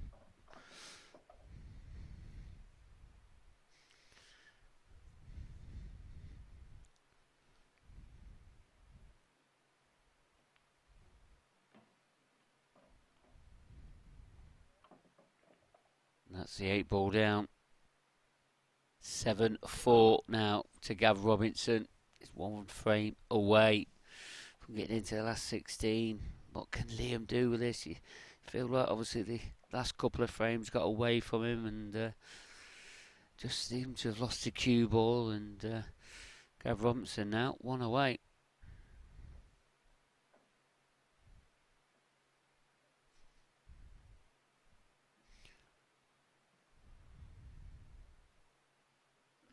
There's Andrew McKee. He's looking like this match is going to be levelled up at 5 apiece. On the other table, a little bit to the right of that, Simon Ward 1, Richard Swaffield 1. Well, I'm assuming they're playing there because that's the other pro table.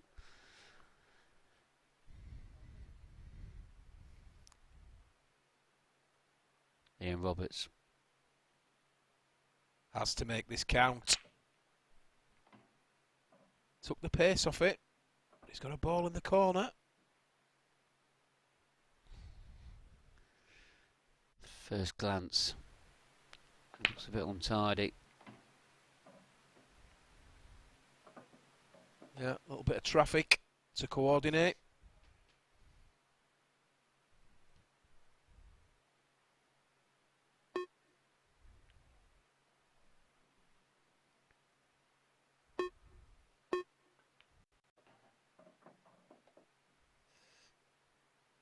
Not quite as planned. Slid off that ball there. Does the yellow next to the red by the balk line go to corner? I think it does. Still messy this for yellows. This is a tough pot in its own right, especially when your opponent's on the hill.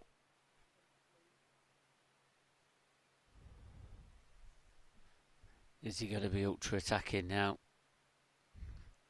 I feel like the way he got down to that last shot, just got down and potted it. So nice pop, very nice. But can he run through here, Mark? Can he get to that ball that's nearest the black after this yellow? Yeah, because it does go to that left centre. But that one on the baulk line, Andy, I'm not convinced it goes. No, it's on the. We've got the overhead here. It doesn't look like it goes. Now you've just seen it yourselves. Is he going to try and screw into it now? He's trying to screw into it now. It's a great effort. Does it go to the right, top right corner? Don't think so. Goes to the middle now, though. Well, it did go to the middle anyway, didn't it? But yeah, things are getting tough now. He's got this yellow to corner. He's in a world of pain here. He's come this far, though. Everything's got to go. That was a good shot. Not getting any easier though, Andy. No. Good pot. But he's in all sorts of trouble here. Not sure what he's got on here. Does it double? Don't think so. I think the red's possibly in the way of this. Again, on the overhead, does it look like it does maybe? Hit it hard, shorten the angle up. Yeah, it did double. Well, did it pass if he made that ball?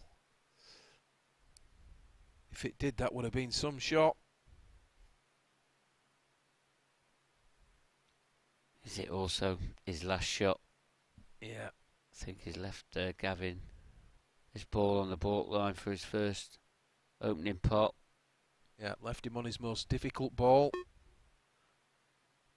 Clears this ball. All his work is in the other half of the table.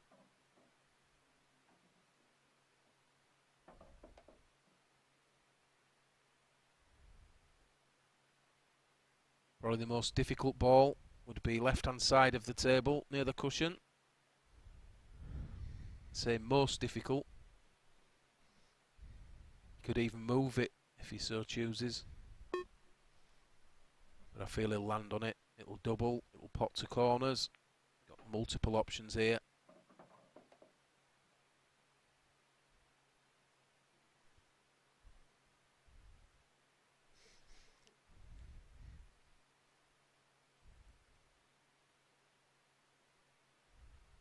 Could stun and move it here if he chooses.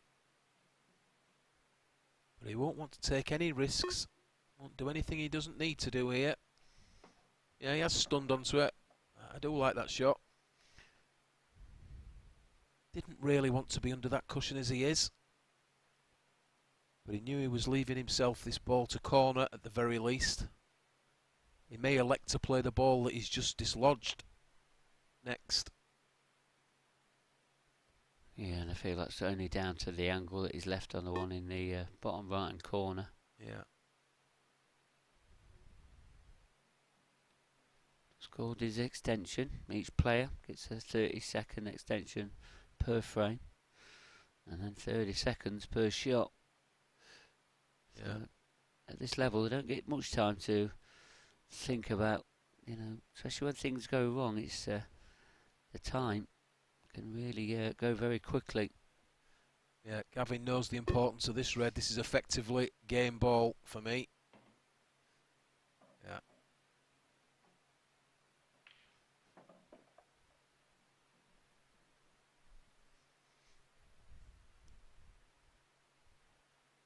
So it's just how he sees it here. He does like a bit of side, does Gavin? A little bit of side on that one. That'll do him. It'll go to middle. Yeah, you've Red got to to feel middle, like red these to are the corner. closing Yeah. moments now.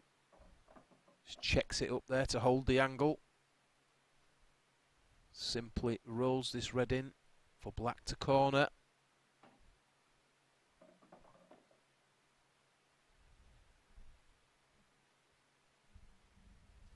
And this, yeah, got to be said, stronger of the two players in the latter half of that match. Very close early on.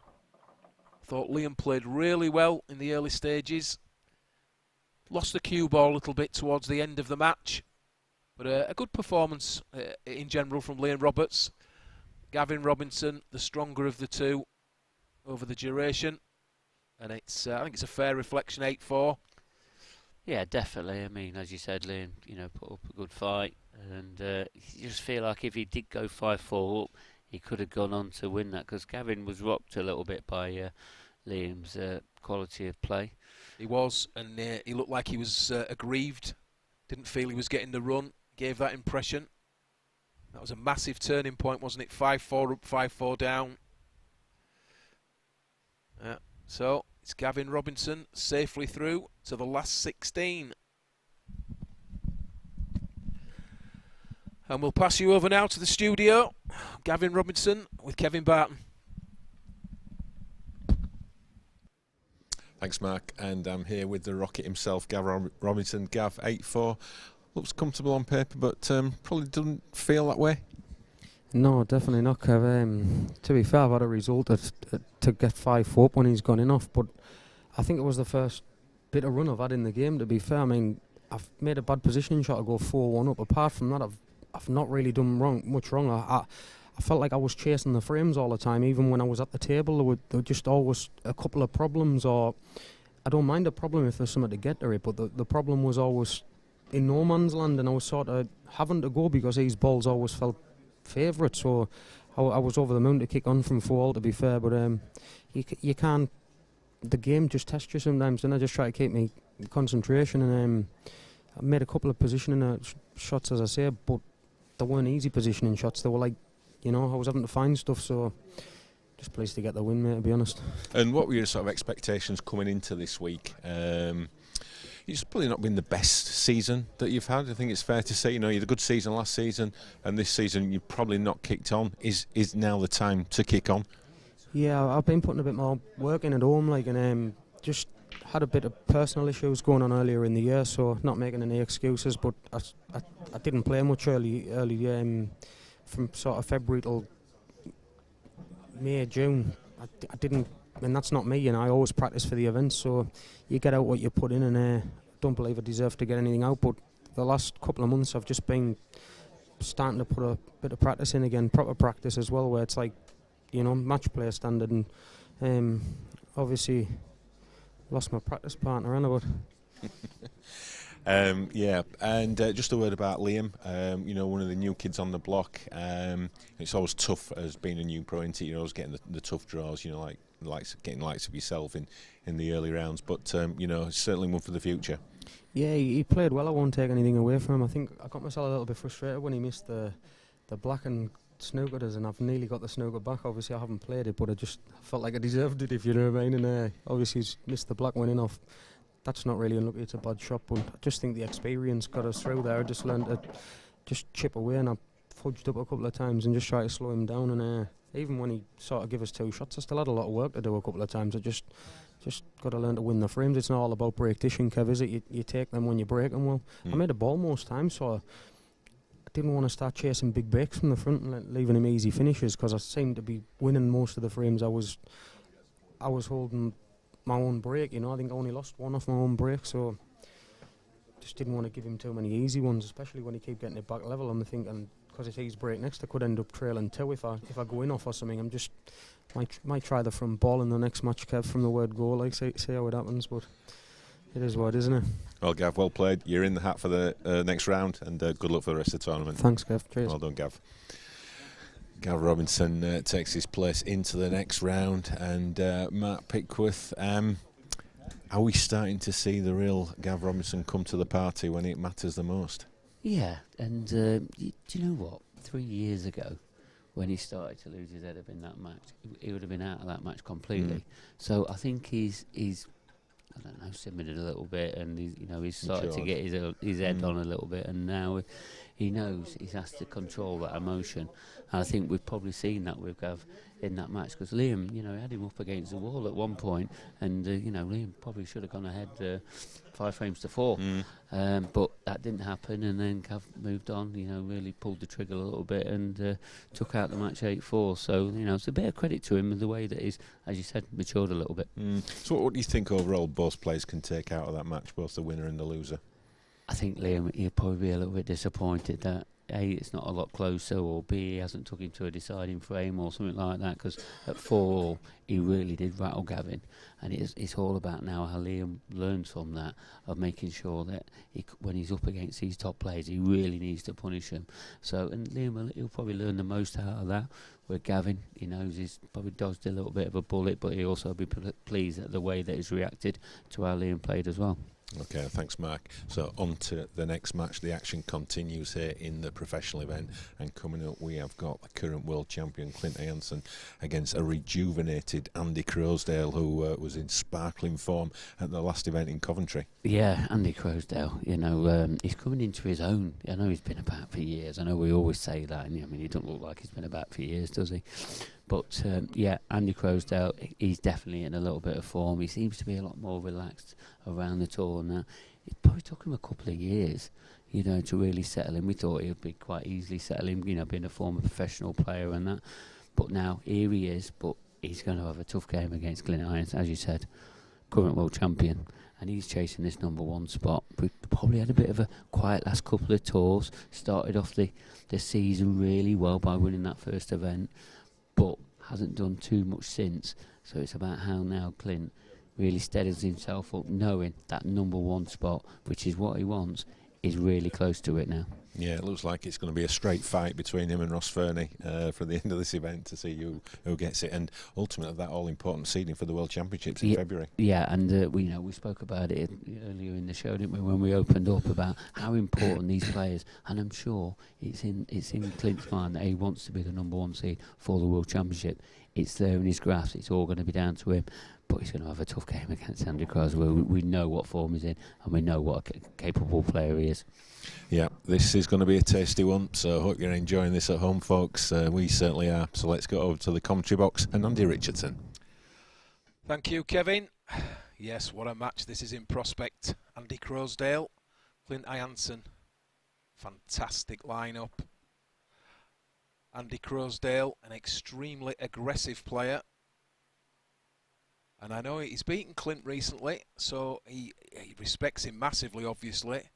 And on paper, Clint would have to go down as favourite, but Andy Crosdale will fancy the job here. I'm sure of that. And as always, it will be the early frames that count. Both players desperate to get off to a good start. And the lag could decide this match. The standard could be that high. The break, a massive advantage. First break.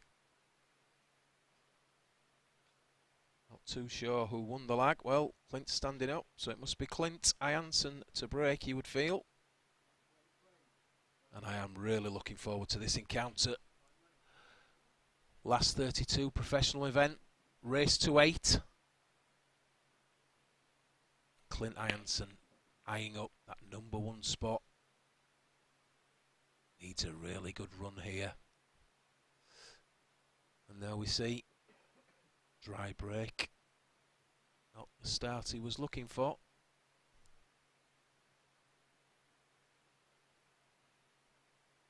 Dry break, and straight away No clusters. Andy Crosdale wasting no time. Taking yellow balls.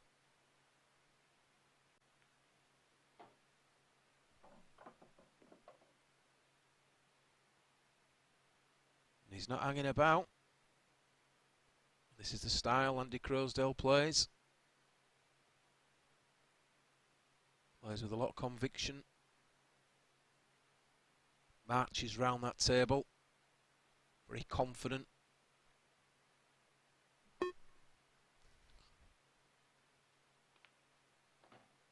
That was a very nice shot. Had to develop that yellow. Was hampered by the red to middle. Straight away, plays the ball to top corner. Or should I say bottom corner, balk end. Just dislodges that yellow. And in no time at all, looking like it's Andy Crosdale who's going to take this first frame. If this passes the red, which it must. Yeah. Perfect position. Yellow to corner. Yellow to middle. And as you can see, he doesn't hang about. Perfect start for Andy Crosdale. Against the break. This is the ideal start, just what you want. This black to take the first frame, always massive in a match, especially when your opponent has broken dry. And I'm joined in comms by Dan Fairway. How are we doing, Dan? All right? Afternoon or evening? Evening. Is it afternoon? I don't know what time it is. It's all the same in here. It's very dark in here. Just get locked in a box. Let's call it evening. Oh, yeah, is it evening? Evening? Yeah. I don't even know what time it is. Yeah, evening. Evening, all. Evening, Andy. Yeah, evening. Yeah, what a match this is. Yeah. I don't know if you saw any of that first frame, Dan. I stood behind you and watched the end of it. Yeah. And it looked like a pretty comfortable finish from Andy. Yeah, Clint broke dry, unfortunately. Andy, arguably the man in form out of these two after that run to the final in the Open at the last event. Definitely, yeah. Yeah, he'll be full of confidence. Of course, he's playing the world champion, so no easy games.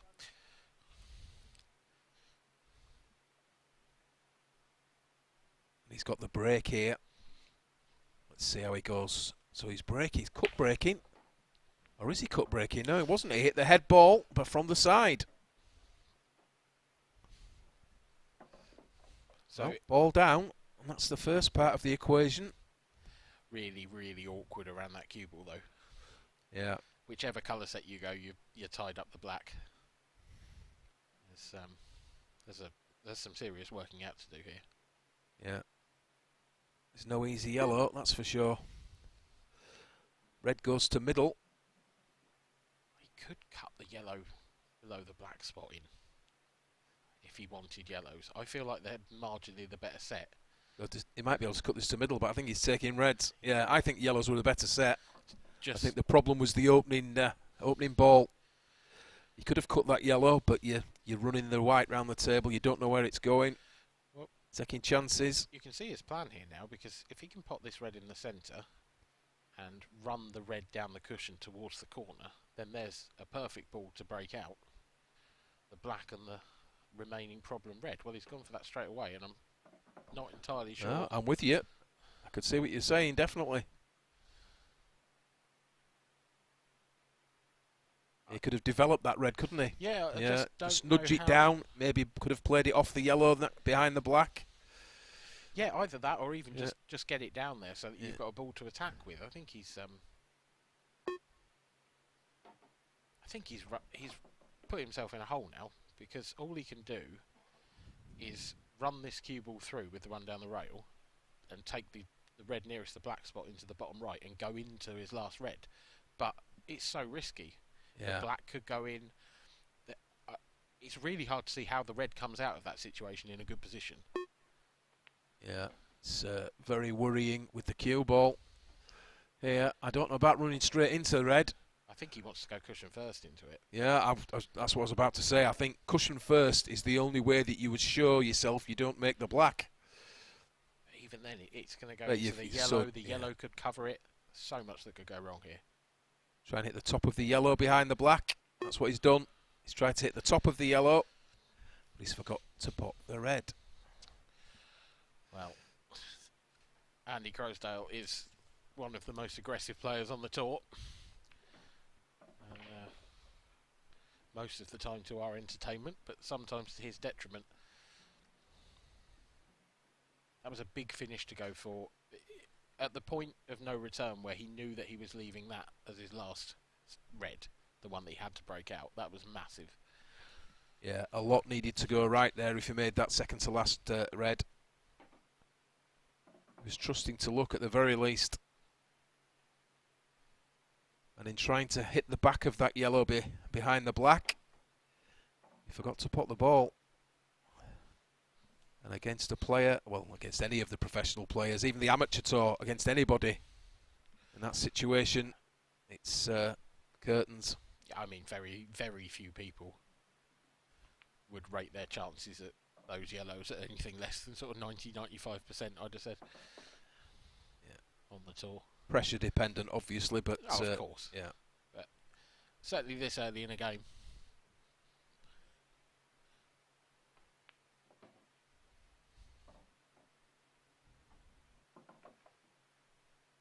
So this simple yellow to middle, black to corner for Clint Ianson to level up this match at 1 apiece. Yeah, it's a bit of a let-off that, to be honest. Early days and 2-0's nothing really in this game, but you'd still rather be 2-0 than 1-0. Yeah. I think Andy may have missed a trick there, Dan. Put the ball in the middle, as you said. Nudged the other one down. Gave himself a couple of options to maybe get that bad ball out. Yeah, I just think at worst, and I know it's not his game, but at worst he could have covered that pocket. You know, giving Clint something really difficult to think about. Well, that's Andy's style. He's very aggressive, and we've got to be honest, it's working for him at the moment in general, isn't it? Yeah. But that's the way he plays. There's going to be the odd frame there where... Fabulous to watch. Yeah, fantastic to watch. I Love love watching him Andy. play. Very creative. The first time I ever saw Andy play was against me. And I didn't really know a lot about him at the time. It was when he was in the amateur ranks. I know he'd been a pro previously, but you know, you don't know that about a player when you draw him out of 200 people. And he absolutely blew me off the table. It was a masterclass of attacking pool. Yeah, he's a super talent, that's for sure. Better break this time from Clint then. There's a ball down. Oh, take your pick. Yeah, great layout. Yellows. Yeah. Nothing hampered. 2 balls to the left of the table. 2 yellows close to each other, just behind that red. But they're no problem. Take 1 to corner, leaves 1 to middle at some point.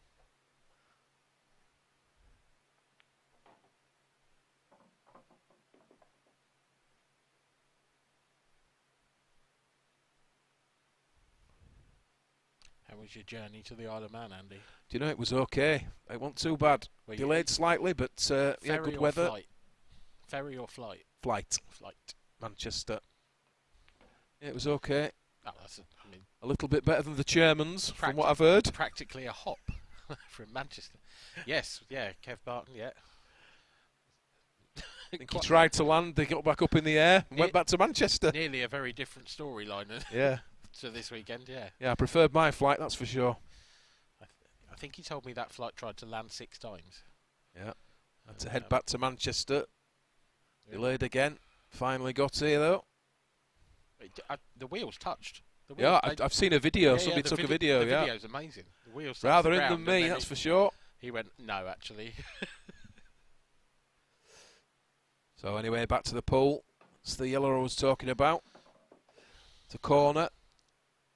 Releases the 1 to middle.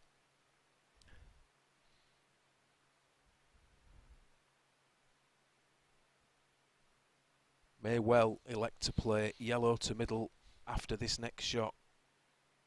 So he may just check this up slightly. He's got a couple of ways he can play this. He just stuns over. Does he stun over? There you go.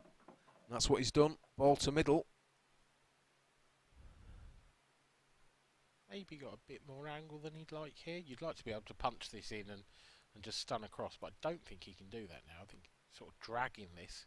He could try and hit the red. But he needs to hit it right if he does, yeah, and I like that shot. Just taking a chance trying to stun into balls. Yeah. A little bit out of line once again.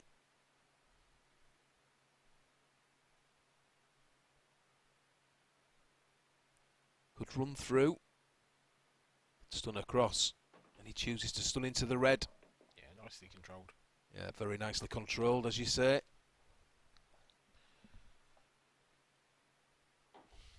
Yeah, very good. So, 2-1 the lead, Clint Ianson. And after that dry break, on his first break, it's a great result. It's moments like that that make Andy's decision in the previous frame feel worse. Yeah, solid from Clint. He's had a fresh trim, hasn't he? Look at that. Always well groomed. He is, but I mean that is a very flat line. Someone's had the ruler out there. Bendy ruler, obviously. Got to go around the forehead. Simon Ward in the background there. Yep. Paul Harkness and Andrew McKee on the left of your screen. Paul Harkness at the table, 6-all. That's a battle. And Simon Ward is up against Rich Swaffield. And last I saw, that was 4-1 to Simon. There's a play you don't want to let get an easy start in a tournament. Once again, hits the head ball, but elects to break from the side. And he has made a ball. Yep, one red down. Red down, but yellows looking the better of the colour sets. Yeah, just that one yellow on the left-hand side between those two reds. That's awkward. I think you're going to have to move that. Has got a nice ball in the middle. The yellow in the left centre, he could move it from that. He could go through to the cushion, hit the back of the red as well. He could if he wanted to. Well, he's hit it directly. That has come out absolutely peach. It has. It was a slight risk in that he didn't know exactly where the cue ball was going. That almost couldn't have come out any better. That's why I did wonder whether he might have hit cushion back of red to just nudge it out, but perfect position. Problem number 2 on the horizon now, because I don't think that the 8 ball passes to the bottom right. So I think he might have to develop that. He's got a lovely ball just above the 8 to do it with. We could do it now, if he so chooses. Yeah. That's what he tried to do, I believe. That is not as planned. See, I can understand why he's tried to do it there, but and to be fair, it would have been a good shot, but he's missed that 8 by quite a long way. Yeah. Does the 8 go to middle? I don't think so. I think the red's too close to it. It looks like it might from here, but if you look at the overhead, it's... Yeah, the overhead, it doesn't look like it, does it? No. So, I mean, I think the only pocket it goes cleanly into is the top left, but getting there from presumably his last yellow will now be the one in the top of the table. This is going to be really awkward.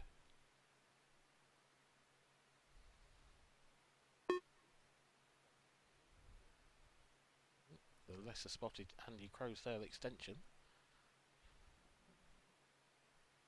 Does he come straight back to the cushion again? He's in a bit of trouble here. I think I'd want the cue ball to be almost where it is now. Yeah, for the next or even closer to the cushion. Yeah. And that's what he's tried, yeah. Keep running in. If it doesn't go to middle, he'd have liked it to a run further there. I think he's plumb straight on that. I think he's in real trouble. Yeah, he could have either short or a bit further, either. He needed an angle one way or the other. If he'd have got just a little bit closer to the cushion, just off straight, he'd been able to run through. Now he can still run through. He may have a small angle here, but it's a lot... Well, he had a little bit more than we thought. He's done really well there. I think he's played that with quite a lot of side. Yeah, it's an awful cue ball, though, under the rail. It is, but it's about as good as he could have done. And it's one pot. He doesn't have to worry about where the cue ball's going to end up. This is a big moment. Great That's effort, there. that. Has he got the That's legs? there. It's there. Has it got the legs? It's there. Has it got the leg? Oh, I was absolutely convinced. Has it got the legs? It's No, it just hasn't. that jaw. Well, that was a great effort, wasn't it? The jaw has just taken the pace off it. It had enough if it was clean.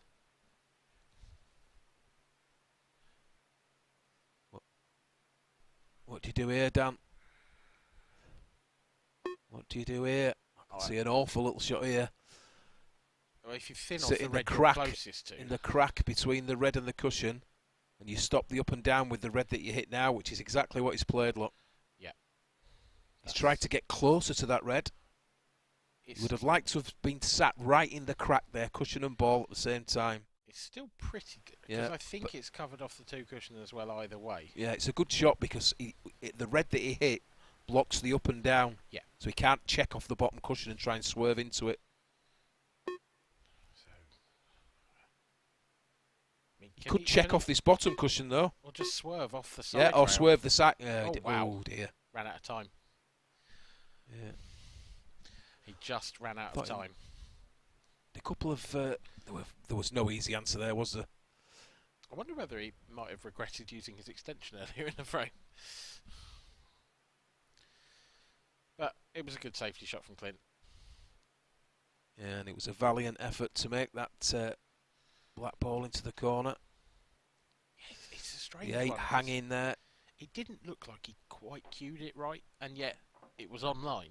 It was definitely online. Yeah, it was a super tough shot. Right under the cushion. Off straight, full length of the table. It don't come much more difficult than that. And he was just half a roll short. But that was a great safety that Clint played. Blocking the path of the cue ball off the bottom cushion. Ultimately, though, from Andy, it was a poor positional shot 3 or 4 shots earlier that cost him the frame.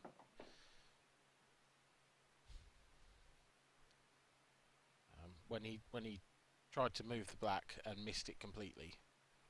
Any movement on the black there and the frame was his. And he hit the yellow full ball. Yeah, he did. And it was a ball away. I mean, it was quite a long way off.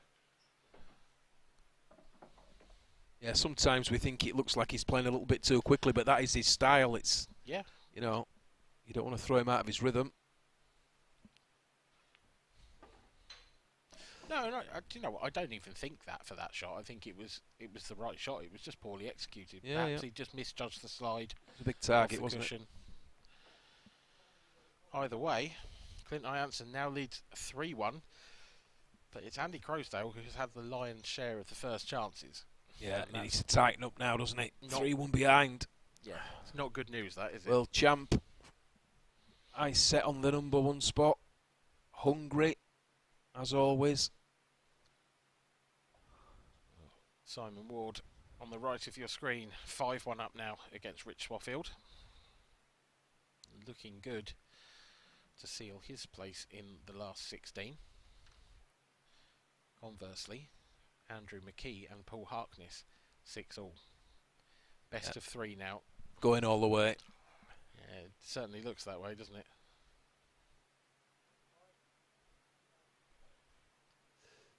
So, Clint to break. Breaking from the opposite side to Andy Croasdale. Head ball. Yeah, struck them well. Good control of the cue ball. Yeah, it's a pretty nice break, and you got to say yellows. I think he'll play the plant up to the top left first. Yeah. The real problem, yellow, the one on the bottom rail next to that red. Yeah, but the good thing about it is the yellow either side of that yellow both afford the possibility of dislodging that ball. Absolutely, and actually, And you'd be unlucky not to be on something, you'd feel, if you did. well, the one thing I think you've got to be careful of is I think that red and yellow is a plant. So if you do go into it, you need to make sure you've got something afterwards. Yeah, I'm not. When you look at the overhead, is it a plank quite? It might just take the pocket, but yeah, it's a danger, definitely. It depends how you catch How the we red. catch it, yeah, because it's not touching, it could. Yeah, If you can get to a position where you can go cushion first into the red, then no, it's not a plant. This is not the nicest of shots. He's played a good pot there, but that's covered the ideal pocket for the red above the black. I think. I don't think that passes the red now. Oh, that's a big miss. It is a big miss, yeah. And a big slice of luck because he's held his hand up there because he's left Andy Croasdale very little here. Yeah, and if he'd have made that ball, he'd have been on nothing, wouldn't he? Yeah. So, yeah, he elected to go. Ideally, they would like to have caught the bottom cushion and then hit the back of that red. Well, Andy Crosdale makes a ball. Needs to find something here, Andy, for me.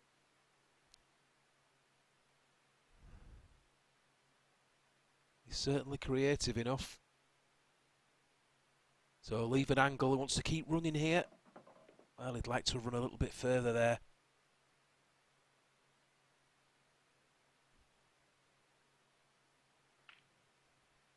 Ideally, would like to go into this red, the bad red. And he has done, and that might do him. Does this go to middle? If this goes to middle, which it does, what a shot that was. This is a really incredible effort so far. What a fantastic shot that was. Yep. Needs to negotiate the yellow near the middle here, which he has done. He'd like to keep running there. He's very thin. Just pulled up short. He's going to have to go up and down the table here with the cue ball, and that yellow in the middle of the bottom cushion is very much in the way. Unless he checks this with an extreme amount of side. Well, he has done. Tried to run into it. Well, he tried to run past it, I feel, but he's got a shot here, you know. He does. Cut to corner. Cue ball coming down table. Black goes to middle. This time, that yellow I was talking about, he'd probably like to hit it. Yeah, it'd be like to be left of it, ideally. Oh, well, wow, he's he's going come around round. the angles. This'll do him. This'll That will do him. nicely. Get this for a finish.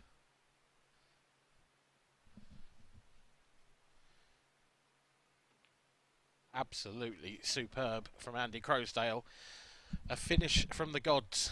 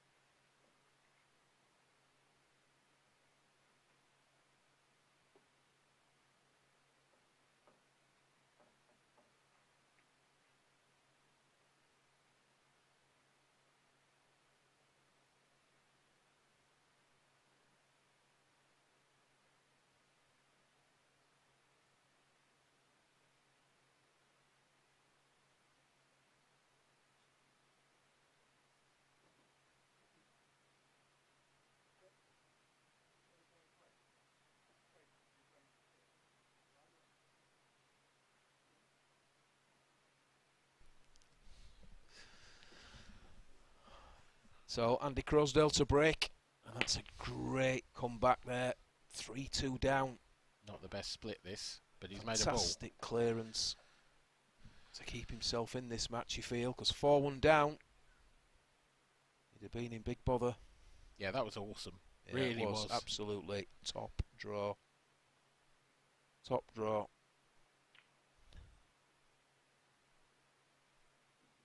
Be feeling good after that clearance. And he's made a ball from the break. These yellows are all right. It's these yellows. Look at these yellows.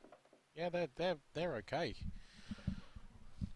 Just got to be careful. Yellow next to the black. Those bottom three yellows need taking in the right order. Oh, well, but you've got to make the top ones first. You have, yeah. And now our attention's turned to the red balls, and they don't look too bad either. Just that one between the two yellows. But I Now believe it towards the does go bottom to left. corner. It's borderline, isn't it?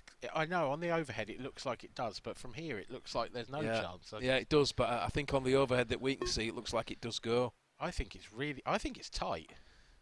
Well, we might find out now, because if he's on it now, and it is tight, then you'd take it, wouldn't you? You would think so.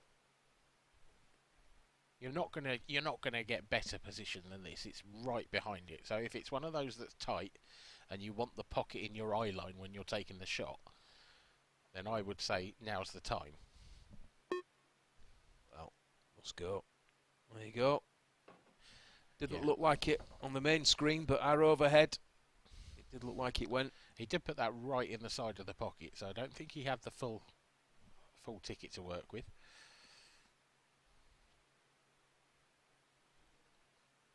Just needs to be careful.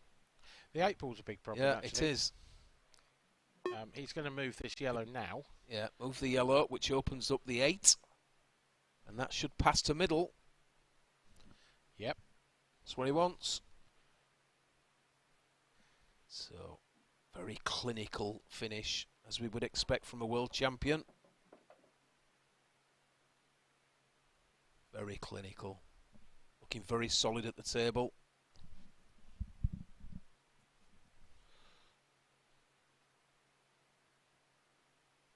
Yeah, just again, a little bit of care and attention here. He's bridging over balls. Just leave yourself a nice shot. Yes. Yeah, he could have gone either way there. Could have played the other red first if he fancied it, but he just always goes the right way, Dan, doesn't he? I mean, it's always the right way if it goes in. And generally, it does.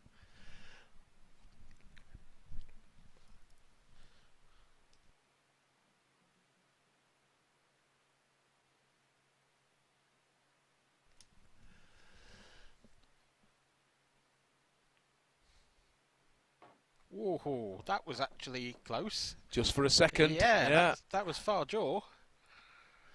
Far side of the pocket. You play that much harder and that doesn't go in. That was a little bit off target from Clint Ianson, but it was close enough. Yeah, and this shot here in the previous... yeah, let's take another look at that. Look at that. Look at this for a shot. Yeah, it's one for the highlight reel. It was a brief hand of apology, but to be honest, I don't think it was necessary. He put his hand up, but it was a great shot. It deserved to get the superb from Andy Croasdale that time, but unfortunately he couldn't follow it up with the same level of brilliance in the next frame. So Clint retains his 2-frame lead.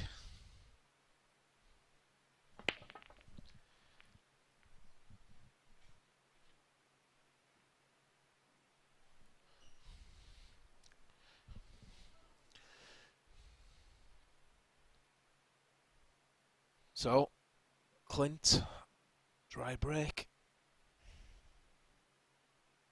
Big first shot. Gets the first shot, he gets the frame, you think. Oh. Well, I'm absolutely with you there, Dan, but I never for a second thought he'd miss that. I didn't think he was going for the one in the middle, to be honest. I thought he was taking the long ball. I thought he was going to take ball to middle, but he could have played it half pace, just dropped onto it. Yeah. Got to be classed as a bad miss, that. Yeah. Nothing to do after that either, had he? No. And now you look at Reds and you think, well, now it's Clint with that amazing opportunity, because it doesn't get much easier than this. All the yellows in the middle of the table in a cluster, all the reds in potable positions. Yeah, I'm very surprised he missed that ball to middle. Very surprised.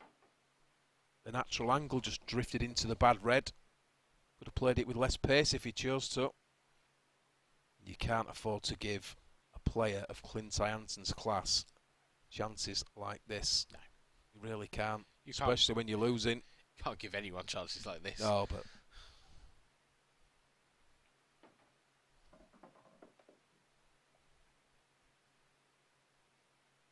And we know that Clint is fired up more than ever with the possibility of #1 seed going into the World Championships on the cards. So he's absolutely fired up, on top form for this weekend. But if you start giving him chances like that,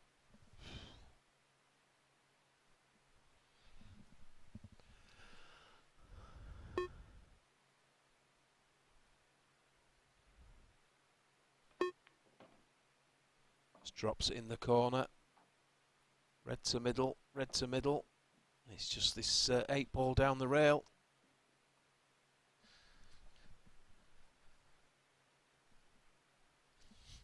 Just a little bit too much angle. So he elects to screw off the side cushion. Puts him back in perfect position. It's top through. Just drop this into the corner for a convincing, it has to be said, 5-2 lead. Yeah. Andy Crosdale has shown flashes of brilliance, but they have been marred by the odd really careless error, and that is why Clint Ianson leads by 5 frames to 2. It's not through lack of chances for Andy. No, he has had opportunity, especially in the last frame. That ball to middle, big surprise to us both that he missed that. And effectively, he handed the frame straight over at that point. What a difference that would have been if he could have taken those. 4-3. 5-2, you feel, is point of no return. You've got to get the next frame on the board for me. It's helpful that this is in the professional, and so for a race to 8, I think it's, if this was the open and it was a race to 7, that 5-2 becomes quite a lot bigger.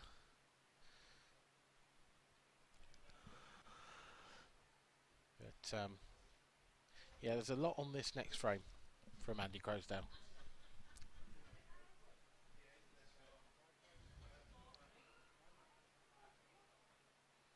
And of course, it is Andy to break.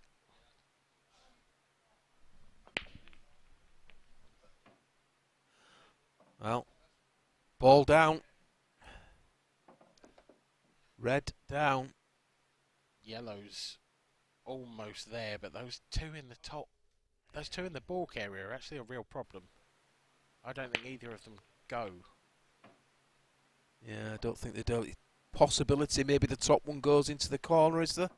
If it does, then I think he's got to take yellows, because they're actually sort of all there. It's, it's a big if. It looks to me on the main screen as if it goes into the corner, but for once on the overhead it looks like it doesn't. So yeah, it's the opposite of the previous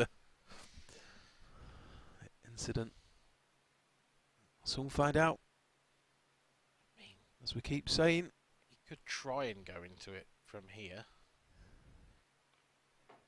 No, it must go. Yeah, must it go. goes. It goes. It's really tight. It's one of those where if it was a red and a yellow, you'd struggle. You wouldn't want to take it on. Ooh, yeah, in. Went in the side of the pocket. I don't think it went clean. But what a lovely chance for Andy, having messed up the previous one. Yeah, the key thing is position second, last yellow. He is on that, isn't he? He hasn't underdone that slightly. I don't know if he is on it. I really don't. I don't think he is. Well, he isn't. He's going long.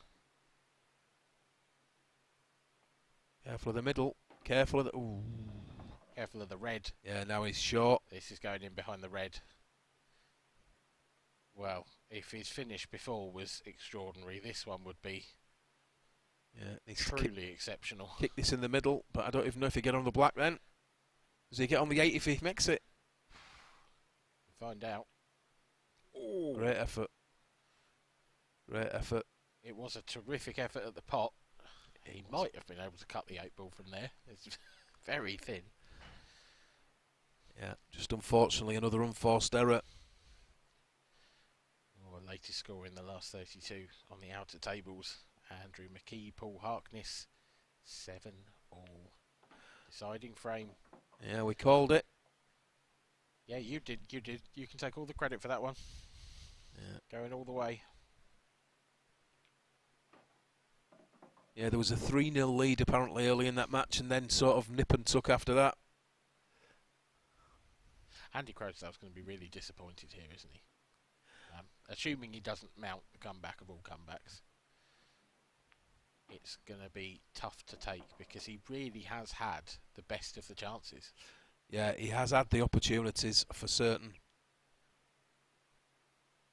Too many unforced errors against a player who is on top form. And to be honest, they weren't even. It wasn't even like they've been the trickiest finishes ever. This one, for example, it wasn't that tough a finish.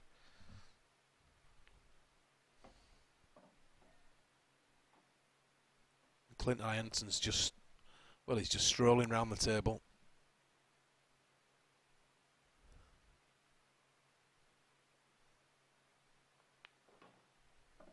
He's not needed his A game even at the moment, has he? It's just absolutely solid.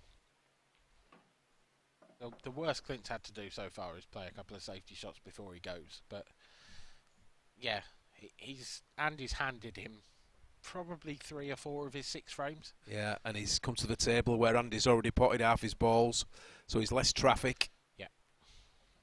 Oh, well. Who's won it? Because it's finished. It's Andrew McKee who goes through to the last 16. That was quick, so I reckon that's a break dish to finish, looking at the layout of the reds that are sat on the table still. So, congratulations, Andrew.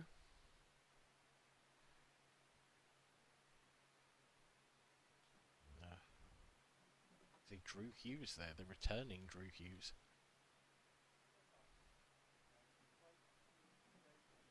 He'll be getting ready to play his match. Simon Ward, Rich Swaffield, 6-2 to Simon now. Rich not doing a lot to stem the flow of frames in the Welshman's direction. And interestingly there, we see Clint Ianson go over to the cup break. Yeah, and it's gone. It's probably the worst one he's hit. I know he's had a couple of dry ones on the front ball, but he really didn't hit those all that well.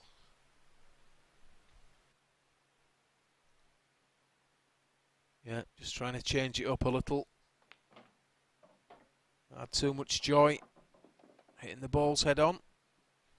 And that was a nice shot. Yep. One of each, so Andy's kept his options open. Yeah, but you do feel he'll be going yellows. He's got to now, really, yeah. Couple of issues. Yeah, and he went screwed straight in off. Wow. Yeah, I was about to say he's going to try and go for this yellow now, but too loose with the cue ball, unfortunately. I think that's one of those where on an outer table, that's probably fine. And then you get in here on the freshest of fresh cloth and it just rips back. It really did grip. And of course, it's still an open table for Clint as well. So,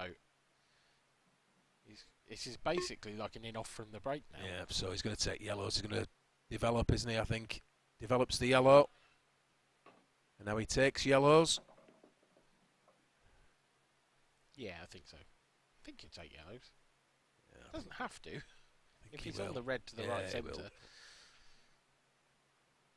Come back out for yellow to middle.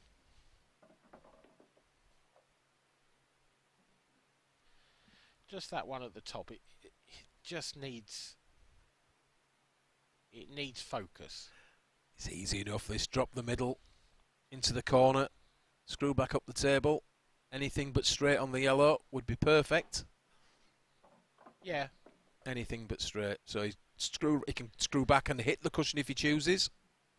Or it can screw back and try and land short. Yeah, and he's elected to hit the cushion. I like that version. I think less can go wrong. If you overhit it, you might end up with a bit too much angle, but that's less of a problem than no angle at all. Correct, yeah.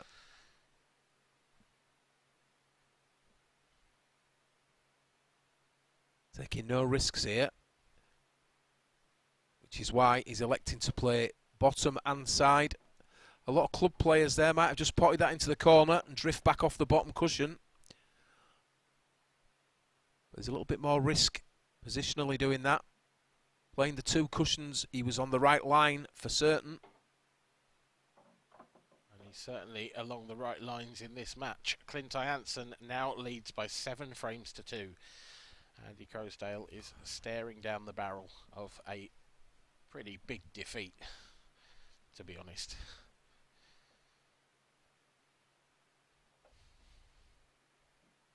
And he's just not taking the chances that have come his way. No, you've said it before already in this match. He's had the opportunities, hasn't he? Yep. He's had the chances. They've been there. He's tried to attack the table. Things just haven't worked out for him. Oh, there's a chairman on the screen. Is he going to crash land in the match, do you think?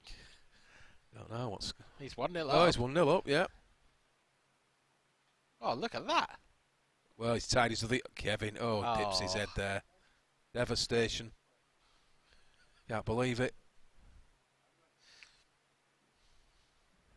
Don't suspect we'll see much of that match as the time goes on. And he's just about avoided the in-off there. Yeah, didn't hit them well. But ball down anyway. Really swung his arm at that one, didn't he?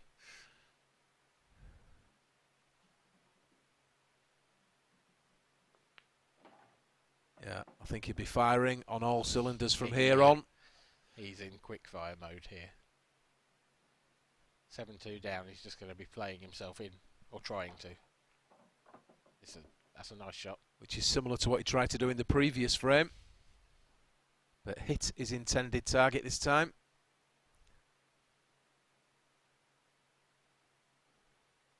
And if Andy does get things going, believe me, it won't take him long to get back. No, that's the one positive about... Well, the one positive, but one of the positives about the way he plays.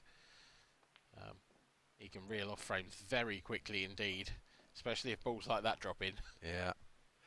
But he needs so much to go right from here on in. He needs Clint to dry break continually. He needs to make the most of every single opportunity that he gets at the table. And it might not be enough at that. That was a delightful little shot. Beautiful shot. Beautiful. So drop this in the corner. Drifts out. And doesn't want to be bang under the cushion really. Yeah, this is tricky now because I think he's got to push the cue ball through it. Yeah, just drop it in dead weight. Is it there? Bang on. It's always nervy when you have to play one like that because you worry about not making the pocket and giving two away. But he's still in the match. It's 7-3.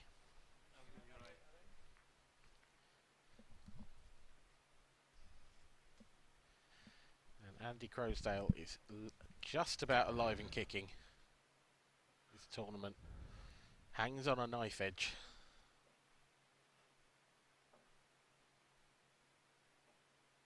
Well, Clint, he needs to come up dry here if Andy's got any chance. I mean, his break hasn't been good in this match, Clint. It's probably one of the more disappointing facets from Andy's point of view is that he hasn't taken advantage of Clint on a day where he's not broken particularly well. Yeah, he hasn't broken particularly well, as you say, and he's tried breaking from the front.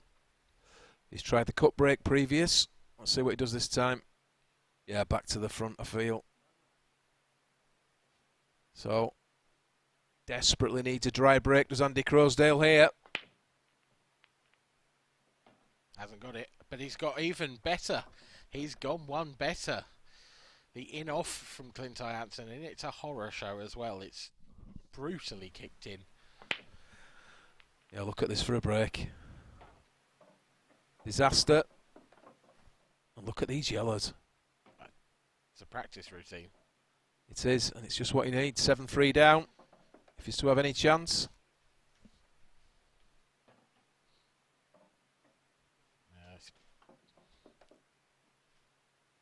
Perhaps a little early to be talking about the comeback, but...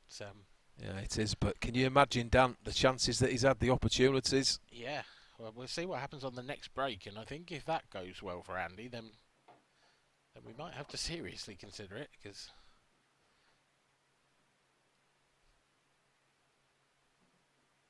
I mean, if they keep coming out like this in Andy's favour, then you'd bank on it. Yeah, 7-4.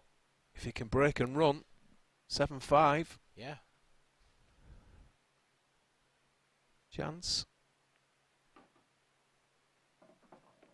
Well, yeah, a bit short. A little bit short, this. Just got to drop this in, tickle it in. Doesn't want to run away. And that's so easy to do. As full as possible. Oh, that'll do him. That'll do him. Yep. Doesn't have a full pocket here either. Red on the cushion. Took it well. Strokes it in. 7-4. How quickly these games can turn around.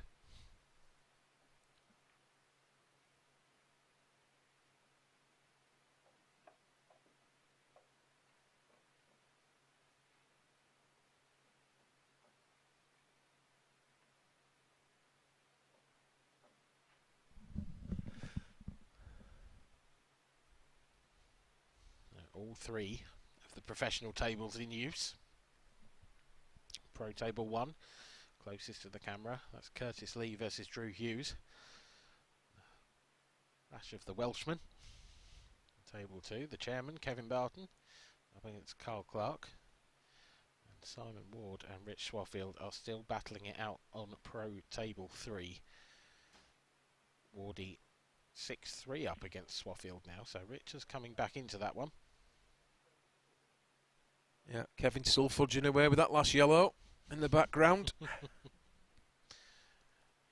That sounds like the voice of experience. Yeah, old habits die hard. Well, Andy Crosdale has done part 1 of the recovery job in frame number 12. But he's finished with a very awkward cue ball. And a pretty awkward layout to go with it.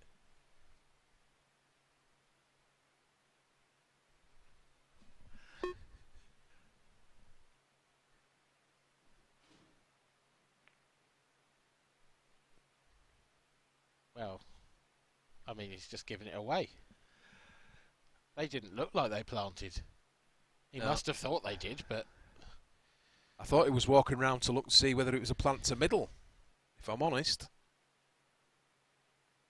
Well, Clint Ianson, your time is now.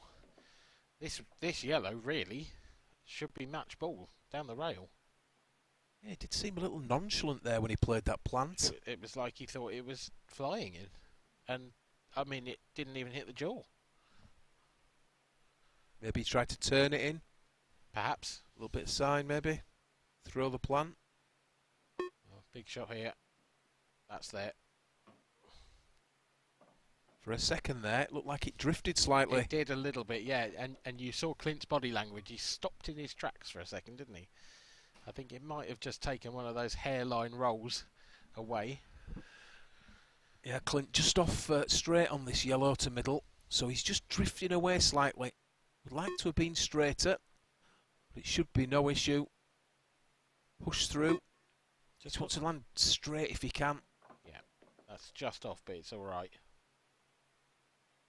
Basically, I reckon he's got half the pocket here, and he's got to use every piece of it. And it's got to be dropped in dead weight.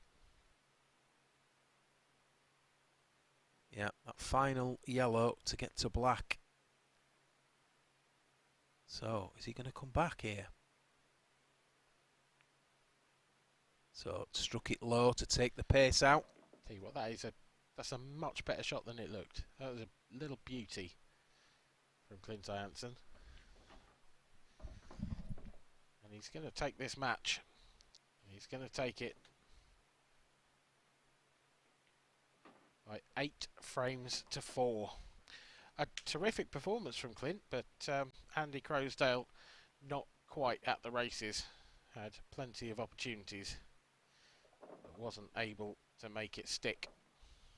Clint Ianson, on the other hand, waltzes through to the last 16 in this IPA Grand Finals professional event here on the Isle of Man. It's been a beautiful day, beautiful sunshiny day here on the island, and hopefully we'll have another one to wake up to tomorrow.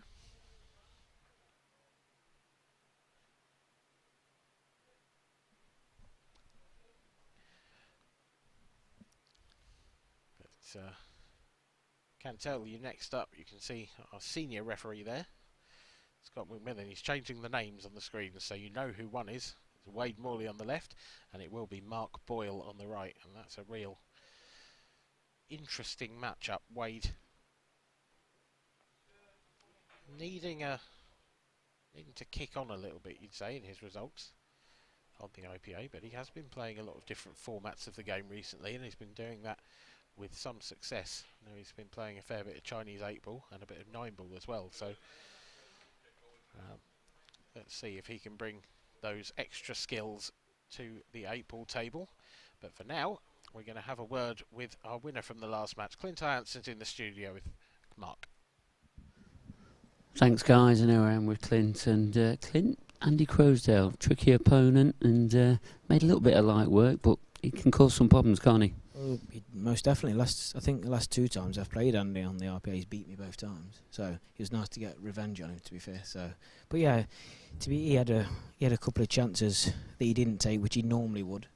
And I think if he'd took them, I don't know what it was. It could have been 6-all, I suppose. Maybe even 7-5 to him. Yeah, and I said to Kevin earlier in the studio, just before your match went on, you know, over this last season, Andy seems to have settled it in a little bit more, because it took him probably 2 years just to really settle into the IPA. But you know, now he's really showing some of his class. He's definitely you bang on there. He's definitely playing a lot better. He's playing like his old self, really, when he used to play back in the day. Yeah. I still don't think he practices much, but you're right. It took him a couple of years to settle onto the IPA, but now I wouldn't be surprised if he was winning events in the next couple of years. And you yourself, you know, one about practising. Obviously, this #1 spot, it's very close to you now. I know it's really top of your list to try and get next. You've got the world title, you're the current world champion, but this #1 spot, it means quite a lot to you. How much time have you been putting in to try and get this #1 spot? It's been tricky this last month or so, because I've been to China to play Chinese 8-ball pool, so I haven't really put that much practice in. But obviously we've got the IPA Masters coming up as well, haven't we? Obviously, yeah. I'll be literally living on the table from now until just before Christmas, really, because I've got some big competitions coming up.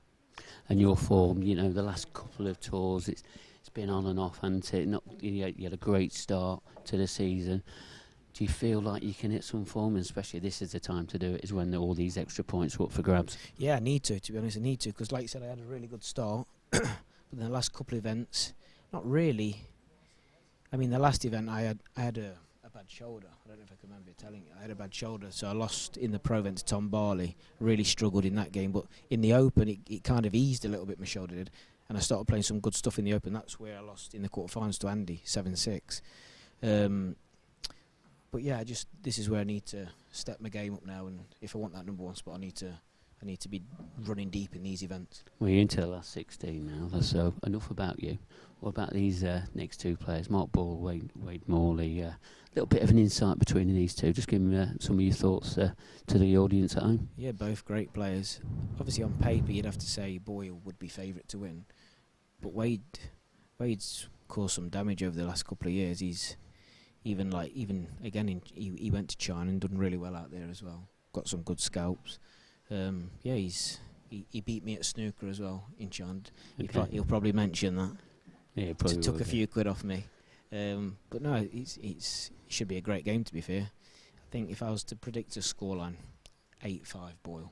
Okay, and a little bit just about the Mark Boyle break. I know we always talk about it. I mean, you're a player that swaps your break. Sometimes you go the head-on break, then you go the cut break. Just talk about how Mark Boyle's break at the moment. He must be the best in the world of the cut break, isn't he? Well, his cut break's been the best in the world for probably since I played him for money. That's the first time I really seen how good his break was, and that was 6-7 years ago. His cut breaks since then, it has been the best cut break in the world, probably the best break in the world. Even the front ball break, it's just a massive tool to have. I think a lot of people, if he could sell that break, he'd make a fortune. Well, that's enough from you then, Clint, but thanks very much for your insight there. But let's just before we start this match, let's hear a few words from Mr. Magic, Mark Boyle. Cut break. Okay. Horrible to watch. Yes. If you're playing against it. How do you get that much power into a cut? I've tried it. I fly the weight off the table. I'm twice the size of you. How do you get that much power into the cut break with the control? Is this maybe top secret? Am I allowed to ask? It's quite simple, really, when you think about it. So I'll let you think about it. I say, but I'll tell you what. See, like the week or couple of weeks leading into this event, because everybody's had their summer holidays and that. So I went back and I started practicing, and I tell you, I've not put so many holes in my wall in a long time. So it may be fun and games this weekend.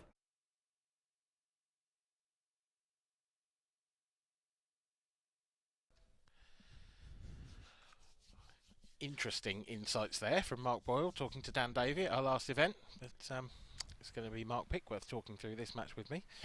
Yep, I've just trotted my way through from the studio. We had some really, insights about Clint Ianson. Obviously, wants this number one spot. Also gives a bit of an insight about both of these players as well. So very interesting to hear from the current world champion. Yep. Who seems to be not a bad form. Probably didn't really get into second gear yet, but that's how these top players are. They don't want to start off too quickly, do they? No, I mean, Andy Croasdale, to be honest, handed Clint that match, in my opinion. He had the lion's share of the chances. He didn't play well enough. He'll know that. We all know that. As Clint said, he'd beat him in the last two matches. Yeah. So, that was probably at the top of Clint's mind, knowing that as well. So sometimes that can be difficult to overcome, but Clint's found a gear to do that, and he's in the next round. I mean, arguably, that would be even more of a disappointment to Andy, because if he'd won that one, he really would have got in Clint's head about, facing him in future tournaments.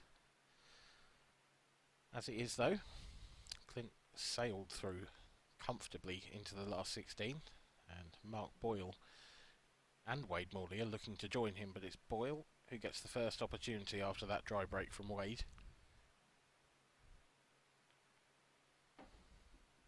Up to number 6 now, Mr. Magic, Mark Boyle.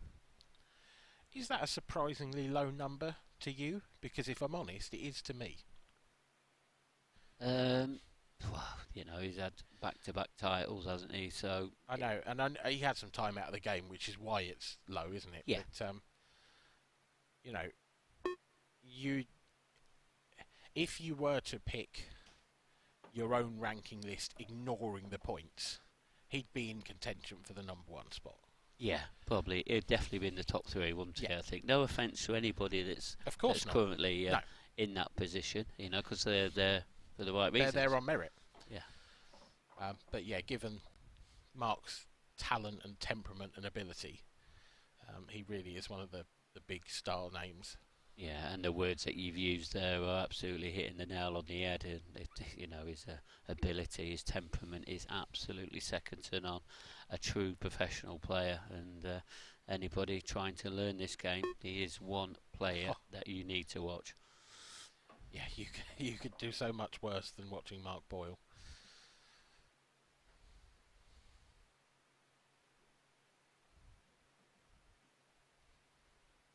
Feel a bit sorry for Wade there, because that break, Mark's played one good shot early on, but he's not really had to do a lot here.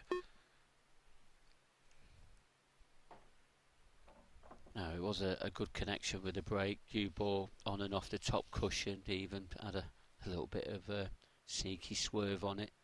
Slightly underdone this, Mark, actually. Going to have to come on and off the top rail now.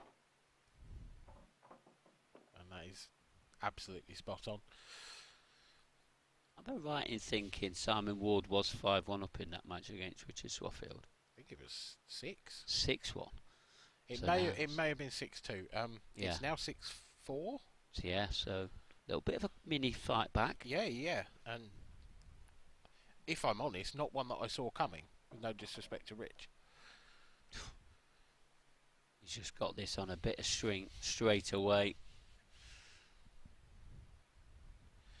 Yeah, and that is real talent. Coming onto the table, straight onto the TV table, and just immediately getting the feel for it. Immediately getting that level of grip right and that level of speed right. Such a tough ask. But, if anyone can, it's Mr. Magic. 3 games on the outer tables, and Simon Ward not looking all that comfortable sat in that seat, craning his neck to check out Rich Swafield's position there. Yeah, you could see the grimace on Richard Swafield's face there, because he's obviously leaving a bit of hampered queue in there. But he's at the table, it's a chance. It's too much angle as well, is what it is. I think he wanted to be straight on this red. He could have just run it through. Probably overdone it by probably a foot then. Yeah. Well, we'll keep an eye on that score. Keep an eye on all the scores as they develop, and we'll keep you posted. One thing you need to keep an eye on at home is this Mark Boyle break.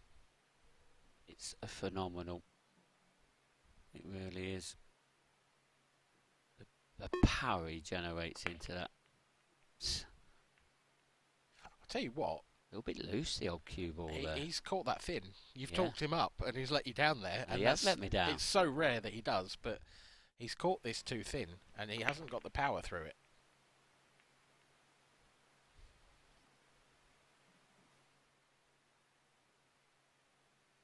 So, Wade, what have you got in the locker? There's a bold opening shot here and he's not going for it, but the plant red onto yellow up to the top right. For me, if you make that, you make the frame. He's now got a big problem there.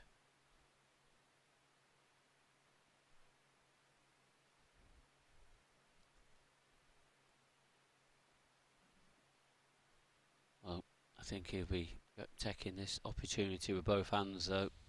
That needs to travel shorter pace, but he's still got another option.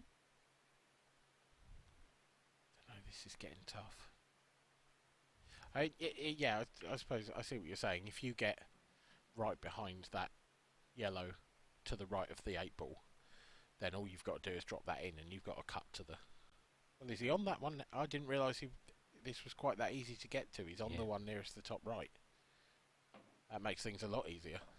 Well, I don't think he'd be happy with that one either. The only thing, you know, if he does tap this into the centre, he's canning into these reds. Could come into play. Is it worth taking it as a double? Well, I just think he just draws this back and tries and gets on it next ball.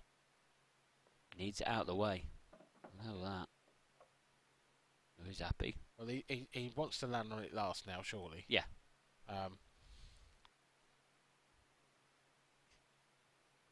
So he's got to play the one in the middle and stun across. Well, or he can trot the white up to the right corner pocket and play the yellow into the left centre. He's got options. I mean, he's probably got options of both shots now. Yeah, I think he's looking at stunning across, but I could be wrong. Yep, he is. He's not hit that. Short again. He hasn't found the pace of the table yet. I'll have to dig this. Yeah, I mean, this is almost skill shot territory because he's got to dig right into the cue ball to hold it. It's going to be running into the 8 ball. He might make both here. Doesn't want to slide off the left-hand side of it. Well, it's just all right. Just okay. Controlled nicely. And this has been a good reply, really. Yep. Not the most orthodox way of getting round, but he's made it. One visit apiece, though, isn't it? So with 2 dry breaks. And with the reverse clearance, 1 each. Yeah, good work there from Wade Morley. The Blade. One of my favourite nicknames. Actually, this is a battle of 2 of my favourite nicknames in the IPA, to be honest. Wade the Blade. Yep. And Mr. Magic Mark Boyle, of course.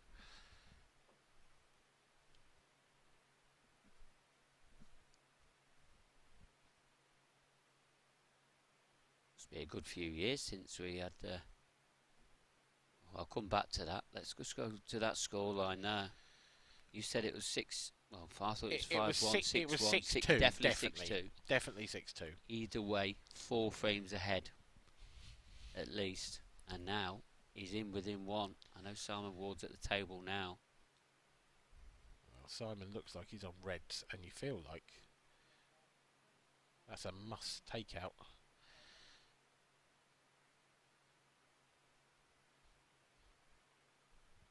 Have a look at the Wade Morley break. Definitely get some action off that top cushion.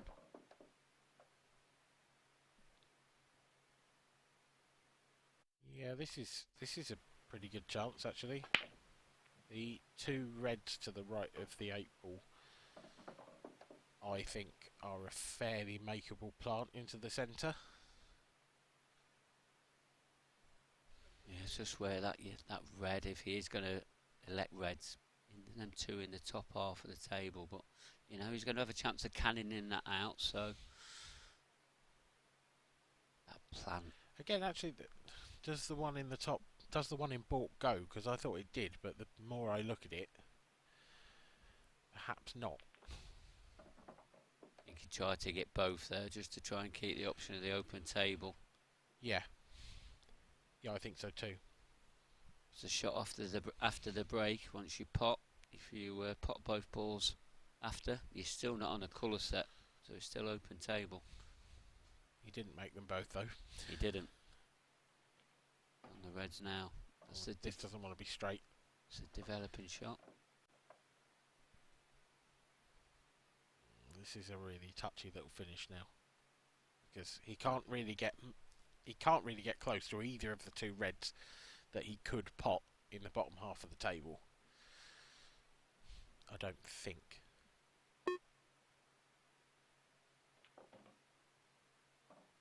That's pretty good. Both go in the middle though, do they, I think? So? That's a great question.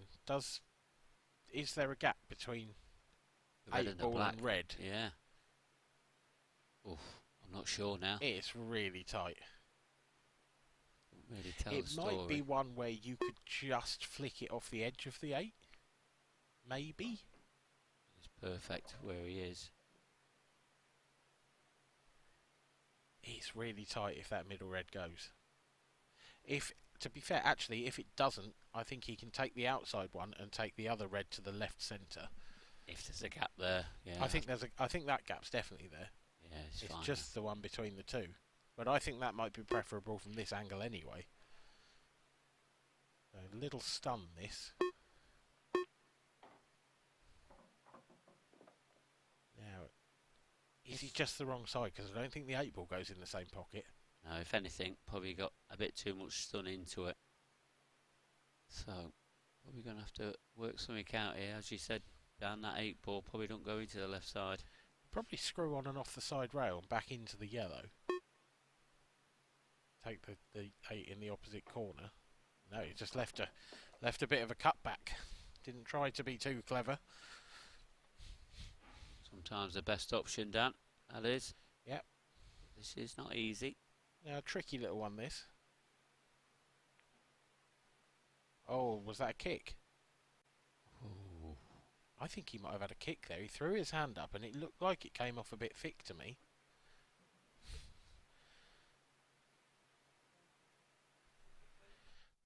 Let's have another look. Yeah, that's a kick. Slid a little bit, didn't it? Yeah, yeah. Slid. Just the cue ball, the 8 ball came off straight. Yeah. I feel for Wade there. Has probably had about the best result he could with that cue ball.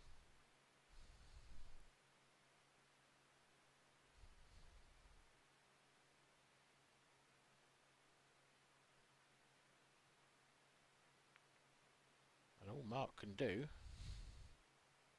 is hide the white. Can Wade see the up and down? Can he get past the yellows? I think he can. Maybe a trace of right hand side here. There's too much right hand side on that. Yep. Asking a lot there from them cushions. So that's a really tough to judge. yeah, he either had that one cushion escape or he had to play off both angles. Yeah. That was the only two options that Wade had. Tricky, both shots. Yeah, absolutely. It's one of those as well, personal preference, isn't it? You can, if you play that jaw-to-jaw shot, if you're good at those, you know, there are some players that specialise in that kind of thing. Yeah. Some players that hate them.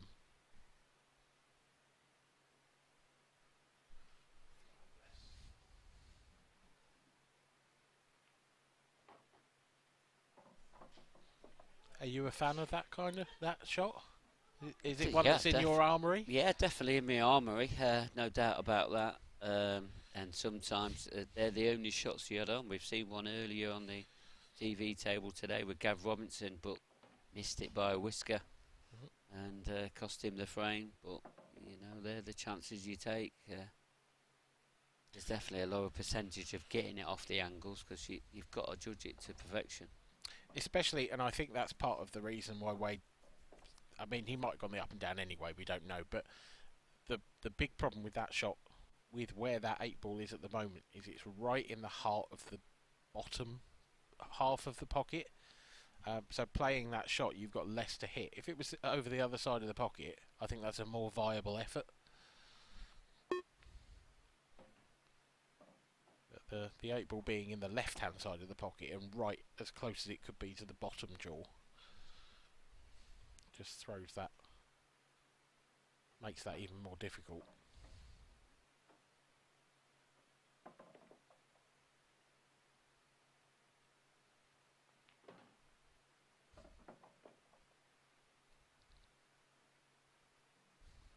That last yellow from Mark there. If I was in a practice game, there's no way I'm not taking the skill shot on. And I'd be annoyed at my opponents if they didn't. In practice. In practice, of course. Yeah. So Wade left to Rue what looked to me like a kick. Yeah, each of these frames going against the serve, as it's called in tennis. But, Yep. it can go that way sometimes. Right, we're gonna Slid a little bit. I think there's a definite kick there. Just keep an eye on that. Yeah, to me there's a jump on contact. Well, there's nothing that man can do about it. No, but it is bad luck. Yeah. You don't like to see it. But it's, you know, it's still early stages of this match. It's not like it's 7-all. No, if that happens in if that happens at then a different stage of it's the sickening, match. isn't it? But yeah. Not saying it's nice either way, but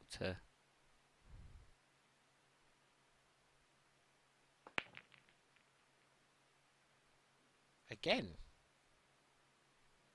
his radar is ever so slightly off for me on this cut break, Mark. yeah. Oh, this is weird. I've just realised I've commentated on a Andy Croasdale match with Andy Richardson. Now I'm commentating on Mark Boyle with Mark Pickworth. Where's Dan Davey when you need him? We are testing you. Yeah, we are testing you. That's the reason.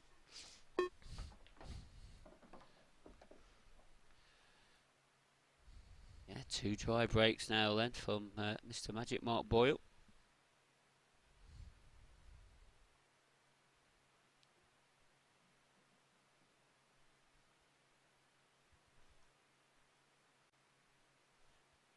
When was the last time that happened?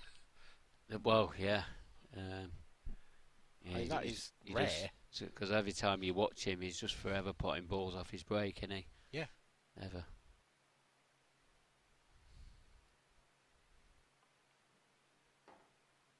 Just the cue ball a little bit. So you got on and out. I think he's only got one down the cushion.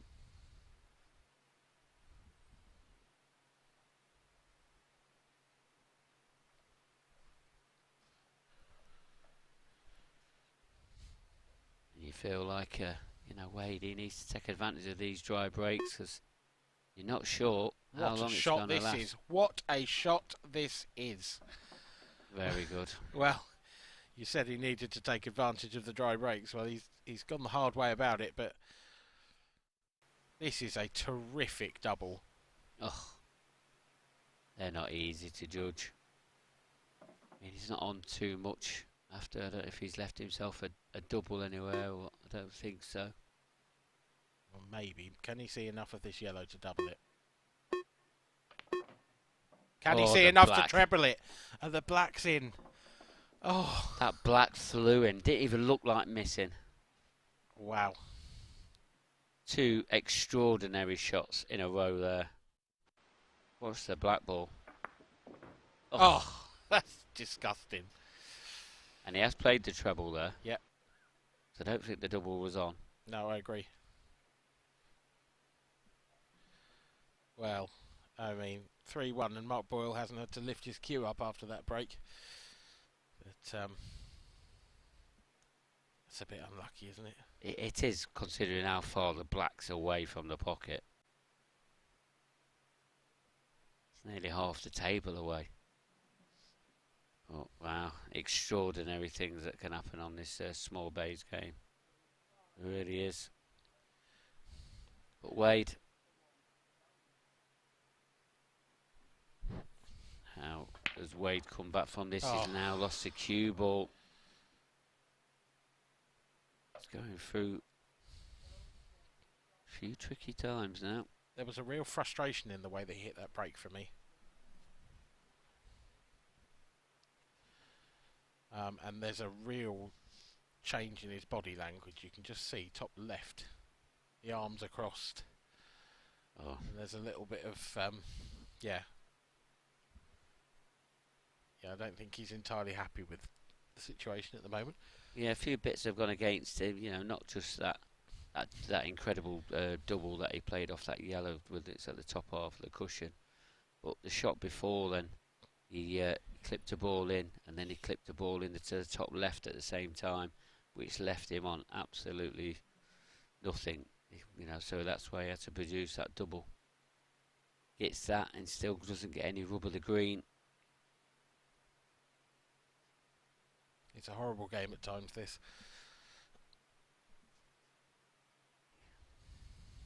I think that's the good thing about these race to eights. It's very hard for it to rub against you for the whole of the match. It's yeah. You're still going to get a winner and a loser when it comes to the number of things that go for or against. But in general, yes, a race to 8 dampens the effect of any luck.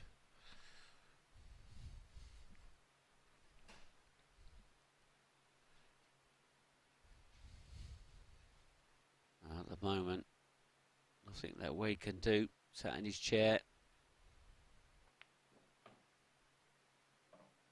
It's 1 free visit, 1 shot. Mark's just going about his business here.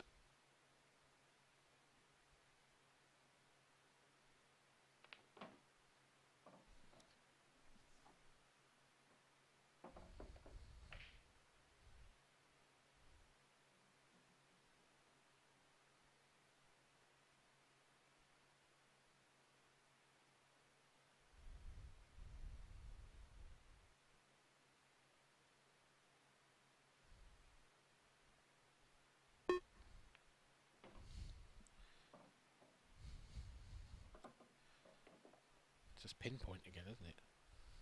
Yeah, it certainly is.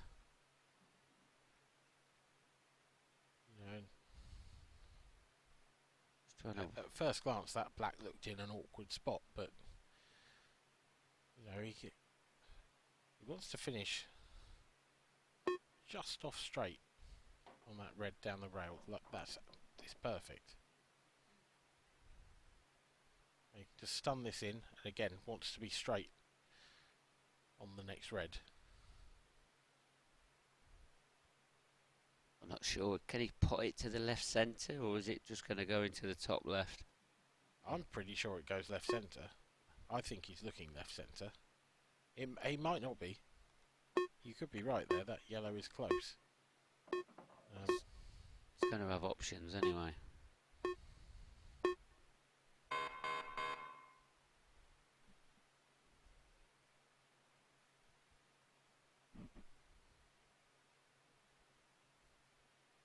So you think these 2 yellows, they're probably going to help him get on this black? Yeah, he's just got to slide off. He's got to be careful here. Just wants to slide off the yellow. There's a bit more angle on this than he probably have liked. That is perfection. Oh, just thought he was just edging a bit too far, but as you said, Dan, perfection. I saw you pulling the air through your gritted teeth like a mechanic, about to give you some very bad news. Yeah. But no, it was spot on. And of course it was. It's Mark Boyle. Yeah, absolutely. The only bad news at the moment is for Wade Morley. He's trailing by 4 frames to 1. I feel for him here. You do, especially Mark Boyle's break. It's next. And I know Mark's had 2 dry breaks, but you feel like sooner or later he's going to start connecting. Yeah, it's almost as if his timing on the break is ever so slightly off. I feel like... I'm not sure, because I feel like those first couple of breaks, they looked to me exactly the same. And that was like a Mark Boyle break that had just gone slightly thin. The power was there and the pace was there on the cue ball. It absolutely ripped round the table off the pack. But I just feel like the contact with the ball he was aiming for was just not quite right somehow. Yeah, it seems to be not hitting that sweet spot that he normally hits all the time, does he? Oh, 4-1 ahead, and needs to break next.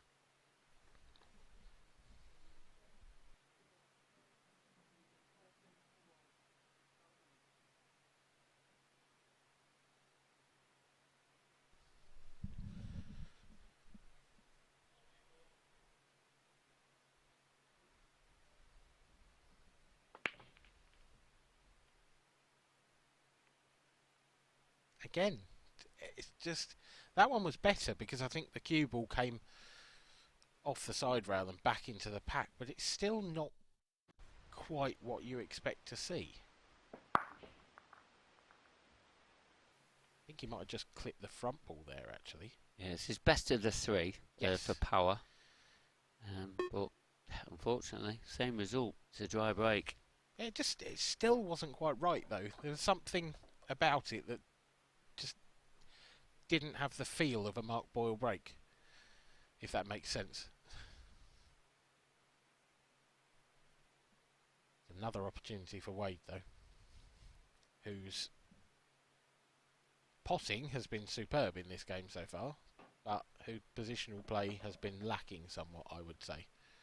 I think that's where Wade's fallen down mostly. Just a slightly loose cue ball every now and then.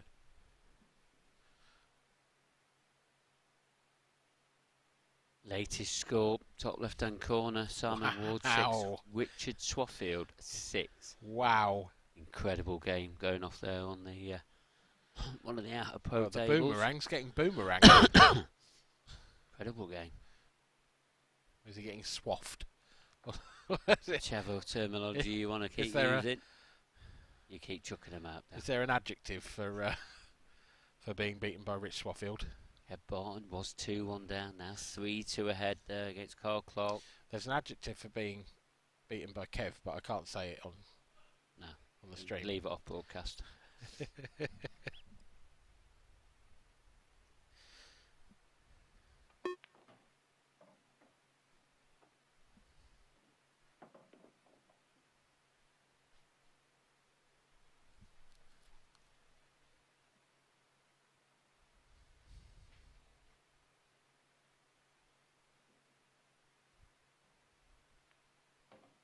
Good stuff this from Wade. It's a good looking finish. He hasn't really put a foot wrong here so far.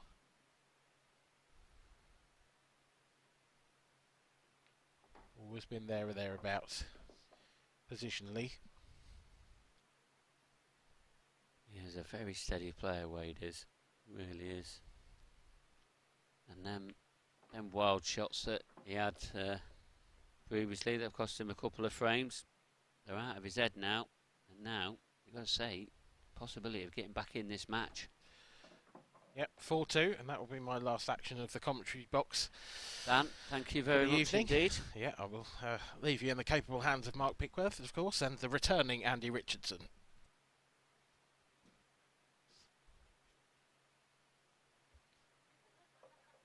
So yeah, our very own Dan Fairway, he's just nipping off now to go get ready for his match.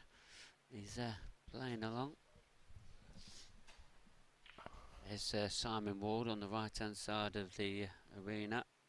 He's at the table. He's on the 8 ball. It's not easy, especially when he's had all them frames been got back. Is it there? It's hung over the pocket. Played it in that way though, didn't he? Andy Richardson back in the hot seat with me till the very end, are you? To the death. Till the death. I am. There's that 8 ball hanging. Yeah, and I've just come out of watching that match. Have you? Yeah, and Simon Ward snookered himself on a black. I think the previous, not the last frame, the frame before. So he's almost there, and he's just sort of just falling over at the last hurdle in those frames. So interesting to see how that turns out. Yeah, credit to Richard there. You know, it was 5-1. Most definitely, yeah, of course, behind, 6-2 behind to come back to 6-all. He's putting Simon Ward under all sorts of pressure. Dry break though, back on this main table from Wade Morley. Mr. Magic Mark Boyle. And he get back to the 3-frame lead.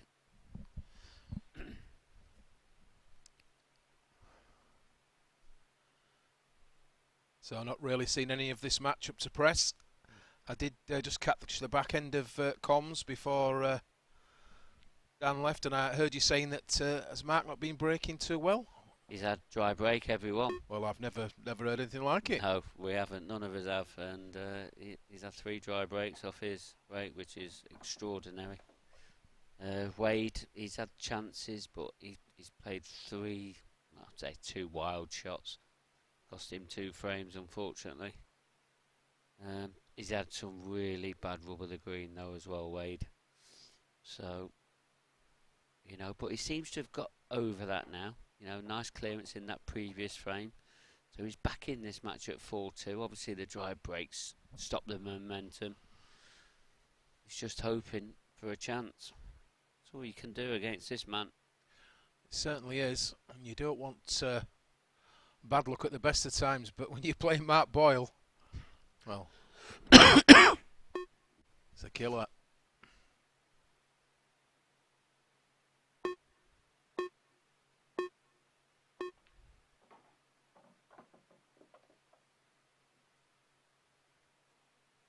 So the tricky bit of the table here would have been these bottom 2 yellows. Just has to be careful. But I like the way he's played it. He can now elect to drop yellow onto yellow. And he knows he's going to be on the ball in the middle. If he chooses. Just doesn't want this yellow to sort of sit behind the red when he plays this plan. Plays off the cushion first, so it knocks the red out. Could do. Oh, right, it's still got the same reaction either way, the way that he played it. Played it at a good pace. Same principle. Controlled. He was on the ball to middle. As long as he didn't tie that yellow up with the red.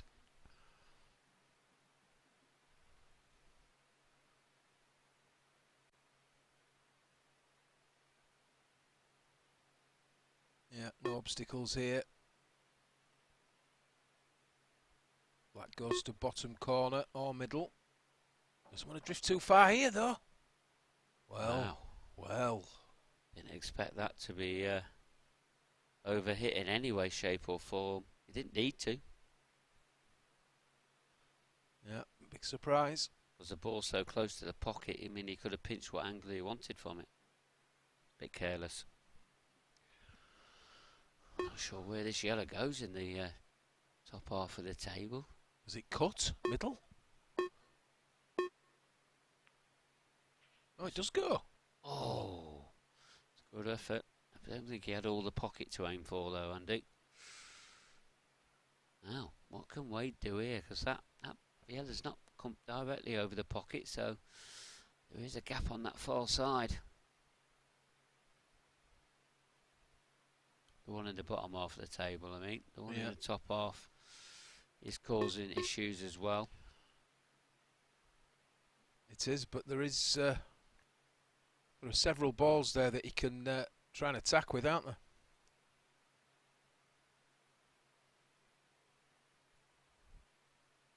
So looking straight away. Yeah, spotted this one to middle. So he's elected to play safe here, but has he quite got that? I think it's good. Hard to judge from our overhead there. See if that yellow has got a pot in angle. He's got down quickly to it. I think he can hit it no problem, but I don't think he can make it. I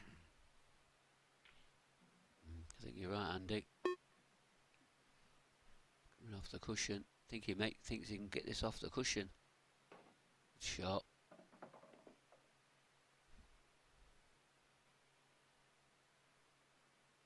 Lot of traffic around that black. Yeah.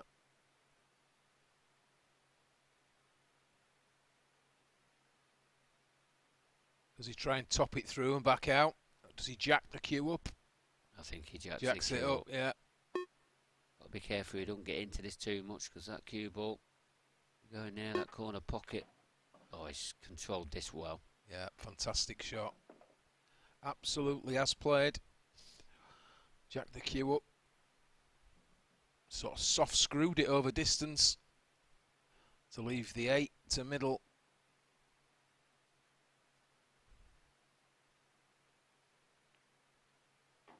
Yeah, absolute top draw. Frustrating for Wade Morley. Didn't leave the pot in angle.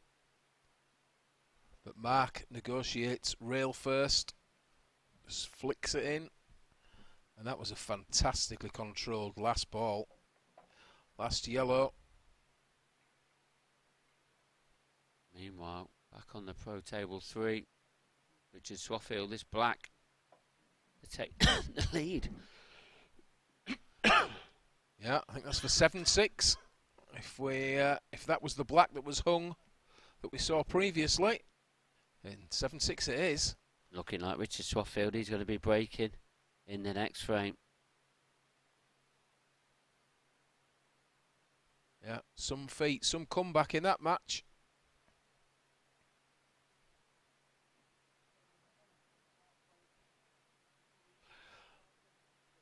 Well, back on the action table.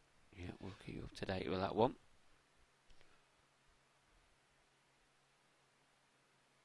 He's changed sides. Took a bit of pace off it, if you ask me. Yeah, he didn't hit them as hard as we know he can. No. And to be fair, they opened quite well, but nothing down. Yeah, same result. Mark Boyle break isn't working for him. Yeah, I think I can honestly say this is probably the first match I've ever known his break not work for him. Yeah. First match I've commentated on anyway. Still he has the odd one, doesn't he? But usually heavily in favour of success when it comes to the break for Mark.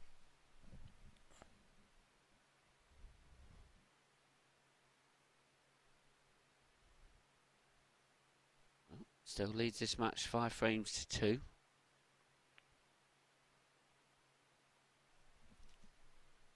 Not an easy opening pot there left for Wade.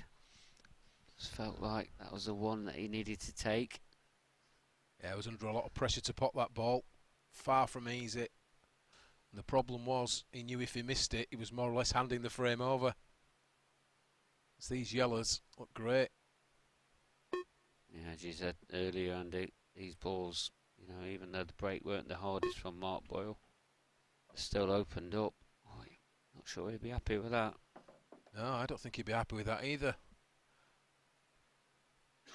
Didn't want that red to hamper the 8 to that corner. Would have loved to have kept that corner pocket open. Obviously does go to the other corner. It just limits his options slightly.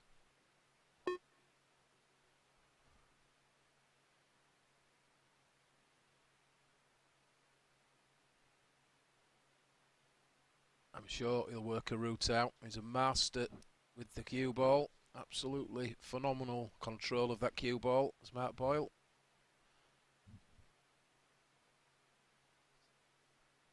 And with him not breaking maybe to the level that he normally does, it just shows you, even without that break, still a commanding lead.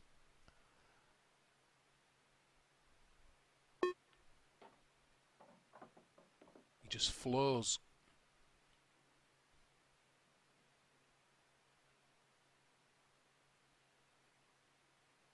He's got an option of 3 yellows here, hasn't he? Looks like he has. Does he play to middle now? Just drop it in. Hold for the other middle. That's one option. Can play to corner. Yeah, he's going to corner.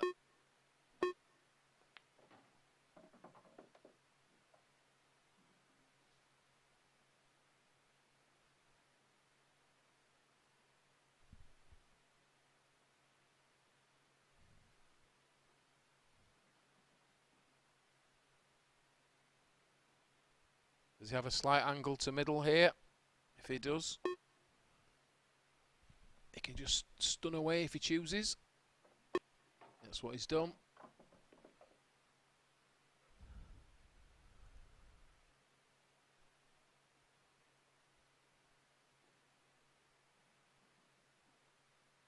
Would probably like to have been a little bit straighter on either of the 2 yellows that you can see for perfect position.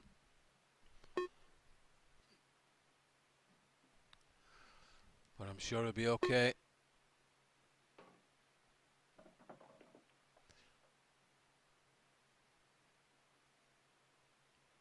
So it's all about the last yellow. Needs to get back up table, below the balk line, you would feel, for the black ball into that top right corner as we look. You feel like the middle pocket's in the way, you know, it's making it a bit more of a acute angle. Has he gone too far? Is he going to go twice across? I don't know. Can't. That red's in the way, isn't it? He does look like he's gone a long way down, doesn't it? Maybe that's his only option now, is twice across. But you feel the red just above balk is potentially an obstacle. Yeah. So twice across it is. They don't want to go behind the red. Well, he's glued to it, I think. I don't think you can see the black. Does it go top?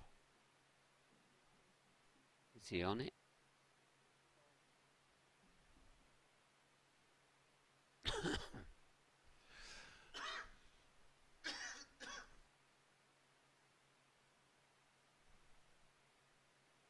No, I don't think he is on it. So, cushion first. To kick it in the corner.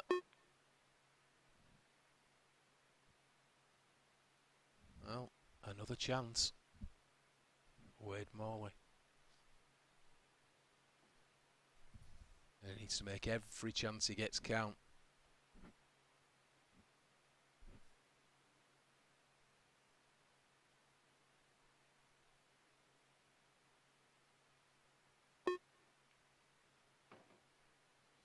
That cue ball was dangerously close to that middle pocket. I don't know if he was trying to get the black out then, and it's just the way he got into that. He hasn't landed ideal. So has to go long again. And these 2 reds on the bottom cushion. We're going to need a little bit of work. Yeah, beat me to it. So I'm about to say the same thing.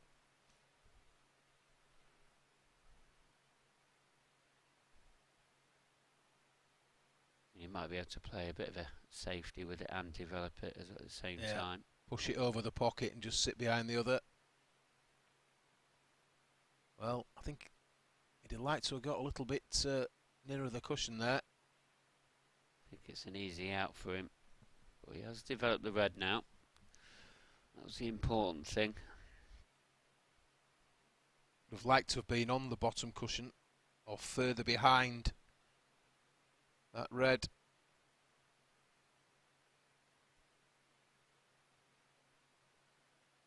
Can he just swerve around this and catch the edge of the black?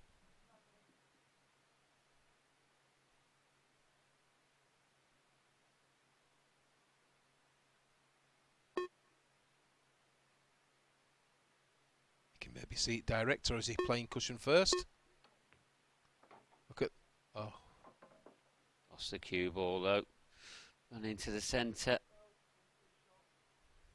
I mean, that black was tracking towards the top left-hand corner as well. Just got a replay coming up here. There you see. It was a great effort, wasn't it, to be fair?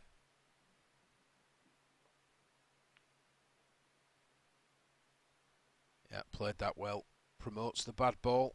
Pushes it up table. Yeah, pretty much into a perfect position for his last ball.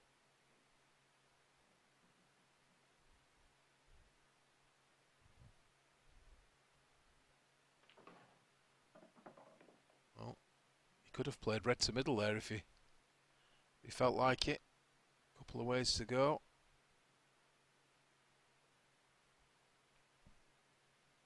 And there we see Chairman Kevin Barton, 4-3 up.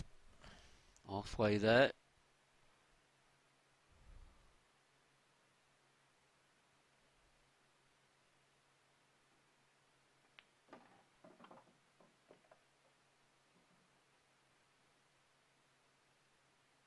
Again, just overdone that a tad.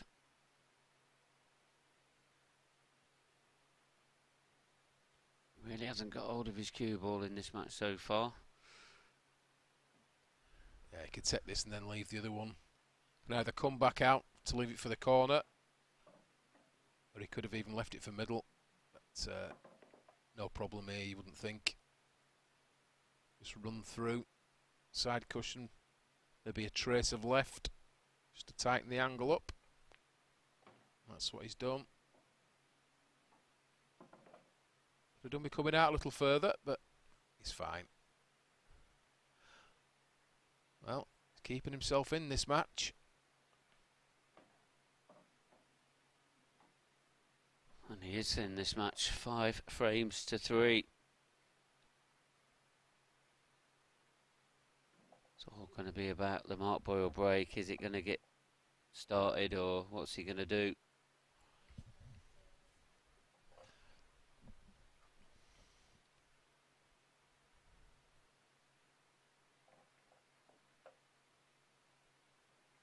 Has Mark been breaking from both sides? Has he tried moving? Yeah. Yeah, he swapped over on his last one, just to see how it was going. But you feel, you know, if Wade does get, you know, a breaking clearance here, going in within one, he's going to ask the question of Mark. Can he hold himself together without his break?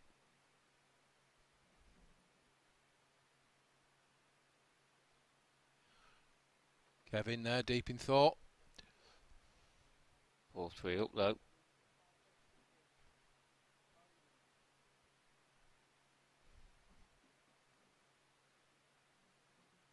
I think the Simon Wardwich Swaffield match, that's still 7-6. Not heard any updates recently. Just when Mark was getting out of his chair there. What a ball that's dropped. Yeah. Last roll of the dice. It's dropped in. Here we see it. Cut break. Hit them well. And there you see it. Just dropped last roll. Found that little cluster in the middle.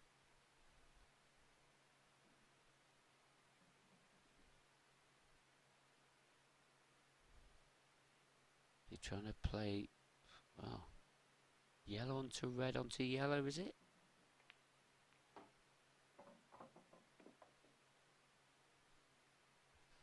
The only thing is them two yellows that are together is, I mean, they do go, probably one of them goes into the centre, maybe both.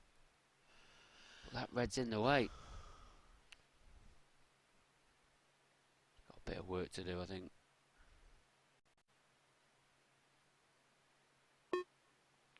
Key positional shot this is.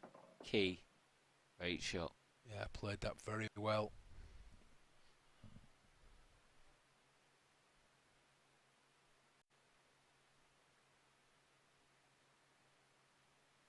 if he's not straight on this, if he's just got a slight angle, he may be able to just stun out wide, which would get him on the next ball straight away, and that's what he wants, really.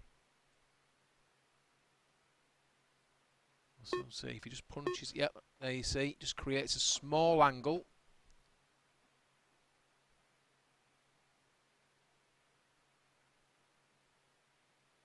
So he takes this to corner. Yellow into this other corner. He just wants an angle.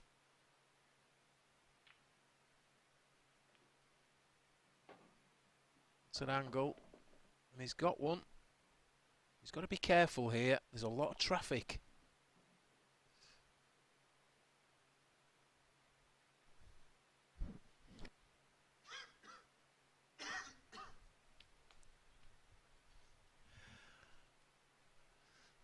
And there you see, bottom left-hand side, stuns through the gap, played that really, really well. Yeah, there was an element of danger to that shot. Controlled the cue ball, bottom left. Opened up the angle through the gap. And this black to middle, and he's right back in this game. Within one. Break and clearance. Exactly what, you know, and there's a bit of the last roll of the ball, wasn't it, at the end of his break? Absolutely. 5-4, Mark Boyle leads. He's back, the blade, Wade Morley. Giving Mr. Magic something to think about anyway. Yeah, if this break isn't working, they don't want another dry break. This was a key shot though. And yeah, he played this very well. It was easy to quit on that shot. If he decelerates, he's in trouble.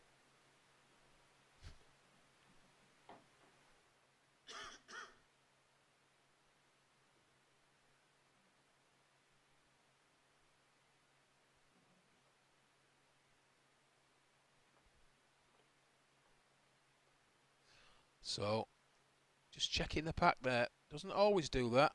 I have noticed in a couple of these matches that the splits, the pack hasn't seemed to open up. Particularly the top half of the pack, so the head ball and the two balls behind it. They haven't really blown open as they often do. He's gone back to his favoured side. Better. A lot better. First glance, though, it's a bit tricky. Yellow's probably have all got pockets, have they? What's that yellow on this side cushion? Or he could take red, maybe. I thought he tried to go into them. So there he intended releasing the bad red on the side cushion. Just went wide of the mark. And again. Keeps trying. He's running out of options though.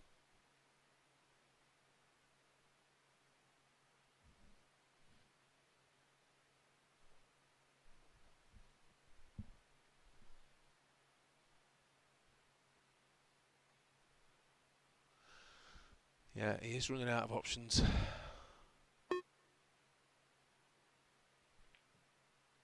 Treble.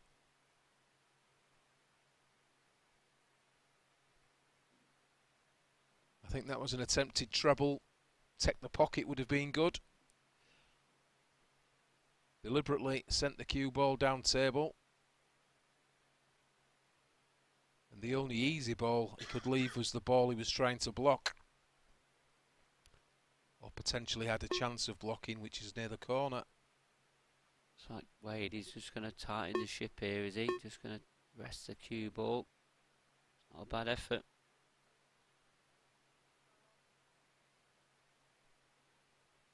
Does it pass for the red to middle?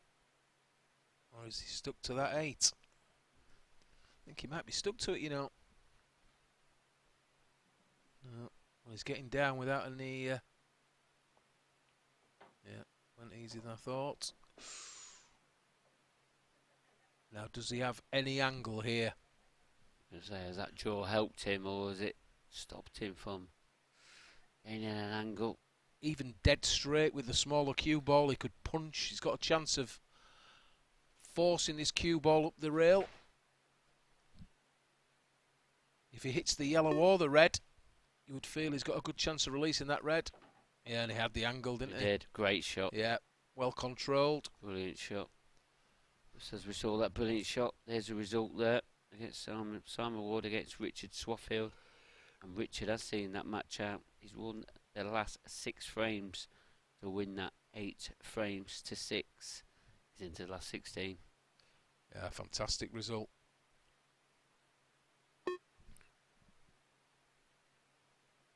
Yeah, great shot there from Mark. Third time lucky, really. He had 2 attempts at getting that out. So this needs to be a good shot. Red to corner, back out off the side cushion.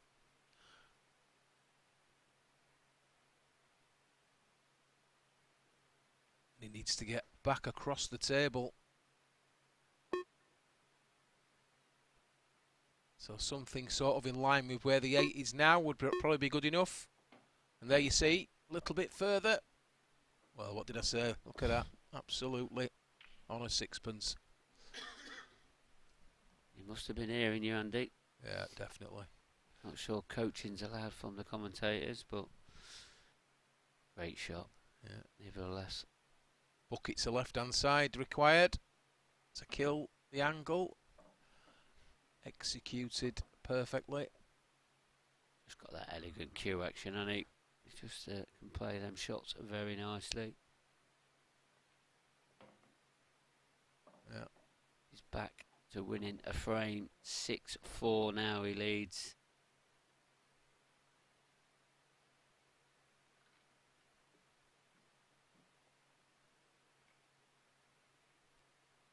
There we see Gavin. 5-3 now leads against Carl Clark. Battling away, the chairman, as he always does. There's Curtis Lee. Sure the score on that one. Oh, it's 4-all against returning Drew Hughes.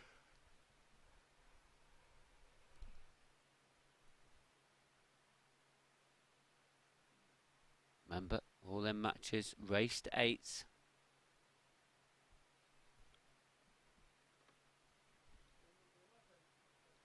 It looks like he's got the advantage in that, you know, leading 5-3 at the table. So, Wade Morley electing to break over the corner pocket. We don't see that often.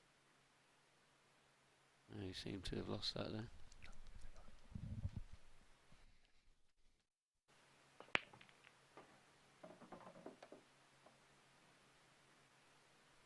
Oh, he's got a ball. That's the priority. And he find a clearance to go with it. Well, first sight. Reds. Does he play the plant? Yellow onto red. It's risky. Wow, look at that shot. Very clever shot. Still not on a ball though, is he? That's the problem, yeah. It's a clever shot, but it's the position. Yeah, I did think for a second he was looking at some mad plant there, but thankfully, more sensible ideas. But yeah, the problem was the cue ball there. So he needs a really good pot here. This is massive. You feel like if he misses it, he gives the frame to Mark.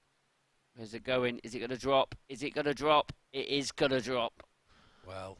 Wow, a slice of luck. How this good fortune has turned around. Because, you know, I was talking to Dan Fairway earlier, you know, in this race 8 format, these game can turn around.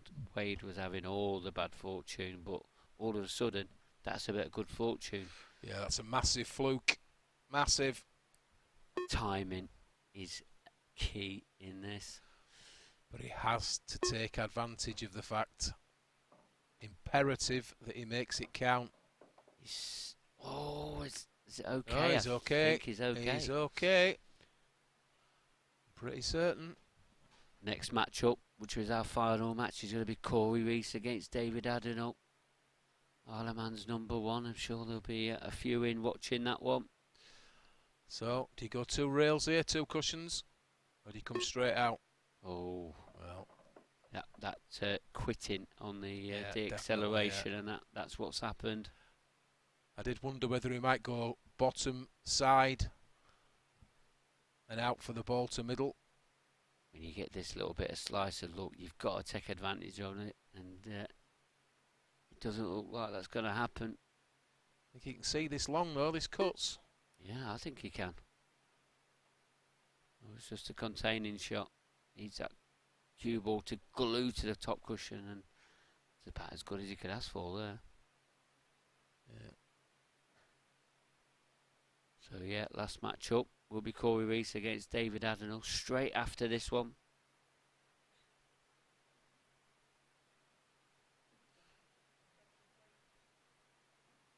Just taking a look here where he needs to leave the cue ball. Can't afford to let him see the red near the corner.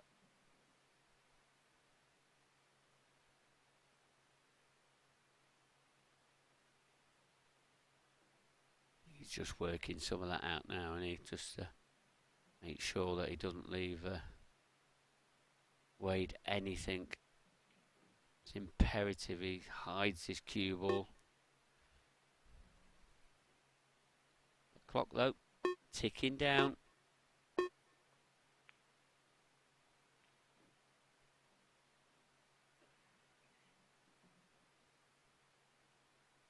Well, this is more than difficult, it has to be said, but I do believe he's got a chance here. Yeah, I'm not sure he wanted to be leaving him that one. No, he certainly didn't want to be this side of the red, did he, if anything? Going for the got into the top right hand corner. I wasn't sure he could see this ball. Oh, he's well, missed it though. Strange he played it at that pace. But, you know, that's how we saw it. You won't be happy with that one. so let's take another look at this. Yeah, it definitely went, didn't it? I think he feels it rolled out there. I really do. For sure that rolled out because it was played at a very steady pace. And with that free shot, just pushes the red away. No traffic. And that was a great chance there. If he could have cut that red to middle, we'd have had a totally different match in our hands. But as things are, it's looking ominous for Wade Morley.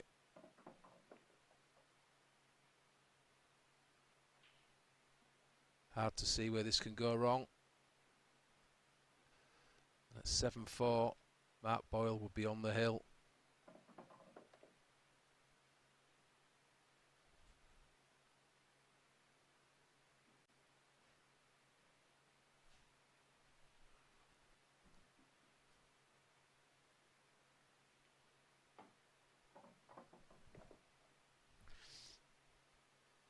So just drops this in the middle, yellow to the other middle.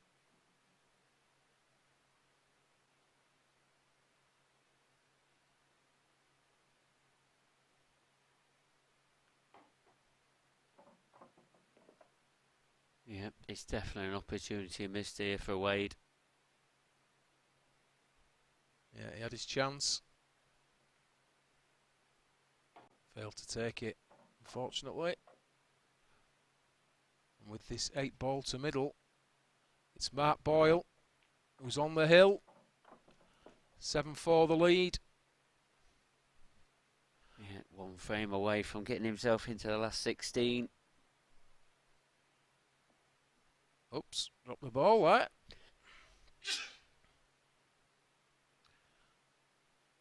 Yeah, and Mark Boyle's break started to work as well, hasn't it? So things not looking good. Meanwhile, oh, Kevin shaking his head there. Yeah, Nathan Bridges there on Pro 3 table. He's just starting his campaign off against Scott Anderson. Kev Barton 6-3 up against Carl Clark. This match here in this left-hand corner, Wade Morley 5, Drew Hughes 5. So, but Curtis at the table, chance to lead that match now, 6 frames to 5.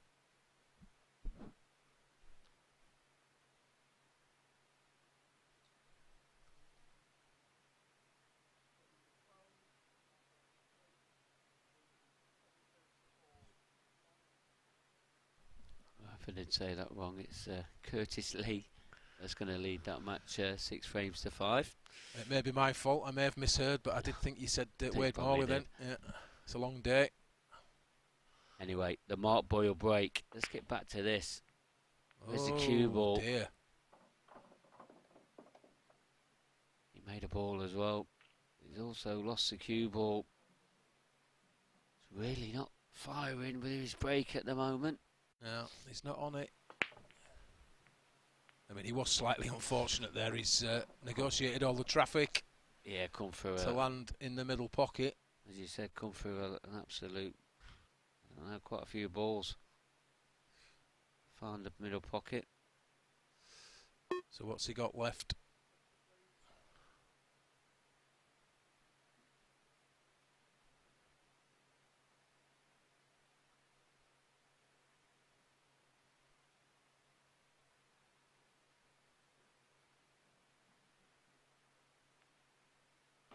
Yellows it is. Pretty straightforward, to be honest. He just needs to motor through these. I hope he gets a chance. He needs the Mark Boyle break to struggle as it has been doing. And he needs to fly at the same time.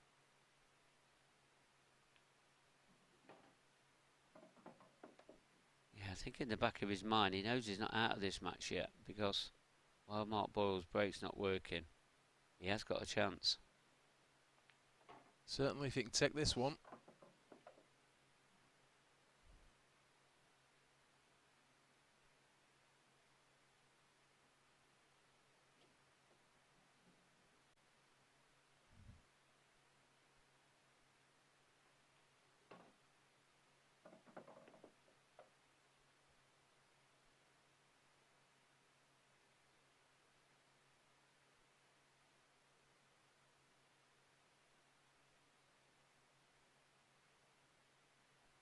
Looking at screwing off this ball in the middle.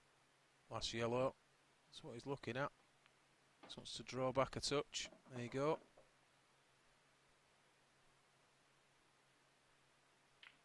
Just soft screw this back out to leave the 8 ball to middle. Or he could, well, there's a couple of options actually. He could even run forward if he really wanted to, but that's his preferred route. That'd be mine. So, 7-5. We're still alive. It rhymes. Yeah. And it'll be Wade to break in frame number 13. Can he get within 1 again? Yeah. Need a break and run. Try break from Mark Boyle. Yeah, and this, you know, they've been on the cards, haven't they, these dry breaks, and he's definitely not been at the races with it.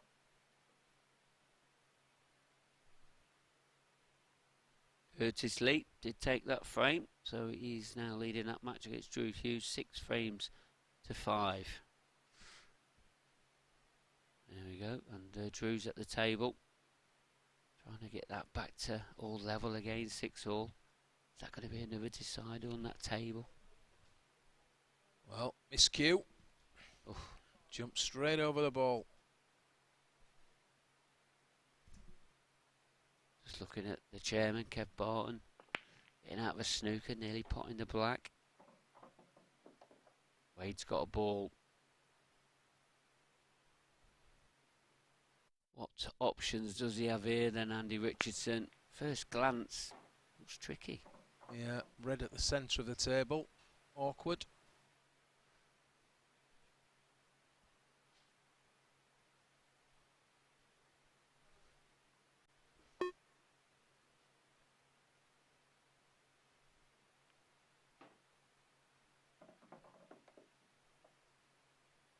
Well, that held up okay. I think he probably would have liked to be straighter on this in the middle, because then he could have got his tricky red out. Yeah, I'm with you on that. Again, you know, he'd have to play that cannon controlled so he could get on that red. So still going to have options here. Just going to check this up, right hand side. There you see, he's tried to hold. Oh dear. Does that red go top right? I don't think so. I don't think so either. Doesn't look like it does. He's in bother. So looking at kicking off the side cushion. And this really needs to go. You've got to say this is another unforced error here from Wade. Unless he can produce something here. It's close. Oh. Just skirts round the face of the pocket. So close. Just a bit careless, so just not really judging them cushions, you know, the new slidey cushions. That well, again, look. Yeah, he was asking a lot there, wasn't he? Just slid. I think he wanted to go through a little further as well when he played the shot the sidey. Oh, and only just missed that one. Yeah, he did. So, Boyle, can he see this match out now? Don't see anything tricky here, Andy. No. The yellow next to the red maybe, but there's definitely plenty of room there.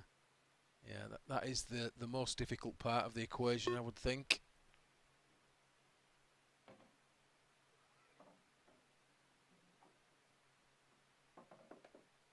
So, corner, middle. Does he go middle? So we'll see. I think he's got to. He's got to take that ball away. He's just got that 8 ball into that left centre, top centre on your screen.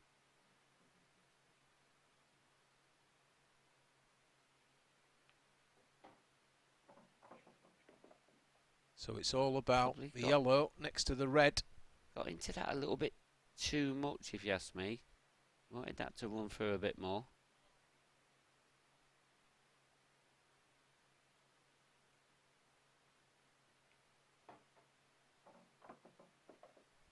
Okay. Yeah, you can see what he's doing now. Yeah. Just takes this to corner, stuns onto the red, and leaves himself what you would think would be perfect position. Yellow to middle. Very well thought out. There you see it. Yeah. And he makes the red to boot with this rule set. Not a problem. As long as you make your own ball, you can make your opponents at the same time.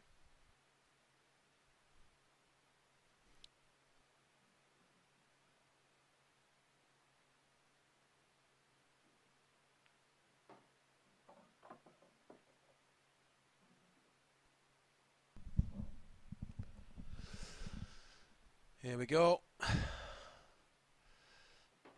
So, final yellow to corner. And it's a simple 8 ball to middle.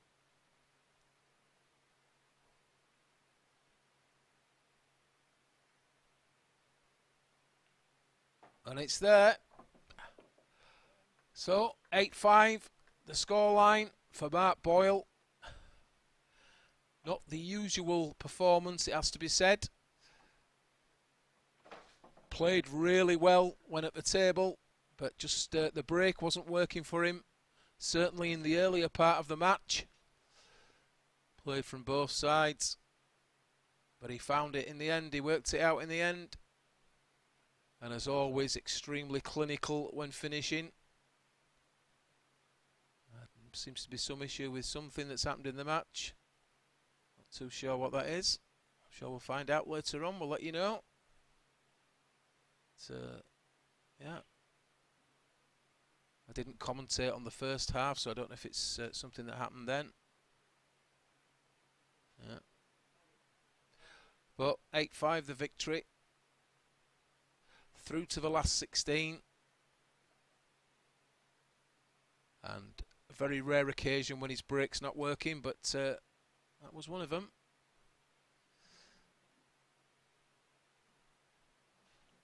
I think Wade Morley there just lost the cue ball a little bit. Certainly when he tried to check off the side cushion.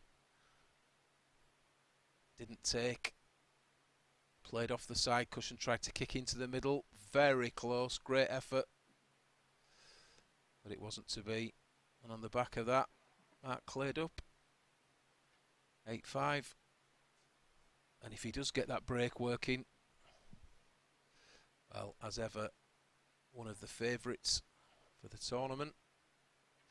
One of the favourites for every tournament he plays in.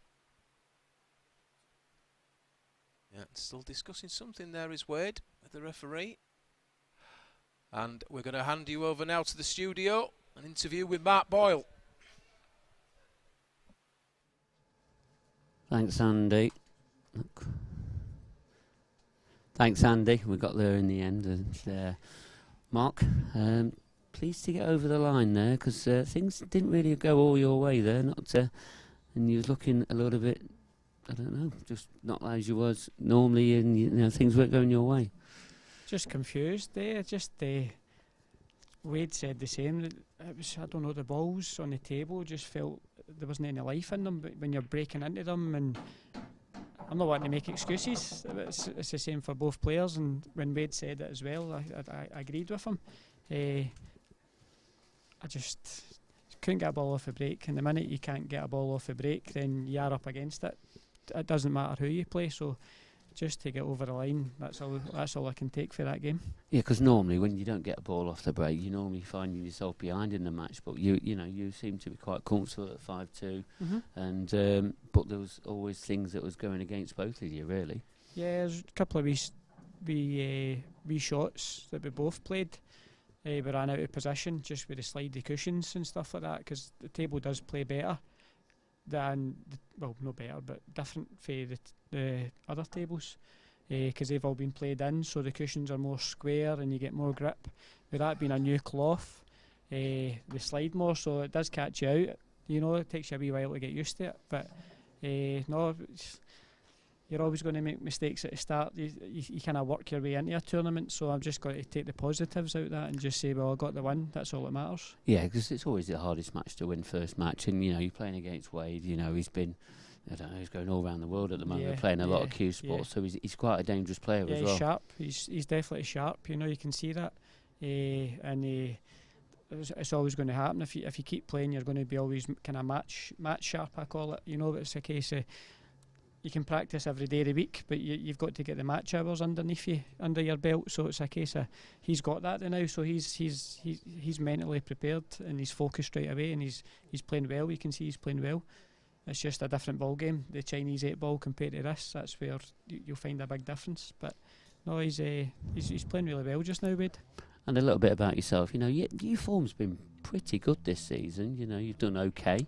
To number 6 now. You got any aspirations for these last couple of tours? Well, I want to finish number 1, because this time, 2 years ago, I missed this event, which is double points. I missed the next event that we're playing, but it's been moved to January, and then I missed the Worlds.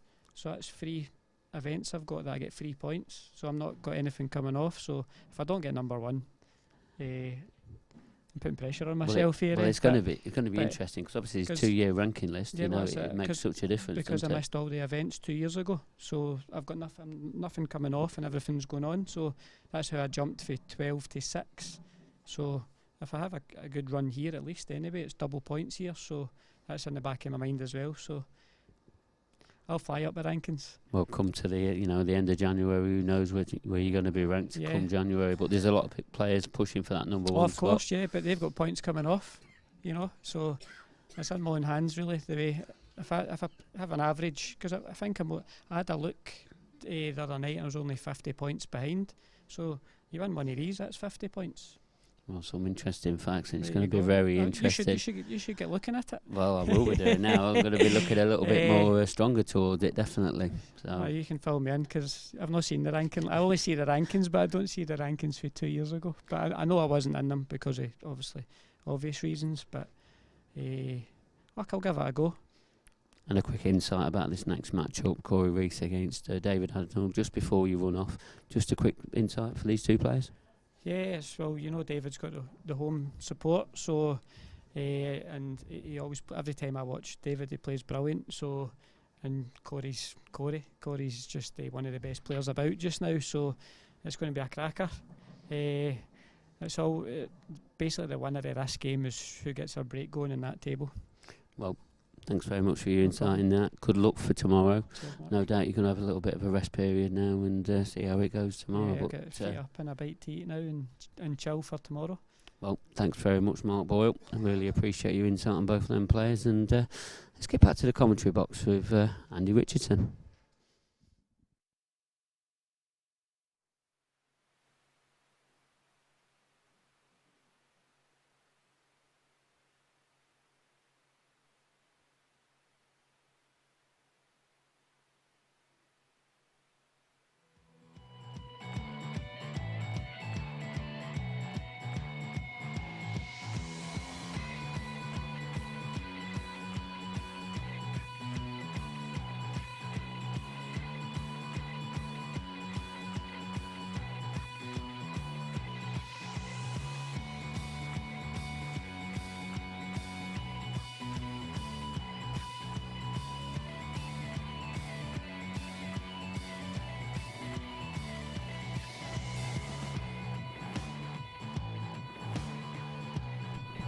So, next matchup is Cory Rees against David Addinall, the local player, Isle of Man.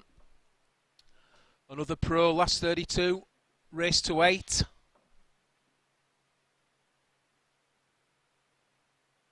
I'd have to say, I think Cory Rees on paper, possibly the favourite, but David Addinall, what a player he is.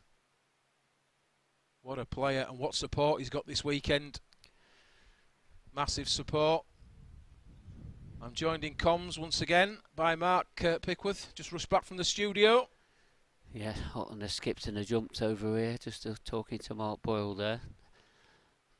I mean, we're just talking about obviously the table condition. I don't think it's a table condition. I just think obviously it's very cold in there. Funnily enough, I've just had the same conversation with somebody else. Yeah. We've just been saying. And we're thinking that possibly the balls aren't quite splitting as they should. No. So when we've been saying maybe a player struggling with his break, maybe it's just that it's the table itself, the pack's not quite splitting right at the moment. Yeah, I mean, we'll look at the climate thing in just to see if we can alter some of that, because it's never normally been like that. No, never. Not to my knowledge. We're always here this time of the year. Yeah. You know, so it is always cold around the Isle of Man. So I'm sure we'll get to the bottom of that, get that sorted out. But as we say that, he's just smashed them. Yeah, made balls, and it's a great split. Yeah, and it's the same for both players. So it is an even playing field.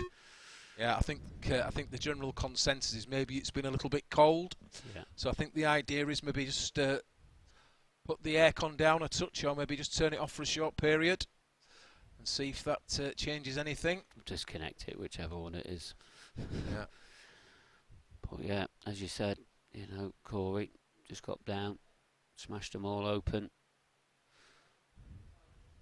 Yeah, we had spotted in commentary, hadn't we, that we thought maybe the balls. Certainly, I mentioned in the last game that I thought the front of the pack wasn't quite splitting as it normally would. But straight away, Cory Rees, productive break, smashes them open. And he's got very little to do here to take this opening frame. Yeah, you just feel this key shot here, this positional from the on and off the top cushion coming down table. And if he lands sweet on them two, he doesn't have much to do with the cue ball at all. No, but I like what he's doing here. So the way to play this for me is 2 cushions, because you're coming at the right line. Bottom and side. you're going to come out in the right direction towards those two reds. If you just play bottom cushion, it's easy to pull up short. There you see it. 2 cushions guarantees position on one of these 2 reds.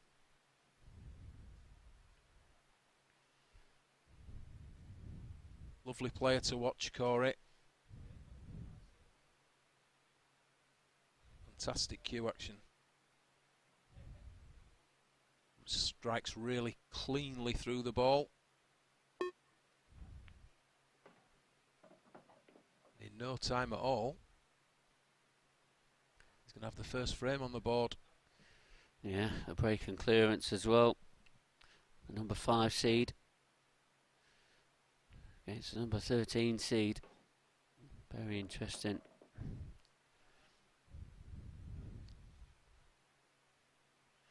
Yeah, I was just saying at the beginning of this, sorry there, Mark, that, you know, Cory would be, on paper, I'm saying he'd be favourite, but David Addinall, such a great player. And with him being the local, he's got huge support this weekend. Got a lot of spectators. Yeah, and no doubt we'll see a few more of them come out through the weekend, especially if he progresses.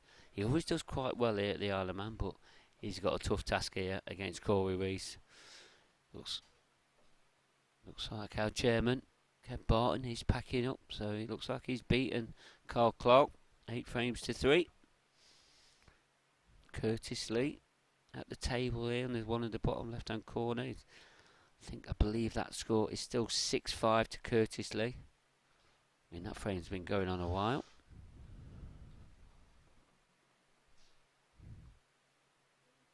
So, first look at Isle of Man's number 1 professional player, David Adenol.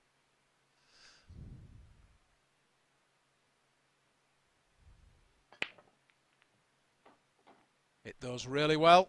Again, well controlled break. Fantastic cue ball. Straight back down the line, back out again to middle. It's more or less a dream position for the cue ball. Watch this. Look at that. Well, straight back down. He got kicked by a ball and back up, but that's what you want. That's where you'd like it. Centre of table. Gives you every opportunity. Yeah, it does. It's all about where them red balls go. Obviously, there's one that's blocked by the yellow. The other 2 that's near the 8-ball spot looks okay. I mean, that one being blocked, is it? Does it mean? I don't think can he pot a yellow if he wanted to elect for yellows? Red onto yellow, is he playing? He is. Can he play the plant now?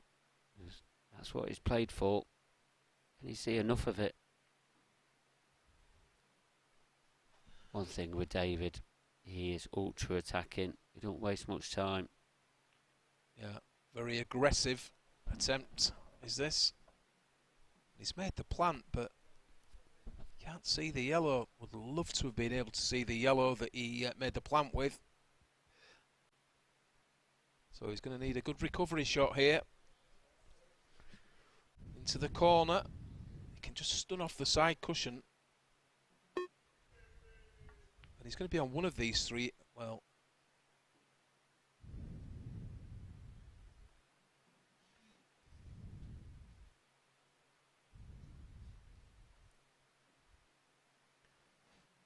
Latest score in the professional event: Nathan Bridges 4, Scott Anderson 1.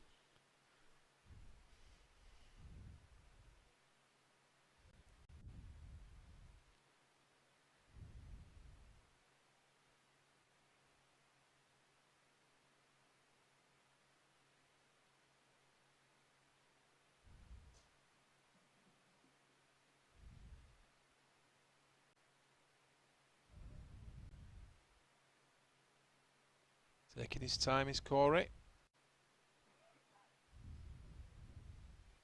Obviously all about the red, which has the yellow behind it. Top left as we look.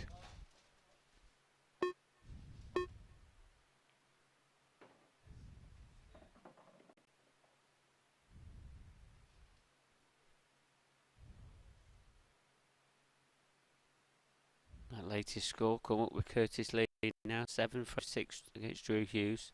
Is that going to go down to a last frame decider?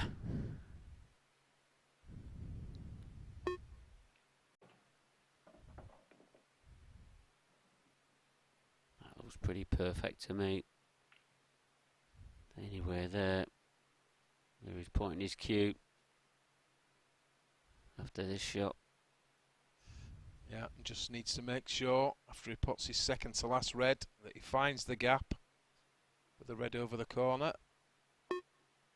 Shouldn't be much of a problem as long as he gets the right angle here. So, wants to come up short. I think he's okay there. He's got a nice angle here as well. He'll just be obviously negotiating the angle that he wants. With that cue's point in there, that's where the cue ball needs to be aiming after it hits the cushion. Yeah, doesn't want to be too cute here. Just find space. Yeah, with that red ball over the pocket, he can do pretty much anything with it. It's all about pace, this. Is he short of pace? Oof. I think he's just okay. If he can see the red enough to pot it, he's got the right angle for the black. That's the one thing he does know. See, I don't think he had to be that short of pace there. No, he could have run. It certainly could have run through further. Probably another 3-4 inches, definitely, quite easily. See, if he has come not enough, this yellow could come into play. It could. He did. He didn't really get into it, did he? Didn't have any choice. He only could hit the right-hand side of that red. This is horrible. But he's left himself a shot. That was the important thing. Yeah, but you probably need to jack up.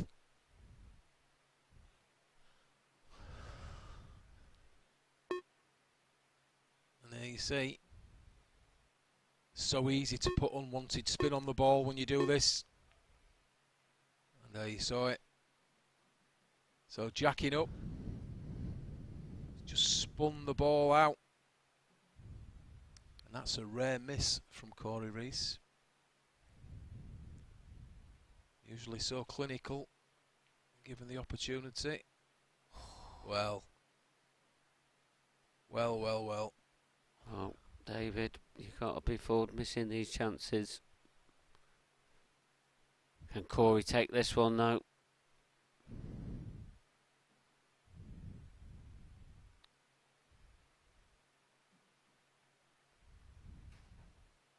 Play this one a bit more natural though, can't he? After 2 cushions. And now he feels confident. Just like that.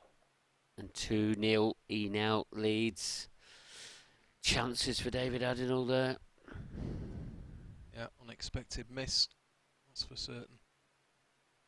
Once Cory had missed that 8 ball, I was sure it was one apiece. Here we see into middle. Wasn't a give me, but absolutely expected him to make that ball. Yeah, if he has that 10 times out of 10, he gets them every time, doesn't he? Well, as a rule, yeah.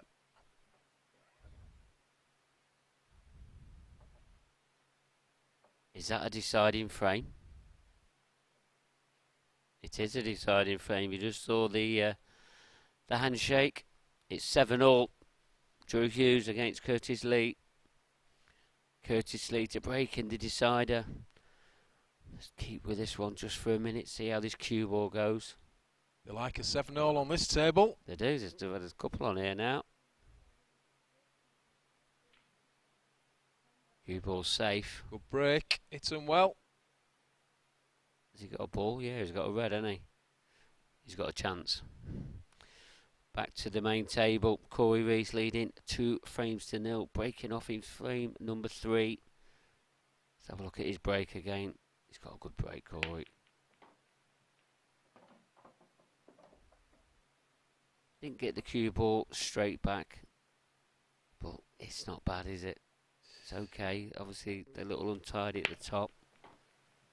Yeah, it's not easy. I don't think it's easy.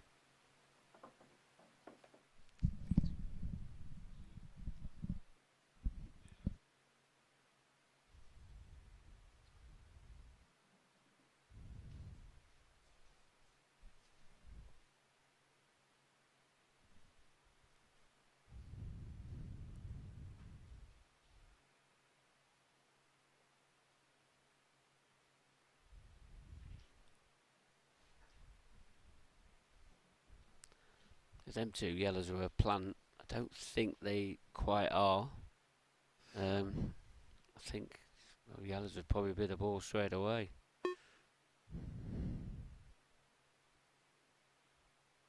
I have to develop a minute. Well, if they're touching, he could throw them, I suppose. That is another option. Played a nice shot there, though. Yeah, he has. Just to find that nice gap. That plank could be turned if he needs to. You think it? I don't think it's a plant, though. It's not a... Are they touching? If they're touching and it's not a plant, you can make the plant. With side, you can throw the plant, can't you? So that is a potential option. Let's see what he's got planned. I think he's leaving the angle, going down there. He's having another look. I don't think it goes.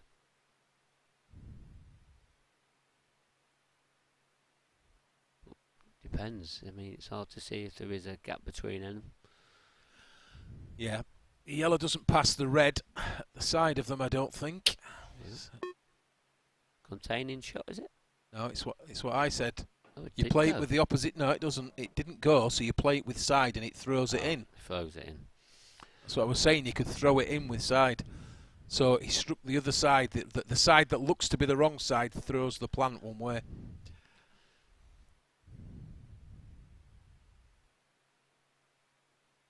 Still got that tricky yellow though. But has he got an angle now to make something happen? Playing the double. Barney Rubble.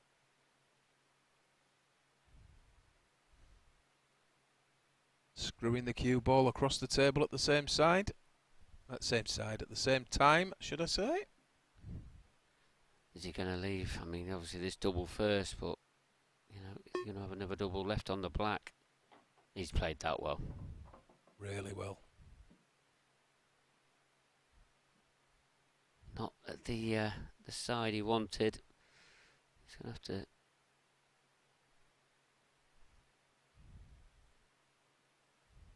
He's trying to get the cue ball there. That means he's coming off the top cushion to the right of the reds.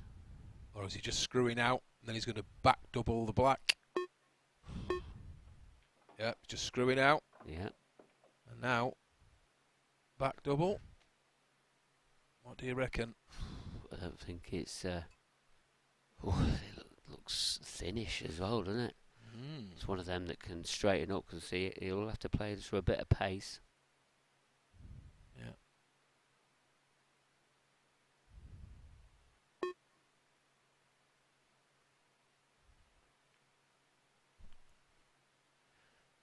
Yeah, straightened up.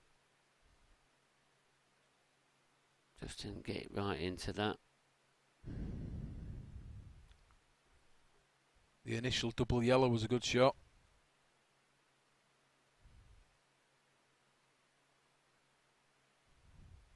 Thought he may have even tried a treble there. He was so far past it. It was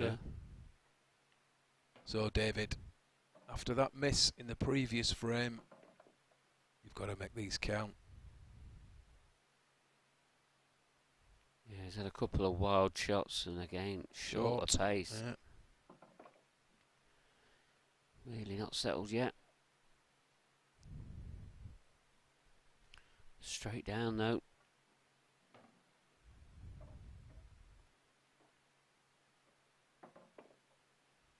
It's a big shot. Is he going to take it now? He's going to have to take it at some point. Yeah, he would ideally like to leave that ball near the corner, wouldn't he, to get up to black? Yeah, and that one up the top left-hand corner, it cannot be your last ball. Just trot this down here, not leave that black too easy. It's dropped nicely. Needs to cue this ball. Would like to come back off the cushion here. Doesn't want too much of an angle on this last red. And here you see, he's putting bottom on it. So, that's good. He's played that well. So he's looking to screw back up the cushion somewhere towards the middle. Like a bit further. He would have liked a bit further there. And he's queuing just off the cushion. Yeah. It's tricky. I fancy him for this though. Oh God, Oh, I've cursed no. him, I've cursed him. He hasn't settled at all, has he? I fancied him for that shot and he missed it by a mile. He was straight down to it. Yeah. And a simple black for Cory Reese. 3-0. A lot of unforced errors from David Addinall at the moment. Yeah, and it was quite worrying by how far he missed that ball. Can tell you on pro table number 3, Scott Anderson has pulled 2 frames back. It's 4-3 now to Nathan Bridges. This one in this left-hand corner. It's 7-all. They're into a deciding one. Oh, 4-all, should I say. Scott Anderson was 4-1 down in that. He's pulled it back to 4 apiece now. Is there going to be another deciding frame on that table as well? Andy Richardson? It could be. Yeah. Certainly on the other table, 7-7, 7-7. It's, oof, and that was almost in off. Oof.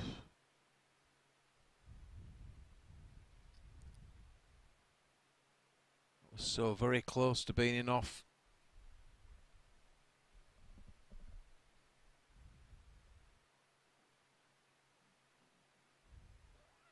So let's see. How's this table going to break this time?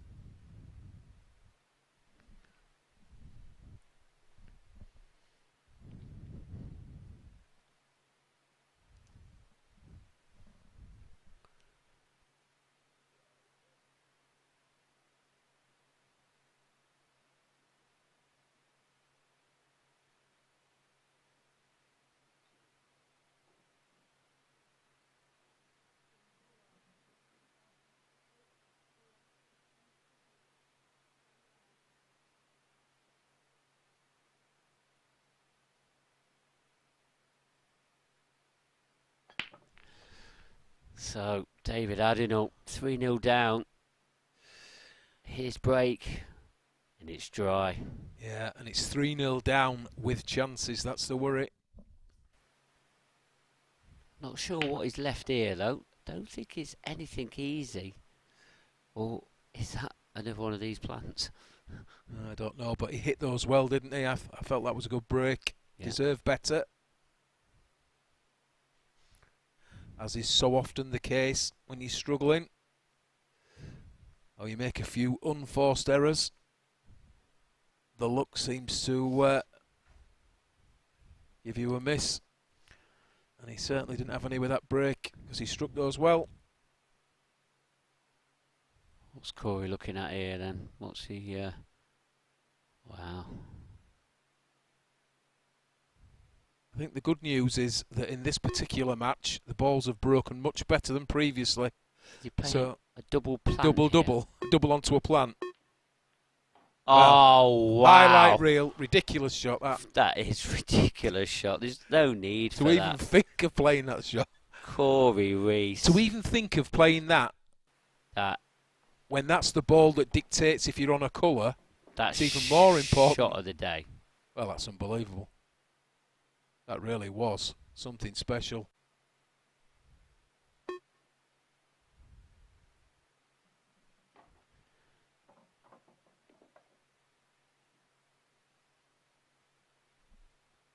Very good.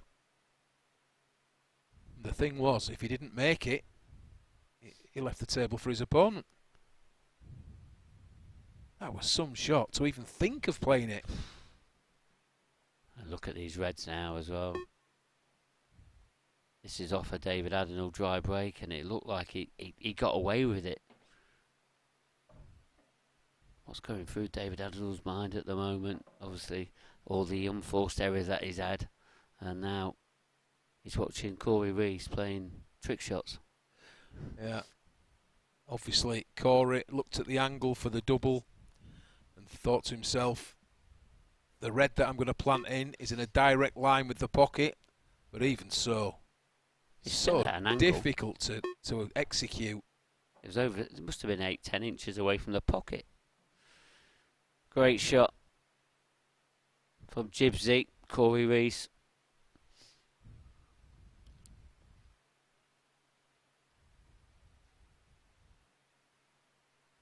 He's trying to make sure that everything is pinpoint here. Going to be leaving one of the right centre till his last ball.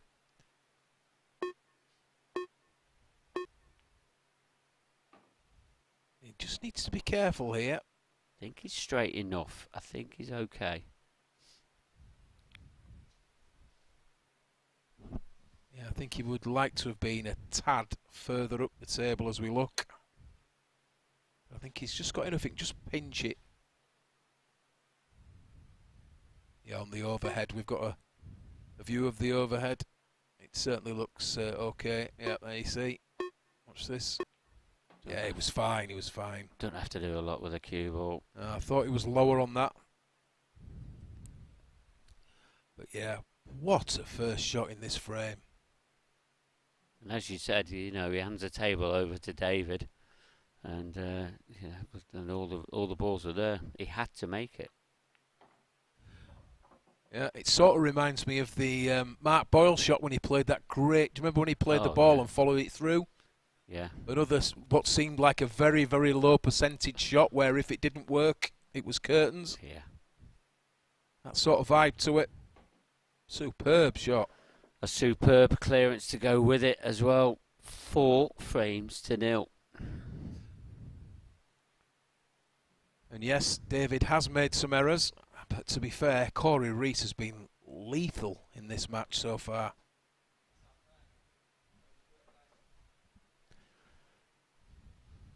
Well, there is a latest result from that Drew Hughes and Curtis Lee.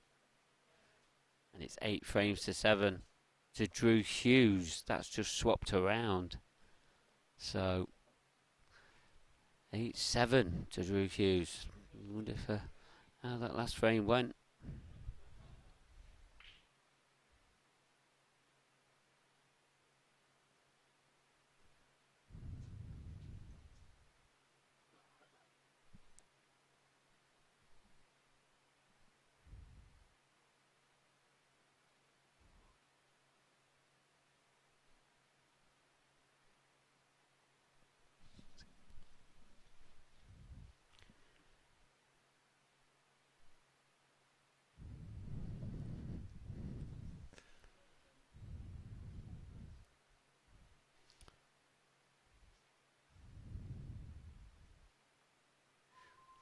Frame number 5, Cory Reese to break us off.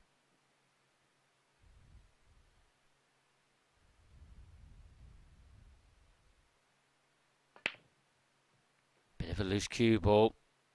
It's like he's chucked his arm in there, but he's got a ball. They're tricky though.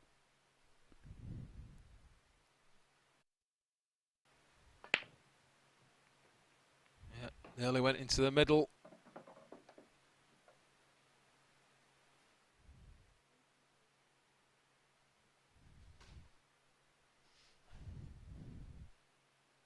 Just looking at these yellows.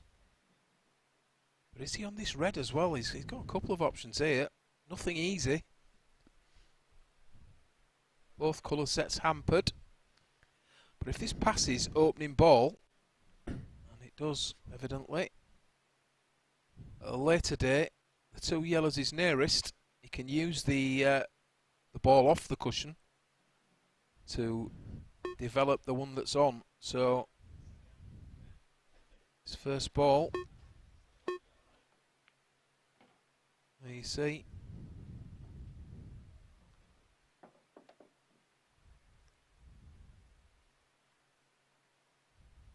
Plays yellow to corner, just runs off the red ball, pushes it to the side.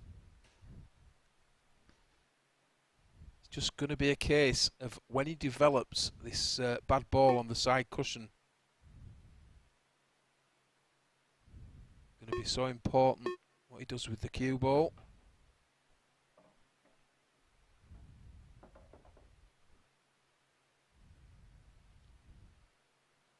And ideally, I think he would have liked to have been a little straighter on that yellow to middle. because he'd like to play the yellow to move the bad yellow and still have one of the other yellows up table, I feel, just to guarantee that he has a shot. I think he can still do that. Take this top yellow. Yeah. Leave it. Oh, he's gone off the cushion. Under a bit of shot clock pressure there. That clock was ticking down. Now he does have an angle here, but not as much of one probably as he wanted. Just clip that red. So is he going to go to middle and across? Is that what he's looking at now? He's going to go corner and run straight through. I think the thin clip in the middle, isn't it? Oh no, he's going corner. Yeah, corner and straight through. What a lovely shot that was. Oh, he's not on it though, is he? No. Oh, he is. I think he's okay. Well, he certainly didn't think he was when he first hit it. Oh, does that close, go? Close, close, close. Cory will know he's directly behind it. No. I think the way that he's lining up that shot, he's not on it. That's why I was saying earlier, ideally he would have liked to have left one of those yellows up table. Here he's going to try and kick this in the corner. What a shot this is! Cory what a shot Rees. that is! Wow.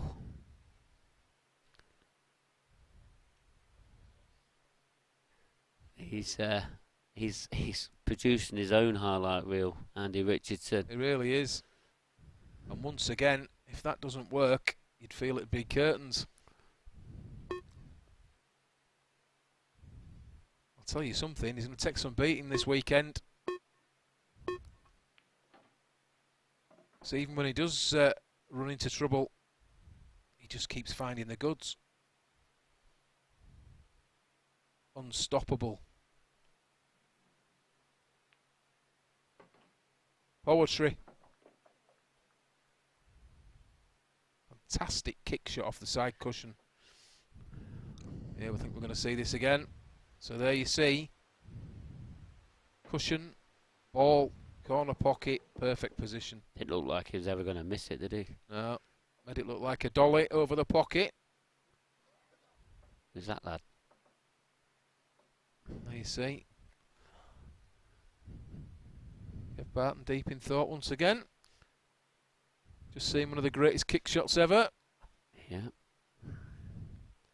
He's miles away. David Addinall. 5-0 behind against a very impressive Cory Rees. Come on, David. Let's make a match of it. Got a lot of support, as I keep saying. Took a bit off that one. He's got a ball. I'll do him.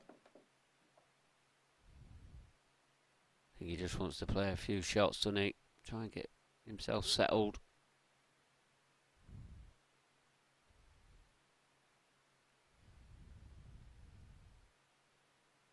He'd like something a bit easier than what he's got, I think.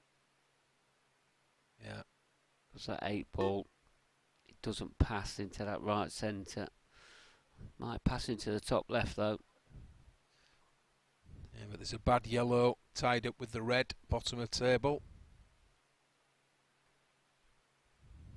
Yeah, it's got yellows in that area though to bump it out. Oh dear. David. No, it's not happening this match, unfortunately. I think that's frustration we're seeing there. He'd be disappointed, obviously, with his performance. And things are just not falling simple. No, I mean, it's he's had not to play exactly. that with run inside, and it's just making the pot even harder. There's nothing simple out there for him.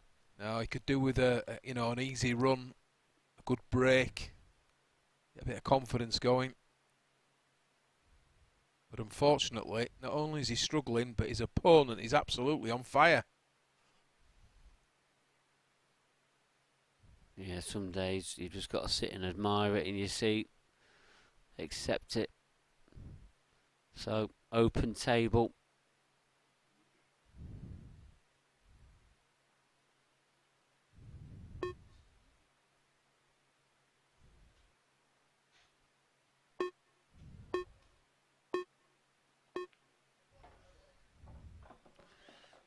To go a little bit further forward. As you can see, would like to have played this yellow down the cushion, and then see where he'd like to be. But this is a bit tough. It's a tough shot now. He's got a little bit too much angle here. So in order for him to run through here, he's going to need maximum right-hand spin. And take the pace off it. So slow with loads of spin, yeah. I think that was all he could do, really. Don't think that was on, you know. Just a little bit out of position. But the way he's been clearing these balls, I don't blame him for trying. He's not out of this yet. I think he's got this into the bottom right-hand corner. I think he's on this yellow. It's all about that yellow that's next to the red. I don't think... Is there a potting angle there?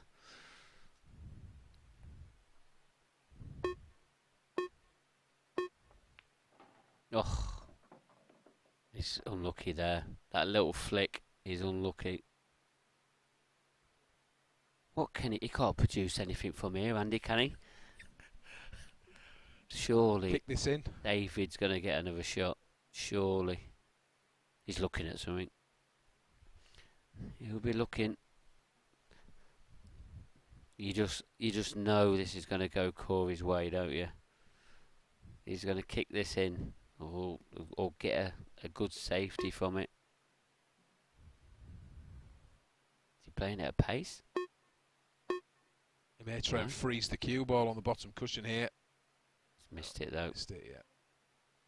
So, David Addinall. Lifeline. Chance.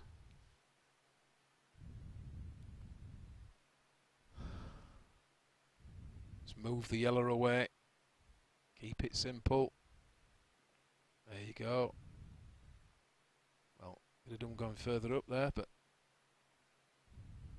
he's still okay. So I would think. Yeah, them cluster of them three reds around that black. He's just not settled at all. That he's got right into that.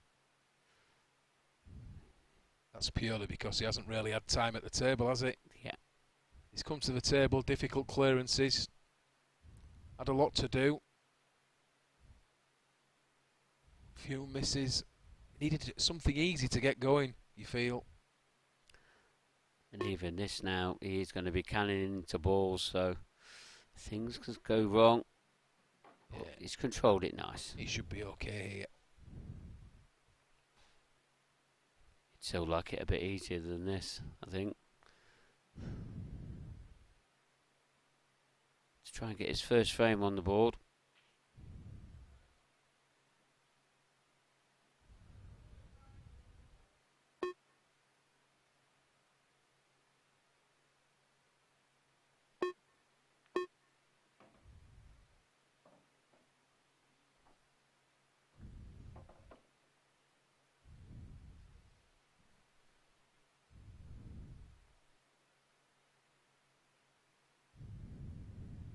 Key shot now. He needs to get guarantee position. It's okay. Straight down to the next shot. It's like he's had the practice ball, isn't it? Speed pull. So he's just trying to loosen up a bit, isn't he? That's what he's trying to do.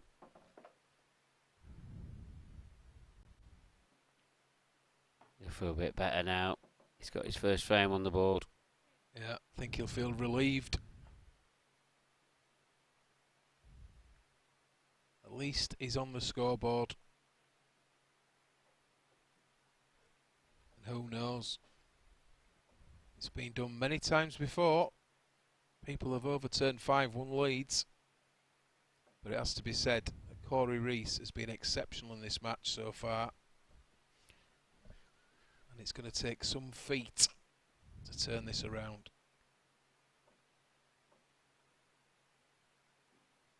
Also, Drew Hughes, he's playing Ross Fernie in the last professional match of the night. There is another one in progress there. Nathan Bridges against Scott Anderson. That's 6 frames to 4 to Nathan Bridges. Nathan's at the table as well. And he's potted his last yellow. Is he on the black? Oh, I think he might be okay. Is he on that black? I know he's right, stuck near it. think that the body language tells us possibly. Oh, it don't go. It don't go in the top left. I thought it went a little bit top left, or top right, top left in there.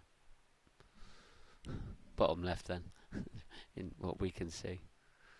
That's a better way of explaining it, isn't it? You've lost me. I know. I lost myself, I think. Just try to double.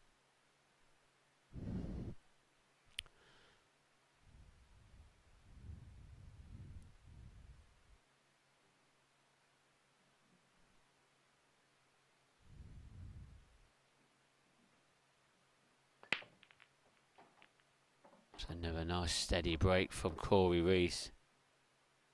Yeah, once again, hit those really well.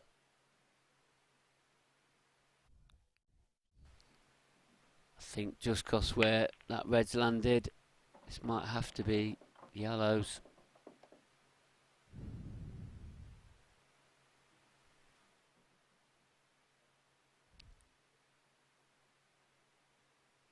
Still not easy though. The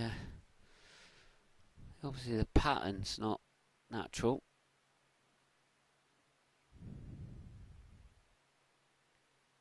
If that yellow was right over that top right hand pocket, I think it'd be yellows all day long. You can play the red onto the yellow if you wanted to, but there's a bit of danger with that. Cutting the yellow to middle to move the bad yellow. Is the shot. That's what he's done.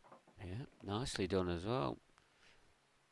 I think he'd be disappointed he's landed on the cushion, but it's just off the cushion, so at least he can get an angle. Yeah, and if he doesn't like it, he could even play the one over the corner first, couldn't he? He doesn't have to play the ball in the middle of the rail.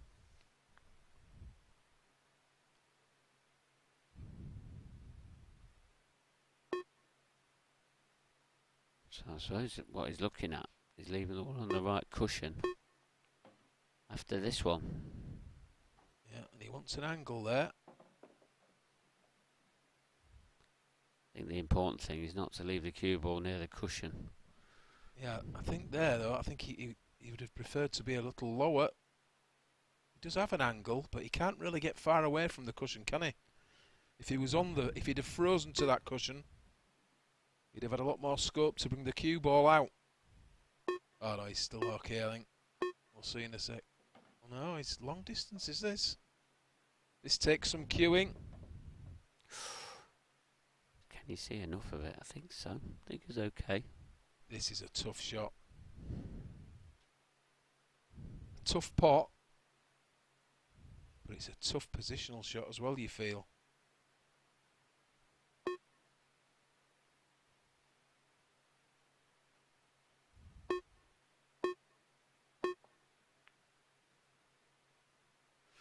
A rarity, it has to be said this evening.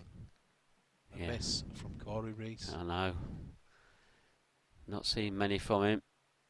I know David hasn't either. Disappointed with that, as he always is. David Addinall though, can he build on just getting his first frame on the board now?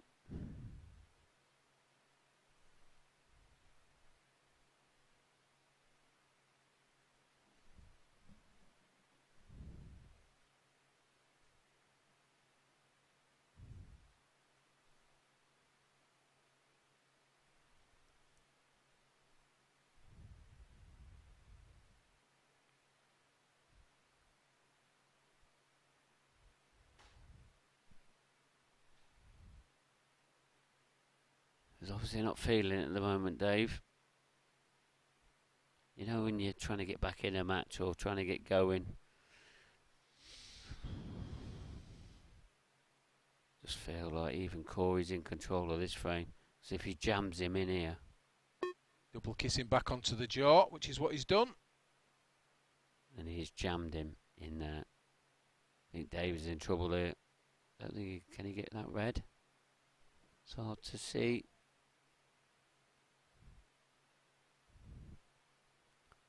from our angle. Don't look too bad from that angle, that camera angle there. Looks like he can pot it.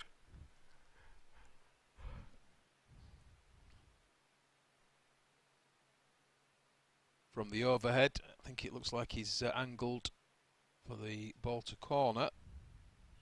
I don't know if you can see an edge of the one further up the table. But even if you can't do anything constructive with it. Our referee, Fiona Atkinson, what's he asked for? A completely total snooker. I don't think he's jammed him in like that, has he? Yeah, or has he? I don't know. Don't know if you can just see the edge. Obviously, that's what we're looking for. Oh no, he can get out of there, can't he?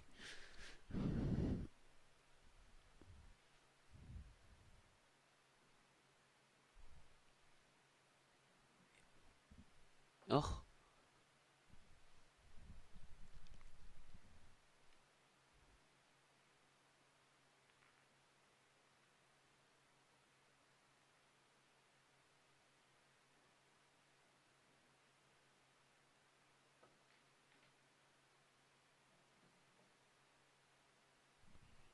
Our referee, Fiona Atkinson, is given the re-rack, so that tactical shot from Cory, where he's tried to jam him into the jaw, is a re-rack. I know so all it'll be, Cory Reese to break again. Yeah, I mean, some people back at home will be wondering why that's a re-rack. I mean, the jaw does play a part in this game, and sure there'll be a little bit of debate about that one on the old chat. But our referee there, she's made the call, and no doubt it's the right call. I've seen it given before, even though you can get the cue ball through, you do see it as a re-rack because the jaw is in the way. Well, Cory certainly didn't contest it, so must have felt it was the right call, and if he didn't, he just accepted it. Professional that he is, and just stays focused. First glance at these, you've got to say as reds, haven't you? Only because of them yellows up near that 8 ball. First red, cushion first. There you see. What's it about there, he says? Natural path of the cue ball. Runs out to leave the next red in the middle. And then he's running through. You can see those 4 balls. They all open each other up. All about this first shot. Needs to make sure he gets that cue ball back out. So he's got the pot. There you see. Perfect. Oh, beautiful. He couldn't have placed that any better. Now, if you look at these, there you see, just run through.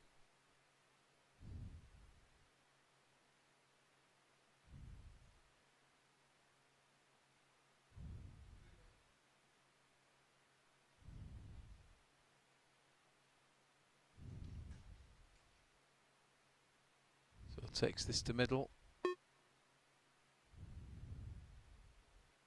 Push the cue ball through.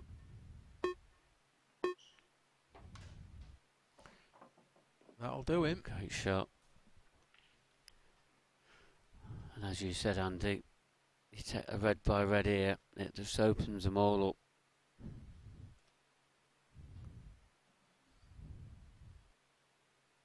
There's no need to be looking for problems here.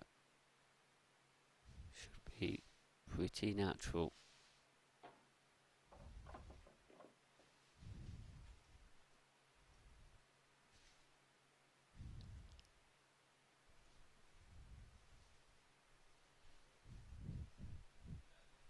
Yeah, takes this to middle.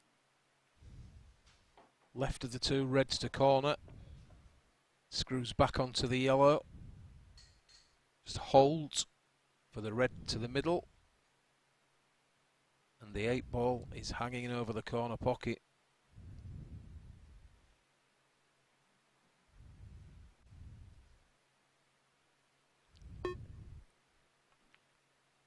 There you see, using the yellow ball. Can't get any more simpler than this for Cory Rees.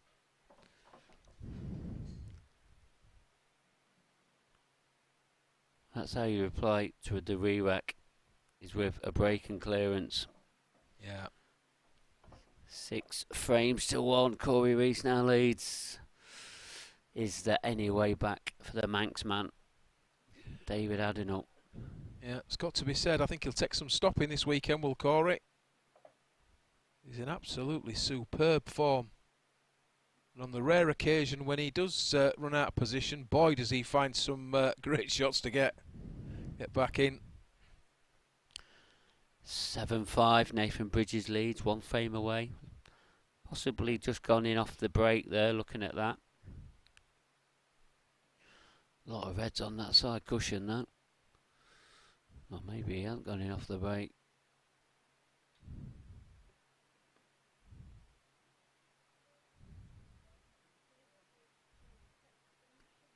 David Adenol back to the main table.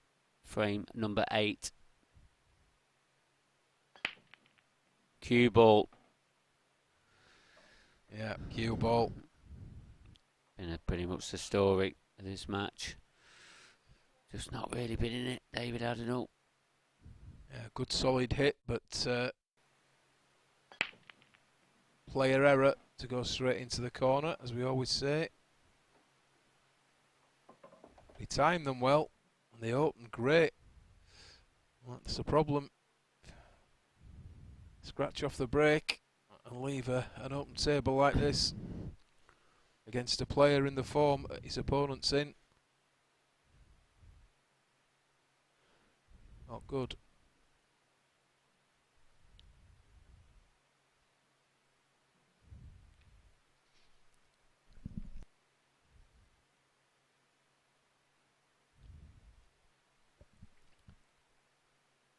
Just taking his time.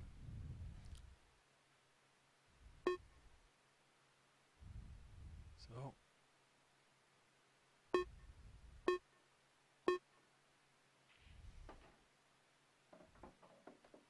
Played that with run inside just to hold it a bit.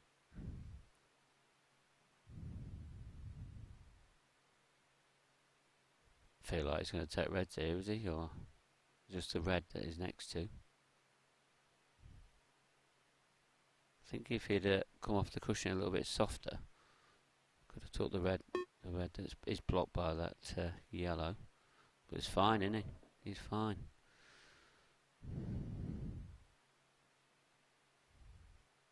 It's all quite natural this again, isn't it? It Yeah. really is. Corner, middle. It can go a multitude of ways.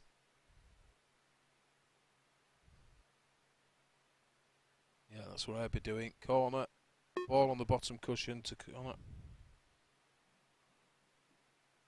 Top this through a few inch. So he's gone low on it, same thing.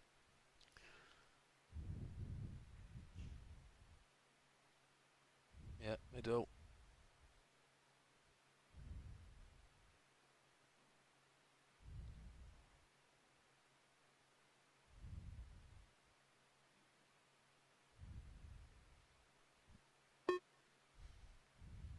Just wants to bring this back slightly if he can.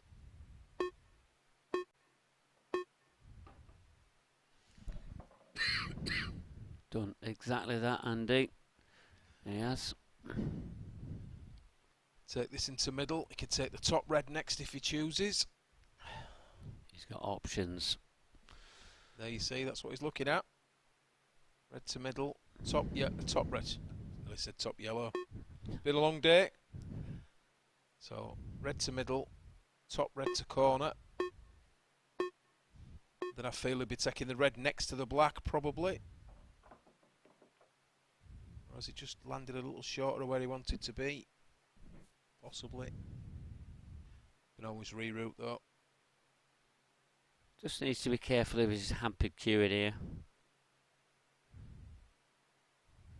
Take the ball to middle if he wants to. I think his intention was to take the other ball that I mentioned, but he's just not quite landed plumb. So take this to middle. And there you see. Perfect. I say perfect. Slightly out of line again. He's got no other options now. Would have liked to have been straight. That's where he wants to get the cue ball, so he's not hampered cueing. He is just off straight, so he's still okay.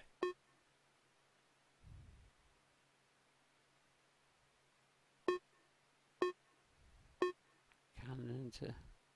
Yeah. And if you saw there, he used one side of the pocket just to hold the good line. Potted it into the left side of the bottom corner, which meant that he kept the line he wanted for this last red. He is slightly hampered. He just has to be a little bit careful with that yellow on the side cushion.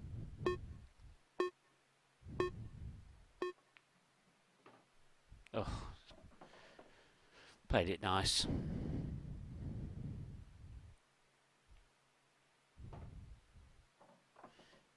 (7-1) now to Cory Rees.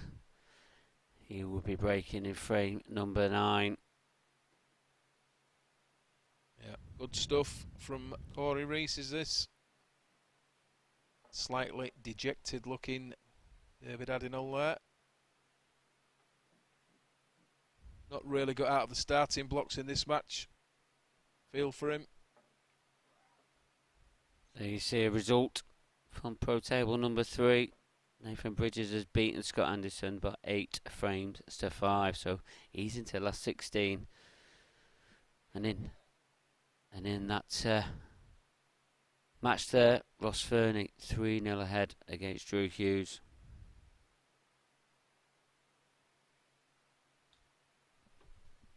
I've been told it's probably a different scoreline to 3-0. It's now 4-2. 4-2. Alright. 4-0. Yeah, 4-0. Thank you. Just got a bit of communication errors going off. So, but we're there now. Ross Fernie 4-0 ahead against Drew Hughes. Again, very close to that middle pocket from Cory Rees, but balls are flying in everywhere. Look at these yellows, but it's that 8 ball that's tied up. Cue ball, mighty close again to that middle. Yeah, the black does go to middle. It's just got a little bit of... Just got to land absolutely plumb on it, but it does go. Can assure you, I've got the overhead. There you see. So ideally, last yellow would be into the corner on the same side as the black. And just stun up. So what looked like quite a poor break when he struck them, all of a sudden, is a winning chance. Yeah, and Cory knows it weren't the best of breaks. So...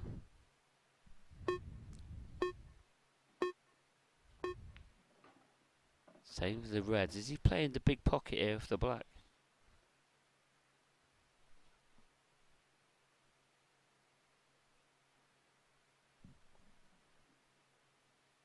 He's definitely playing into this here, look, some sort of way. Yeah, I'm not... I see why he's not taking the yellows. Is because obviously there's not a lot of window to get on the black. But you felt like the yellows were the easiest out. So this needs to work for him. Taking the red to corner. Definitely going to be hitting the red, obviously, but he needs things to go right here. He's avoid the double kiss as well. Oh, he's played it lovely. Really has. Who are we to criticise Cory Rees that's playing like this? It's definitely been the performance of the day. Yeah, it's been a joy to watch, joy to commentate on. Some inspired shot making.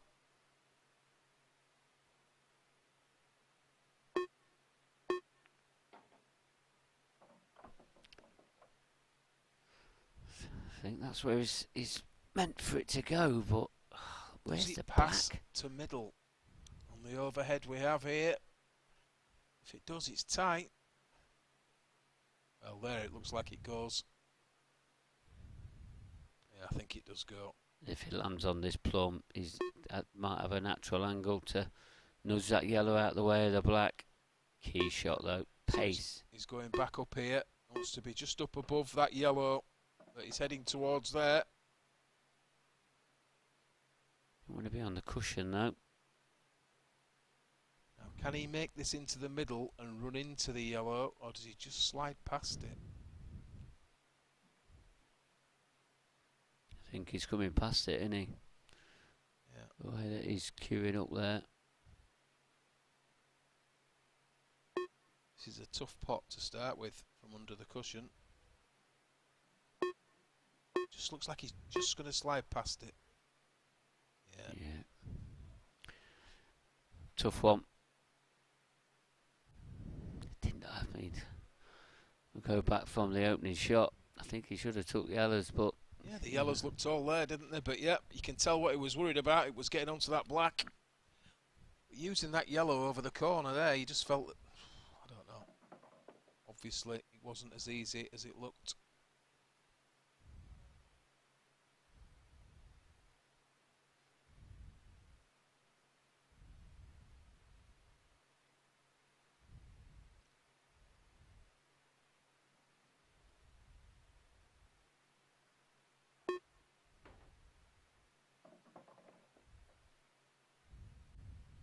Yellow passes the black. 8 ball to middle. Great angle. Just drift through. Off the side cushion. This one's going to lift out a little. That'll do him nicely.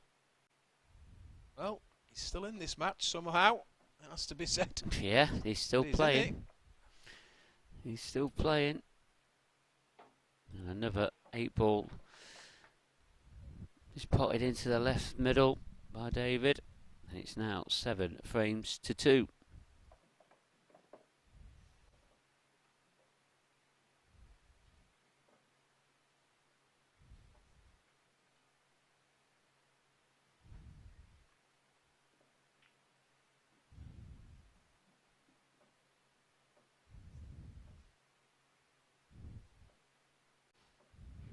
Chairman Gavin Barton still watching on, taking it all in. David Adenol to break next. Can he make the score look a little bit more respectable? Can he get anywhere close to Cory Rees?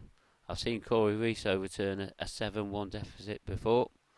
Sorry, yeah, he did. He was 7-1 behind, wasn't he? It well, yeah. I know Matt Steeper wanted us to remember it, but that's exactly who it was against. I do remember that. That was in the Open. He went on to win it as well. He did. When he was 1 frame away from being knocked out.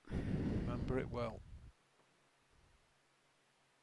Yeah, we kept looking over at the match. I think we were commentating at the time, and we kept looking over, kept panning round, and we kept saying he's still there. Gosforth, isn't it? Yeah. He's coming back here. He just won't go away. Yeah, and he ended up winning the event. So, good break from David. Best of the day from him. Yeah, he seems to be timing them well. So if this match does go against him, I think he's got to take the positives in that he's timing the break well. I think he's found the right spot, the right pace.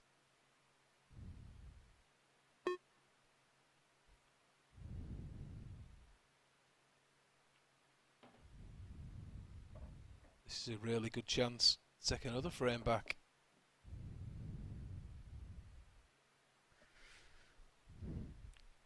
Got to say though, Cory Reese hasn't been breaking his normal self. I mean, he's been generating a lot of power from it, but he's had a bit of a loose cue ball. Yeah, first couple were really good, weren't they? And then, as you say, just maybe if we're going to be ultra critical, maybe a little bit loose here with the cue ball a couple of times, but I mean, general, he's been phenomenal in this match.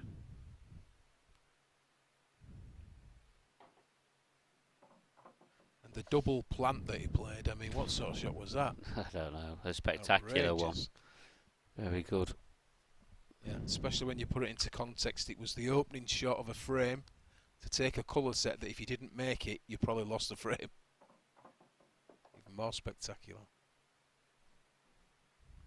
But David Addinall is looking here to try and take another frame back. A little bit short of pace. It is. 8 ball. I gather, does it just go into the bottom left, or was it going bottom right as well? He's gonna have to, is he going to have to stun into this other yellow, just develop it, and hope he leaves some sort of decent angle? Or does he screw out past it and leave it for middle? He's developed it. Yeah, cannon into it as a shot. Yeah. I mean, maybe this black does go bottom right, but then again, when he's looking here, he knows where he's got to get to. He's short of pace. Yeah. Well, it will go. Just got to play the pot, hasn't he?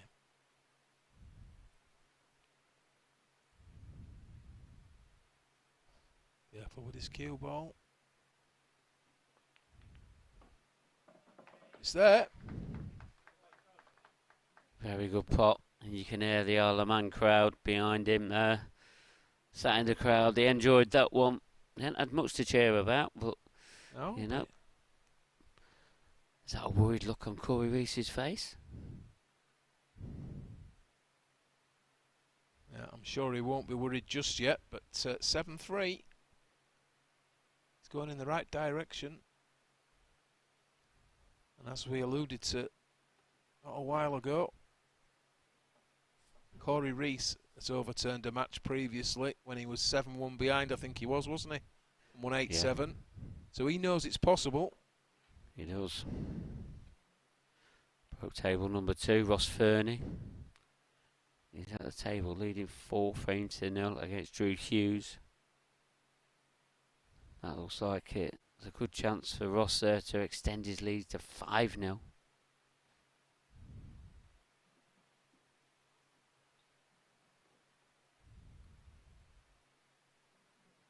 That 8 ball don't look very easy on that cushion though, does it? No. But chance of getting it out there. Look at this shot. He has tried to get it out, but he hasn't got it out enough. We'll keep you up to date with the score on that one. Cory Rees, though, still 1 frame away. David Adenol has taken the last 2 frames. There's a cue ball. Oh. Yeah, he's not quite catching that cue ball as he wants, is he? But look at these reds. If that red does go to the left centre, this isn't a bad chance. Yeah, they're all on. Just there's a ball on the side rail, side cushion probably the most difficult.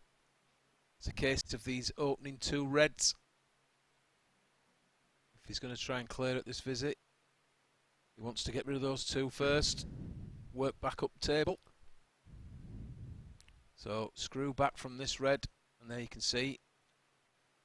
Leaves the next one. Comes off the bottom cushion, back up table. There you see. They come back about 18 inches, 2 foot. There you go.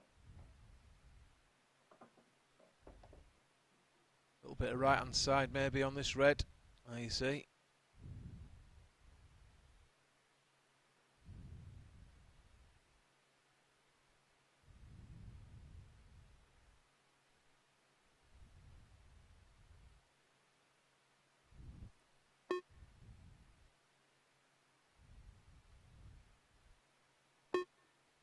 Right hand side, there you see, yeah, that's a good shot.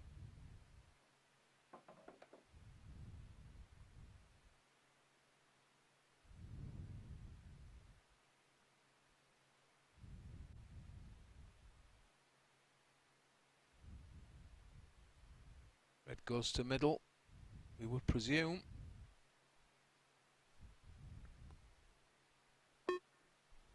If it does, I'd be taking the ball on the cushion next, I think.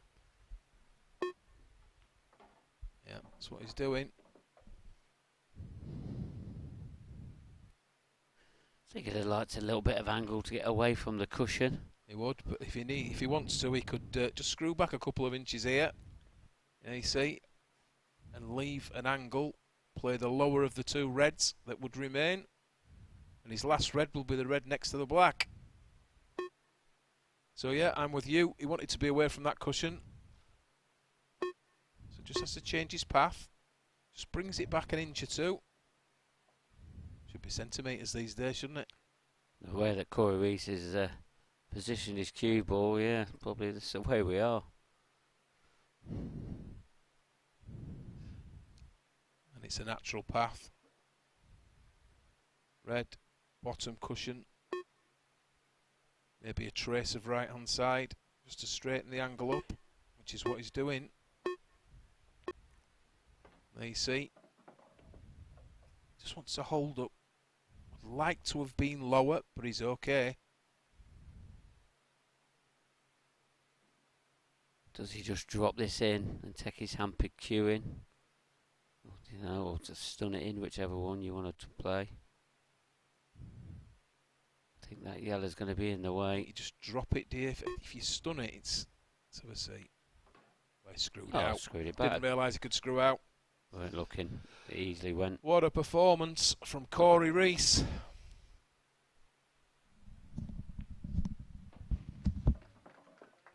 And Cory Rees safely into the last 16.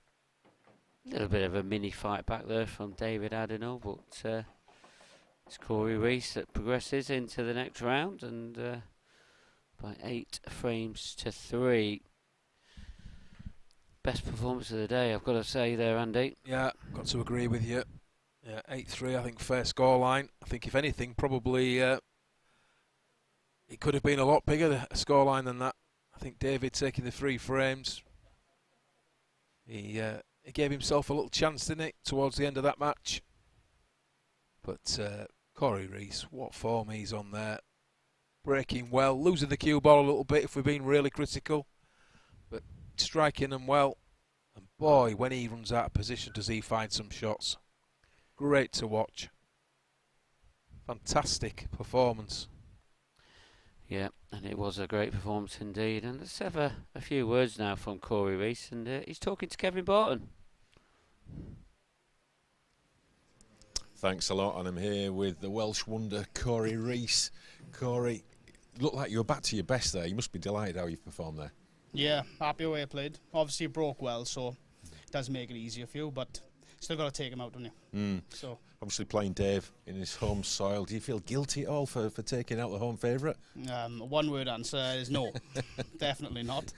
But yeah, obviously knew that Dave's from Isle of Man, so it was going to be more people than a normal last 32 games. But it makes you look forward to the match even more. Yeah, and the way the rankings work, we get these fantastic matches up now, you know, from the last 32 onwards. You know, we had Craig Brown, Dan Davey earlier, you know, Wade and Mark and yourself and Dave. I mean, you know, normally we would see them in the latter stages of tournaments. Yeah, exactly. It's only 8 seeds, so it's not a lottery, but it is as that sort of element to it, which some days it can work for you, some days when you're not feeling great, it always seems to work against you.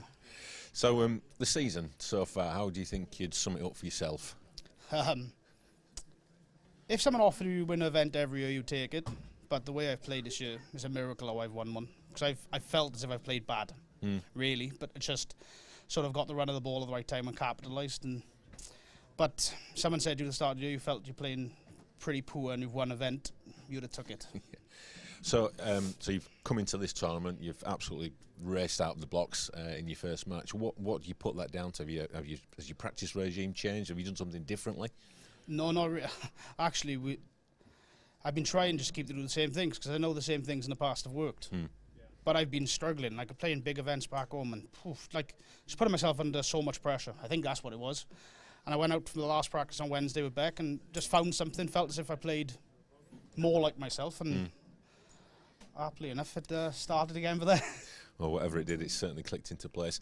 And you know, this event at the Isle of Man, it's one that everyone looks forward to at the beginning of the season, isn't it, because of what's at stake. 100%.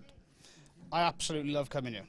I love coming here. It's most probably, I would say it's my favourite venue, but I have to. But then Newcastle, I've won a few at, so I can't rule it out either. But I think 99.9% of the players love coming here. It's awesome. And what is it about coming here that makes it so good? First of all, it's just different. Obviously, and then because it's only comes here once a year, I think the locals respect him more as well. So a lot of them come to the door just to watch. Just like for Dave tonight, was it 40, 50 people? Just what's time now? I don't know what the time is. It's got to be 10:30.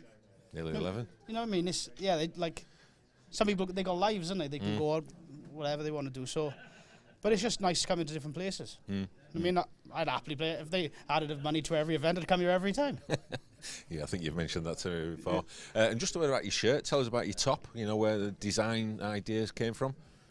Well, that's down to Cory at on board. That is, yeah, he's a wizard at it, isn't he? Really, this is the design. Well, in my opinion, it's not even my opinion. He's without doubt the best tops available on the market, playing tops without a shadow of a doubt. Yeah, so that's not down to me. That's down to Cory. They just give me and I just wear them.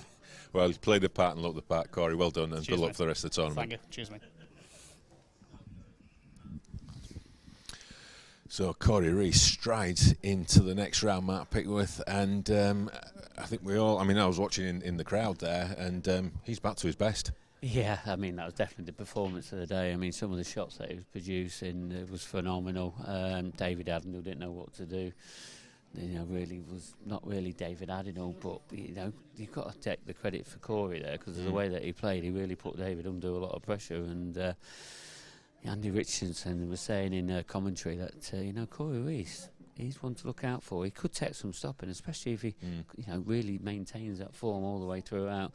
You know, but it's one game at a time. But it started off very, very well for him.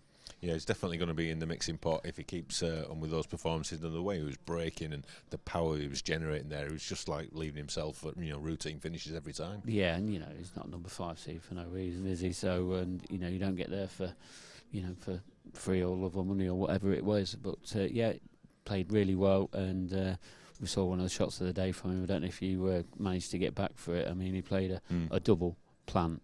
And this reading over the pocket is like 8-10 inches away, and a pretty clever shot indeed. Definitely shot of the day. Yeah, so we've seen all the star players on here today. The Dunster, we've seen Matt Boyle, we've seen Cory Rees. Who's impressed you the most today here on day one? Cory Rees, without a shadow, definitely performance of the day. We were talking about it in comms. You know, Clint was always very steady, but you know, the Liam Dunsters and Mark Boyles, the Clint Iansons, they never start off like motoring, but what we have seen today, Cory Rees has started off motoring, but that's the standard that they need to reach now. He's set out the precedents, and now he's the one to beat for me. Right. Okay. Well, strong words there from Matt Pickworth, and we've got a shot coming up here now. Is this the one that you're talking about? Look at that. That is precision. And he went on to clear that frame as well. Because if he misses that, because he's in, I mean, David Adenol's break, he's left him absolutely nothing on the only shot he's got on, and he's found that shot. If he misses that, he hands the frame over to David Adenol. So it was a crucial time for him, and gets it, goes on to win the frame. Well, it's been a superb end to day one here at the Isle of Man at the Grand Finals. We're going to be back tomorrow at 1 o'clock to bring you the conclusion of the professional event. So we hope you enjoyed the coverage today, and we'll see you again tomorrow. Good night.